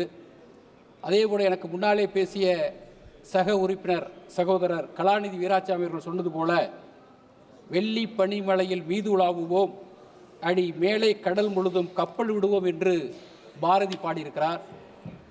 அதேபோல் இந்திய சுதந்திர போராட்டத்தில் தமிழனாக பிறந்து போராடிய கப்பலோட்டிய தமிழனுக்கு மிகச்சிறந்த வரலாறு உண்டு. அவர் விட்ட அந்த கப்பலில், அந்த சுதந்திரத்திற்காக விடப்பட்ட அந்த கப்பலில் காங்கிரஸ் கொடி, கம்யூனிஸ்ட் கொடி, முஸ்லீம் லீக் கொடி 3 மட்டும் பறந்ததாக சொல்லப்படுகிறது. அப்படிப்பட்ட நல்ல ஒரு பின்புலத்தை தமிழர்கள் கொண்டிருக்கிறார்கள். அதன்படி சில ஆலோசனைகளை சொல்லுவதற்கு நான் கடமைப்பட்டிருக்கிறேன். வலுவான இந்திய பொருளாதாரத்தை உறுதி செய்வதற்கான புதுமையான யோசனைகளாக டிஜிட்டல் வர்த்தக தளங்களை மேம்படுத்துதல், இந்தியாவின் பெரிய ஐடி துறையை பயன்படுத்தி உற்பத்தியாளர்களையும் நுகர்வோரையும் உலகளவில் இணைக்கும் மின் வணிக தனங்களை உருவாக்கி இணைத்தல், கடல்சார் ஏற்றுமதியை வலுப்படுத்துதல், முக்கிய சர்வதேச மையங்களுக்கு கப்பல் இணைப்பை மேம்படுத்துவதில் கவனம் செலுத்துதல், குறிப்பாக தொழில்நுட்பம் மற்றும் மருந்துகள் போன்ற உயர் மதிப்புள்ள துறைகளில் பொருட்களை விரைவாக கொண்டு செல்வதை சாத்தியமாக்குதல், உற்பத்தியில் புதுமைகளை ஊக்குவித்தல், புதுப்பிக்கத்தக்க எரிசக்தி மற்றும் உயரி தொழில்நுட்பம் போன்ற வளர்ந்து வரும் துறைகளில் ஆராய்ச்சி மற்றும் மேம்பாட்டிற்கான ஊக்கத்தொகைகளை வழங்குவதன் மூலம் உயர் தொழில்நுட்ப உற்பத்தியை ஊக்குவித்தல், தொடக்க நிறுவனங்கள் மற்றும் SME-க்களுக்கான ஆதரவு, தொழில் முனைவோரை ஊக்குவிக்க தொடக்க நிறுவனங்கள் மற்றும் SME-க்களுக்கு மானியங்கள், வரி தள்ளுபடிகள் மற்றும் வணிகம் செய்வதை எளிதாக்கும் அரசாங்க கொள்கைகளை செயல்படுத்துதல், 2/3 நகரங்களில் உள்கட்டமைப்பு விரிவாக்கம் பொருளாதார வளர்ச்சியில் பிராந்திய ஏற்றத்தாழ்வுகளை குறைக்கவும், தேசிய விநியோக சங்கிலி செய்த செயல்திறனை மேம்படுத்தவும், வளர்ச்சியடையாத பகுதிகளில் தளவாட மையங்களை உருவாக்குதல், இந்த முயற்சிகள் வர்த்தகத்தை விரிவுபடுத்துதல், புதுமைகளை ஆதரித்தல் மற்றும் உலக அரங்கில் போட்டித்தன்மையை மேம்படுத்துவதன் மூலம் பொருளாதார வளர்ச்சியை தூண்டுதல் என்கிற ஆலோசனையை நான் சொல்லிக்கொள்வதற்கு கடமைப்பட்டிருக்கிறேன். அதே போல எங்களுடைய தொகுதியாக இருக்கிற நாகப்பட்டினம் துறைமுகத்திலிருந்து கடந்த காலத்தில், சோழர் காலத்திலிருந்து மிகப்பெரிய வணிகம் நடைபெற்றுள்ளது. இலங்கைக்கு வணிகம் நேரடியாக நடைபெற்றுள்ளது. இப்போது இருக்கிற எங்கள் நாகப்பட்டினம் துறைமுகத்தை மேம்படுத்த வேண்டும் என்று நான் கேட்டுக்கொள்கிறேன். குறிப்பாக கப்பல் போக்குவரத்து இலங்கைக்கு இன்றைக்கு நடைபெற்றுக் கொண்டிருக்கிறது. சுபம் கேரியர்ஸ் என்கிற நிறுவனம் அதை செய்து கொண்டிருக்கிறார்கள். அதை மேம்படுத்த வேண்டியதோடு சரக்கு போக்குவரத்தையும் தொடங்க வேண்டும் என்று நான் கேட்டுக்கொள்கிறேன். அதற்கான ஆலோசனை கூட்டங்கள் எல்லாம் இன்றைக்கு நடந்திருக்கிறது. குறிப்பாக துறைமுகத்தை ஆழப்படுத்த வேண்டும் என்கிற கோரிக்கை இருக்கிறது. விமான போக்குவரத்திற்கு எக்கனாமிக் அந்த பிரிவிற்கு 5%, பிசினஸிற்கு 12% ஜிஎஸ்டி வரி போடுகிறார்கள். ஆனால் கப்பல் போக்குவரத்திற்கு 18% வரி போடுகிறார்கள். ஆக வர்த்தகத்தை மேம்படுத்த வேண்டும் என்று சொன்னால் அதை 5% ஜிஎஸ்டி வரியாக கொண்டு வர வேண்டும் என்று நான் கேட்டுக்கொள்கிறேன். நாகப்பட்டினம் துறைமுகத்தை 5 மீட்டர் ஆழமும் 300 மீட்டர் முகத்துவாரத்தை அமைக்குவதற்கான முயற்சிகளை மேற்கொள்ள வேண்டும் என்று கேட்டுக்கொள்கிறேன். சமீபத்தில் எங்களுடைய தமிழ்நாட்டுடைய முதலமைச்சர் தளபதி அவர்கள் எங்கள் மாவட்டத்திற்கு நாகப்பட்டினத்திற்கு வருகை தந்தார். மிக கவலையோடு சொன்னார் தமிழ்நாட்டு மீனவர்களை பற்றி, அவர்கள் படுகிற பாட்டை பற்றி. அதிலே கடந்த இந்த ஒன்றிய அரசு பதவியேற்ற 10 ஆண்டுகளில் 3656 மீனவர்கள் இலங்கை கடற்படையினால் கைது செய்யப்பட்டிருக்கிறார்கள். 611 படகுகளை அவர்கள் இன்றைக்கு மீட்டு சென்றிருக்கிறார்கள். மீனவர்கள் மீது 736 முறை தாக்குதல் நடத்தப்பட்டிருக்கிறது. ஆக இதற்கு என்ன நடவடிக்கை? தமிழ்நாட்டு மீனவர்களை எப்படி இந்த அரசு பார்க்கிறது? தமிழ்நாட்டு மீனவர்கள் என்று பார்க்கிறார்களா அல்லது இந்திய மீனவர்கள் என்று பார்க்கிறார்களா? தமிழ்நாடு என்பது இந்திய நாட்டில் தானே இருக்கிறது. ஏன் இந்த பாரபட்சமான அணுகுமுறை இந்த அரசு செய்கிறது? இப்படி செய்யக்கூடாது. இப்படி செய்கிற ஒரு வெறுப்பு அரசியலை முன்வைக்கிற பாரபட்சமான அணுகுமுறையை பார்க்கிற இந்த ஒன்றிய அரசின் மீது நான் குற்றம் சாட்டுகிறேன். கண்டிப்பாக இதிலிருந்து மீளுவதற்கு இலங்கை அரசிடம் பேச்சுவார்த்தை நடத்தி தமிழக மீனவர்களை பாதுகாப்பதற்கு அனைத்து விதமான நடவடிக்கைகளை மேற்கொள்ள வேண்டும் என்று கேட்டு மீண்டும் தலைவர்களுக்கு நன்றி தெரிவித்து விடைபெறுகிறேன். நன்றி, வணக்கம். श्री आनंद भदौरिया। धन्यवाद सभापति महोदय। मैं इस सदन में आज वहन पत्र विधेयक 2024 पर चर्चा करते हुए सरकार के दृष्टिकोण पर अपनी समालोचना प्रस्तुत करना चाहता हूं। यह बिल अंतर्राष्ट्रीय समुद्री व्यापार में आने वाले बदलावों, मालवाहन समझौतों के संबंध में कुछ महत्वपूर्ण प्रावधानों को संबोधित करता है, लेकिन इसके कई प्रावधान ऐसे हैं जिसमें व्यापारियों को और विशेष रूप से जो छोटे व्यापारी हैं उन्हें आयात और निर्यात के क्षेत्र में वो भी प्रभावित होंगे, कर्मचारी भी प्रभावित होंगे। हालांकि सत्ता पक्ष के लोग जब बोल रहे थे और माननीय मंत्री जी ने जब इस विधेयक को प्रस्तुत किया था तभी उन्होंने कहा था कि कुछ विशेष उद्देश्यों को लेकर के हम लोग नहीं आए। यह 1856 में जो ये विधेयक आया था उसके बाद कुछ खास परिवर्तन इसमें नहीं किया। अगर ये कहें कि वही नई बोतल में पुरानी शराब है, आपने उसी विधेयक को केवल साल बदला है, इसके प्रावधानों में कुछ खास आपने बदलाव नहीं किया है। आदरणीय दुबे जी कह रहे थे पोर्ट की चर्चा, बड़े जोर शोर से पोर्ट की चर्चा कर रहे थे कि ड्रग्स गुजरात के उस एयरपोर्ट पे पकड़ा जा रहा है। आपने चर्चा कई बार की, जिक्र किया, लेकिन ये नहीं बताया कि एक खास एयरपोर्ट पर एक खास व्यक्ति के द्वारा संचालित एयरपोर्ट पर ही बार बार ड्रग्स क्यों पकड़ा जा रहा है। जरा इस पर भी अपनी चिंता व्यक्त कर देते। आपने वहन पत्र में जो दावों का समाधान का जो आपने अमेंडमेंट लाए हैं, इसके तहत माल के नुकसान या विलंब से संबंधित दावों का समाधान केवल एलिजिबल पार्टियों के बीच किया जाएगा। यह निर्धारित करने की प्रक्रिया जटिल हो सकती है, इसमें कई बार छोटे व्यापारियों की अनदेखी हो सकती है। सभापति महोदय, अंतर्राष्ट्रीय समुद्री व्यापार में एक रूपता की कमी है। अंतर्राष्ट्रीय व्यापार के दृष्टिकोण से देखा जाए तो यह पूरी विधेयक पूरी तरह से एक रूप नहीं है। विश्व स्तर पर समुद्री व्यापार में कई देशों में अलग अलग नियम और प्रोटोकॉल लागू हैं। क्या इस विधेयक में सरकार ने भारत के लिए कोई स्पष्ट दिशा तय की है ताकि अंतर्राष्ट्रीय समुद्री व्यापार में किसी प्रकार की कोई दिक्कत उत्पन्न ना हो? और साथ ही साथ सभापति महोदय, पर्यावरणीय दृष्टिकोण से इस बिल में कोई प्राविधान नहीं किया है। आज के समय में जब हम पर्यावरण संरक्षण की बात कर रहे हैं और उसकी सबसे अधिक आवश्यकता है, तब सरकार ने इस वहन पत्र में उस विधेयक को बिल्कुल नजरअंदाज किया है। क्या सरकार ने माल वाहन से संबंधित प्रदूषण, अन्य पर्यावरणीय प्रभावों पर विचार किया है? क्या इसमें कोई प्राविधान है जो समुद्री व्यापार के पर्यावरणीय प्रभाव को नियंत्रित कर सके? अच्छा होता कि सरकार इसके लिए भी कुछ प्रयास करती। और जो श्रमिकों की अधिकारों की अनदेखी हो रही है सभापति महोदय, इस बिल में माल वाहन उद्योग से जुड़े श्रमिकों के अधिकारों का कोई स्पष्ट उल्लेख नहीं। लाखों लोगों को रोजगार यह क्षेत्र प्रदान करता है, लेकिन उनके अधिकारों की सुरक्षा पर कोई ठोस पहल नहीं की गई। क्या सरकार ने इस क्षेत्र के श्रमिकों की स्थिति सुधारने के लिए कोई कदम उठाया है? इसलिए मैं सरकार से आग्रह करना चाहता हूं कि इस विधेयक में आवश्यक सुधार किए जाएं, ताकि ये हमारे व्यापारिक समुदाय और श्रमिक वर्ग के लिए एक सशक्त और समान अवसर प्रदान करे। साथ ही साथ एक बहुत पुरानी योजना नदी जोड़ो योजना सरकार की थी। एनडीए सरकार में नदी जोड़ो परियोजना पर कुछ काम शुरू हुआ था।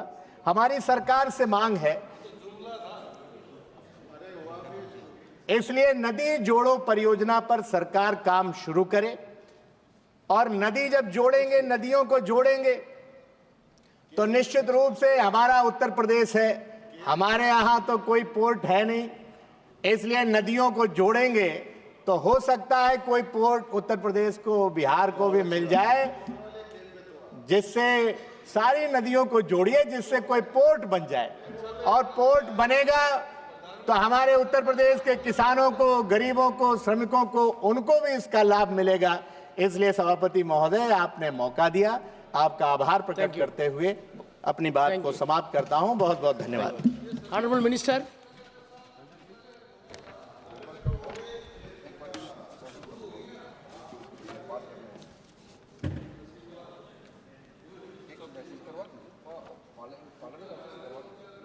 Respected Sir, today I am especially thankful to all the Honorable Member of Parliament who took part in this particular discussion of the bill. Especially Mohammad Said, Vishnu Prasad Tarai, Pratima Mandal, Kalanidhi Bharaswamy, Alok Kumar, Mathu Kumili, Sri Bharat Virendra Singh, Arvind Ganpat Sawan, Rabindra Dattaram Wekar, Bhaskar Muralidhar Bhagara, Captain Pariyato Fernandes, Avijit Gangopadhyay, Gurumurthy Madila, Advocate Chandrasekhar, Dr. Pradeep Kumar Panigrahi, Sasitha Nanthan R, Rajaram Singh, N.K. Premachandran, Nishikant Dubey, Supriya Sole, Anil Desai, Darshan Singh Chaudhary, Sugata Roy, Hanuman Beriwal, Vishal Dada Patil, Hemant Vishnu Sharma, Salbharas V. Anand Bhaduria. So I am thankful to everybody. And this bill, as you have already, with your limited understanding, you have expressed your views.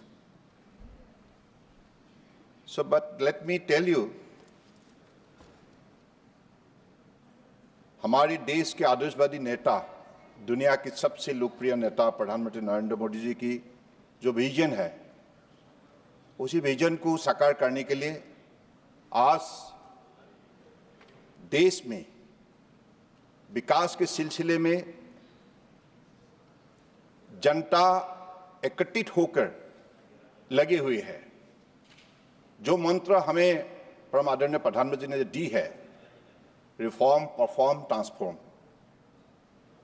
उसी नीति के आधारित आज आप लोगों ने देखी है कि कैसे legislative reforms, policy reforms, financial reforms लाया गया और जिसकी वजह से देश आज विकास के रास्ते पर तेज से चलने लगे।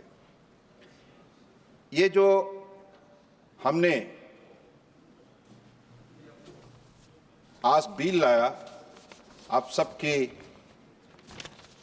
सहयोग चाहते हुए इस बिल 168 ईयर्स ओल्ड, एक पुराना कानून जिस समय पे ब्रिटिश का राज थे, उसी कालखंड में अलग अलग देश में उसी देश का नाम के आधारित उन्होंने कानून व्यवस्था प्रस्तुत की। तो आज हमारी स्वतंत्रता मिलते हुए आप लोगों ने देखा है कि 78 ईयर्स हुई है और 76 ईयर्स एक रिपब्लिक होने के नाते हमें जो स्वीकृति मिली है। तो इस कालखंड में सबका ही मानना है, हर भारतीय का ही स्वाभिमान का सोच है कि हम स्वतंत्र भारत की कानून व्यवस्था लागू करें। इसलिए प्री इंडिपेंडेंस जो स्टैट्यूट है उसका रिप्लेसमेंट और रिपील के लिए आज इस बिल लाया गया है। और इस बिल में हमारी जो भी स्टेक होल्डर्स है, खास करके शिपर एंड कैरियर्स, सभी स्टेक होल्डर का साथ एक्सटेंसिव कंसल्टेशन के बाद और जो लीगल एक्सपर्ट है सभी का साथ डिटेल चर्चा करने का बाद इस बिल को इस रूप में आप लोगों का समक्ष पे रखा गया है। तो इस बिल में खास करके हम लोगों ने जो सिंप्लीफाई की है ताकि ईज ऑफ अंडरस्टैंडिंग बने, जो स्टेक होल्डर है उनके लिए समझ में कोई कठिनाई ना हो। और इसमें खास करके जो क्लॉज 5 में केंद्रीय सरकार को डायरेक्शन इश्यू करने के लिए जो भी प्रोविजन रखा गया है, इसका मूल लक्ष्य है हमारे जो भी स्टेक होल्डर है वो किसी भी हालत में दिक्कत में ना पड़े। और आज जो आधुनिक जगत है, एक ऐसी शादी है, बढ़ते हुए चैलेंजेस के साथ और परिस्थितियों को साथ मुकाबला करने के लिए आधुनिक कानून व्यवस्था हमारे लिए बहुत आवश्यक है। तो इसके लिए ये फ्यूचरिस्टिक एक स्टैट्यूट है, क्योंकि अगले दिनों में जरूरत के मुताबिक to facilitate the stakeholders properly we have to make the provisions. That is why this clause 5 has been brought. मैं आपको जो हमें सवाल की है उसी हिसाब से मैं आप लोगों को भी आपकी सवाल की जवाब देना चाहता हूं। जैसे मोहम्मद सईद जी ने जो carriers of goods by sea bill के बारे में उल्लेख किया, मैं कहना चाहता हूं this bill being discusses is the bill of lading bill, not the carriers of goods by sea bill. The bills of lading bill relates to the transfer of right to suit and liabilities to consignees and endorsee of bill of lading. और प्रतिमा मंडल जी का जो सवाल थे उसी सवाल को मैं जवाब देना चाहता हूं। The power of the central government under clause 5 is limited to issuing direction for carrying out all or any provisions of the bill. This power is an enabling provision with respect to only the provisions of the Act. The bill does not seek to sense any existing provisions of the Indian Bill of Lading Act, which have been substantively retained in the bill with simplification of language. Therefore, the bill will not result in investor uncertainty. Since the bill only relates to transfer of right of suit and liabilities to consignee and endorsees, it does not relate to regulation of port and does not exclude state. ये जो आपका मन में जो शंका थी, इसी शंका का मैं जवाब दे रहा हूं। कलानिधि जी का जो सवाल थे, उस सवाल के जवाब में, the bill of lading bill will not result into legal recognition of e-bill of lading. The bill of lading bill does not provide any legal recognition to e-bills of lading, which will require a detailed framework. Wide consultation का जरूरत है, अगर इसको लाना है, stake holder का साथ consultation जरूरी है, और आईटी का है, और फाइनेंसिंग लाइक जो भी इंस्टीट्यूशन है, डिटेल में सर्वेक्षण करना होगा। जब मत बनेगा, तब इसको इसी हिसाब से लाया जाएगा। As it is evident from the current legal framework in other common law countries such as Singapore and United Kingdom, that have come up with a separate legislation that provide for the legal recognition of e-bill of lading.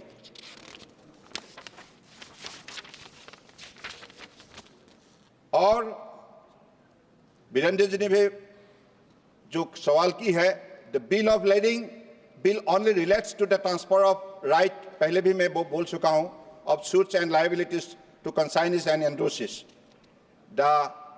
It relates to the contract of carriers between shipper and carriers, nor does it relate to safety of vessels. Therefore, issues such as insurance and freight are not relevant to this bill.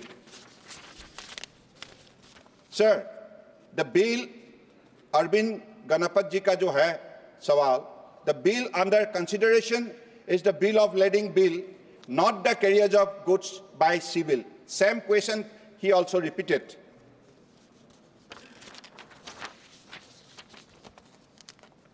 Then Gurumurti ji का जो सवाल था, इस सवाल का जवाब यही है कि the bill does not relate to major ports for which other statute exist.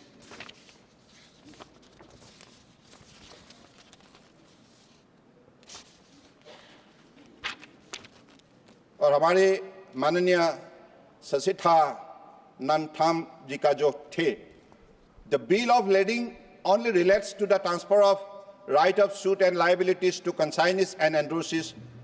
The bill neither relates to the contract of carriers between shipper and carriers, nor does it relate to the safety of the vessel. Therefore, issues such as freight are not relevant to the bill. N.K. Pramasandan ji ka jo thi, it will bring the law out of their pre-colonial mindset.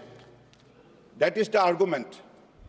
Also, some new provisions have been added which are important for the smooth implementation and enforcement of the provisions of the bill, which did not exist in the 1856 Act. This is in line with the modern legislative drafting practices which will lead to a smooth implementation of the law. The power of the central government under Clause 5 is limited to issuing direction for carrying out all or any provisions of the bill. This power is an enabling provision with respect to only the provision of the Act. It is limited to the provision of the Act. Devising a detailed legal framework and the overall architecture for recognition of e-bills of lading needs a wide range, as I have already said. Supriya ji ka और Anil Desai ji ka जो सवाल थे, the power of the central government under Clause 5 is limited to issuing direction, as I have said already. Recognition of e-bills of lading needs a wide range of stakeholder consultation. The bill deals with specific aspect of right and liabilities emanating from the transfer of bill of lading to a consignee or an endorsee. The bill of lading is a legal document not a contract. It's a legal document. It is only evidence of a contract. It is evidence of a contract, not a contract. The right and liabilities provided for are not directly emanating from the contract, but from the transfer of the evidence of the contract. Therefore, the bill does not contain any provision on dispute resolution or appellate mechanism.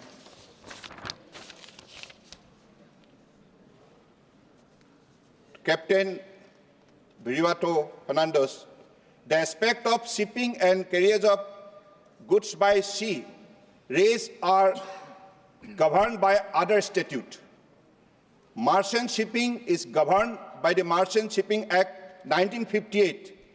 Ports, state maritime boards, major port authorities are governed by other statute. This bill only relates to bill of lading. The provision of the bill are not subject to the quantity or nature of goods being shipped. So these are the kind of, response as you wanted to know from my side. And for your information, let me tell you, this legislative reforms is giving a very, very important kind of boasting to the stakeholders, particularly those who are involved in this particular trade, maritime trade, because we are to create an ecosystem which will provide them ease of doing business environment, and particularly clarity of the legislation. If they have the clarity of the legislation, then definitely they could also put their report with full of confidence. So that is why Honorable Prime Minister's vision is always helping the nation to grow faster. And whatever reforms so far have been brought to the country in the different ministry you have seen, in my ministry, if I want to glorify the success story, it will take hours. Since 2014, whether it is Sagarmala program, or Maritime India Vision 2030, or Amritkal Vision 2047, in every sector you have seen what are the exemplary initiatives under the Honorable Prime Minister's direction and vision is taking place. As a result, it is giving a lot of boost and also for the faster growth of our economy. Just I want to cite out one example. International waterways. Up to 2014, let me tell you one example, very exciting. This particular act was enacted in 1986. And since then, up to 2014, there were only 3 operational national waterways in the country. Altogether 5, but operational were only 3. As a result, and also the kind of infrastructures growth and also the growth of the national waterways, whatever effort during that time the respective government has taken, is meager. Only 1,480 crores something. But that is almost 1986 to 2014. You just count the years. But in the last 10 years, if you look at, you will see total expenditure in this sector for the making of the infrastructure facilities in the different national waterways, it is more than 5,000 crores. And the cargo handling capacity, that time it was limited to 18 million metric ton per annum, up to that moment. But in the last 10 years, it went up to 133 million metric ton. So that is the good story, success story in this particular sector. And look at the shipping and port, modernization, mechanization, digitization in the port sector, you have seen. Now, JNPA has improved its capacity of container handling up to 10 million. First container handling port in the country who has attained this particular level of success. So this is happening only because of the Honorable Prime Minister's vision, honestly speaking.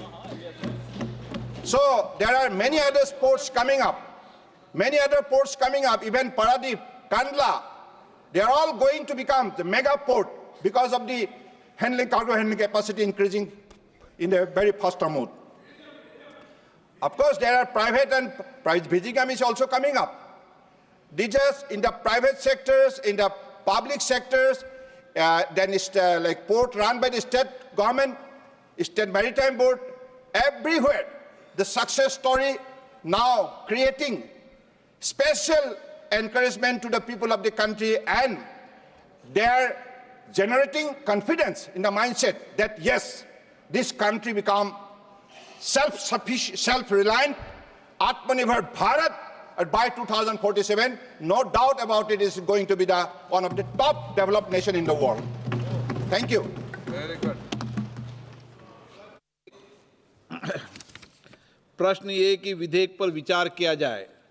जो सदस्य इसके पक्ष में हाँ कहें, जो सदस्य विरोध में ना कहें, मेरे विचार में निर्णय हाँ वालों के पक्षवा विधेयक पर विचार करने हेतु प्रस्ताव को स्वीकृत किया गया। अब सभा विधेयक पर खंडवार विचार करेगी। प्रोफेसर सौगत राय जी, संशोधन संख्या 3। Yes, sir. My amendment is in page 2, lines 6 to 11. Substitute every consignee of goods in a bill of lading or every endorsee of a bill of lading to whom the property is the goods therein mentioned referred shall pass to any individual or entity named as the recipient of goods or anyone who has been legally transferred ownership of the bill of lading through endorsement, essentially giving them the right to claim the goods therein mentioned, shall be subject to the same liabilities in respect of such goods as if the contract contained in the bill of lading has been made with such consignee or endorsee. This is just to make the bill more transparent. I move the amendment. प्रश्न ये कि सौगत राय द्वारा प्रस्तुत संशोधन संख्या 3 को स्वीकृत किया जाए। जो सदस्य इसके पक्ष में हाँ कहें, जो सदस्य विरोध में ना कहें, मेरे विचार में निर्णय ना वालों के पक्षवा संशोधन अस्वीकृत हुआ। प्रश्न है कि खंड 2 से 6 विधेयक का अंग बने। जो सदस्य इसके पक्ष में हाँ कहें, जो सदस्य विरोध में ना कहें, मेरे विचार में निर्णय हाँ वालों के पक्षवा खंड 2 से 6 विधेयक का अंग बना। माननीय मंत्री जी, संशोधन संख्या 2। Yes. Sir, I move to amendment number 2. प्रश्न है कि माननीय मंत्री द्वारा प्रस्तुत संशोधन संख्या 2 को स्वीकृत किया जाए। जो सदस्य इसके पक्ष में हाँ कहें, जो सदस्य विरोध में ना कहें, मेरे विचार में निर्णय हाँ वालों के पक्षवा संशोधन स्वीकृत हुआ। प्रश्न है कि खंड 1 यथा संशोधित विधेयक का अंग बने। जो सदस्य इसके पक्ष में हाँ कहें, जो सदस्य विरोध में ना कहें, मेरे विचार में निर्णय हाँ वालों के पक्षवा खंड 1 यथा संशोधित विधेयक का अंग बना। माननीय मंत्री जी, संशोधन संख्या 1। I move amendment number 1. प्रश्न है कि माननीय मंत्री द्वारा प्रस्तुत संशोधन संख्या 1 को स्वीकृत किया जाए। जो सदस्य इसके पक्ष में हाँ कहें, जो सदस्य विरोध में ना कहें, मेरे विचार में निर्णय हाँ वालों के पक्षवा संशोधन स्वीकृत हुआ। प्रश्न ये कि यथा संशोधित अधिनियम सूत्र विधेयक का अंग बने। जो सदस्य इसके पक्ष में हाँ कहें, जो सदस्य विरोध में ना कहें, मेरे विचार में निर्णय हाँ वालों के पक्षवा यथा संशोधित अधिनियम सूत्र विधेयक का अंग बने। प्रश्न ये कि उद्देशिका और विधेयक का पूरा नाम विधेयक का अंग बने। जो सदस्य इसके पक्ष में हैं वो हाँ कहें, जो सदस्य विरोध में ना कहें। मेरे विचार में निर्णय हाँ वालों के पक्ष में, हाँ वालों के पक्ष में हुआ। उद्देशिका और विधेयक का पूरा नाम विधेयक का अंग बने। मंत्री जी अब प्रस्ताव करें कि विधेयक को यथा संशोधित पारित किया जाए। आप एक मिनट मंत्री जी, निशिकांत जी कुछ बोलना चाहते हैं? माननीय अध्यक्ष जी, माननीय प्रधानमंत्री जी के नेतृत्व में शिपिंग सेक्टर ने बड़ा काम किया, इसके लिए मंत्री जी धन्यवाद के पात्र हैं। लेडिंग बिल में 2 पैरामीटर है सर, निगोशिएबल और non negotiable. Japan non negotiable है, चाइना जो है निगोशिएबल। हमने भी इनलैंड वाटरवेज के तौर पर हमारे यहाँ झारखंड में जो है साहबगंज में एक मल्टी मॉडल हब आया है। मंत्री जी के भी यहाँ क्षेत्र में जो है वो ब्रह्मपुत्रा, चूंकि पहले से उसका शिपिंग करता रहा है, तो वो आसाम में भी जो है एक मल्टी मॉडल हब बना रहे हैं, जिससे कि नेपाल और भूटान को हम इस तरह की लैंडिंग फैसिलिटी दे पाएं। तो मंत्री जी बताएंगे कि ये जो ब्रह्मपुत्रा वाला है और जो साहबगंज वाला है, ये दोनों कब तक ऑपरेशनल हो जाएगा, और निगोशिएबल और नॉन निगोशिएबल का जो लफड़ा है वो कब तक हम लैंडिंग बिल में खत्म कर पाएंगे? देना चाहे तो। मान्य अध्यक्ष जी, माननीय निशिकांत दुबे जी ने जो भी उन्हें आग्रह किया है, इसको विशेष रूप से ख्याल रखा जाएगा। विशेष रूप से मंत्री जी अब ये प्रस्ताव करें कि विधेयक को यथा संशोधित पारित किया जाए। I move that the bill as amended be passed. प्रश्न ये कि विधेयक को यथा संशोधित पारित किया जाए। जो सदस्य इसके पक्ष में हाँ कहें, जो सदस्य विरोध में ना कहें। मेरे विचार में निर्णय हाँ वालों के पक्ष में, हाँ वालों के पक्ष में प्रस्ताव स्वीकृत हुआ और विधेयक यथा संशोधित पारित हुआ। सभा की कार्रवाई कल मंगलवार दिनांक 11 मार्च 2025 को प्राप्त 11 बजे तक के लिए स्थगित की जाती है।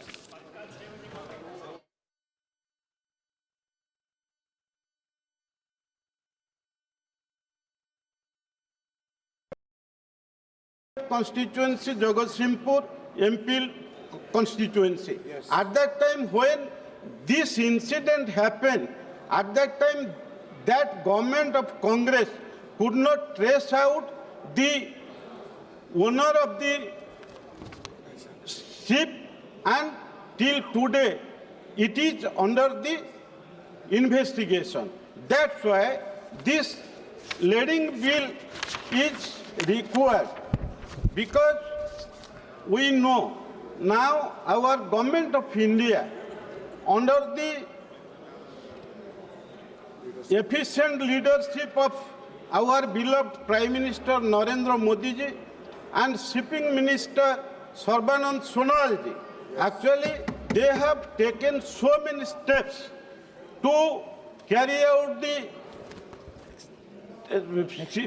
business relating to sea. Yes. So, in this context, I would like to mention here that Odisha so many minerals like hamar iron ore, manganese, coal, and so many minerals are there. And our coastline is around 480 kilometers from Ganjam to Baleswar. So many ports have been established, like Paradip, Gopalpur, and Dhamra ports are there. So it is also the planning of our government of India. It is the planning of our Honorable Shipping Minister and beloved Prime Minister.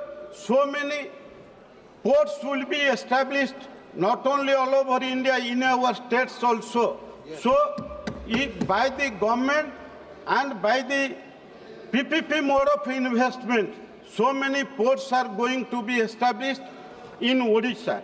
In this context, I would like to say that this is just to reiterate this House that India has a fleet strength of 1,526 vessels with 13.75 million gross tonnage in 2023.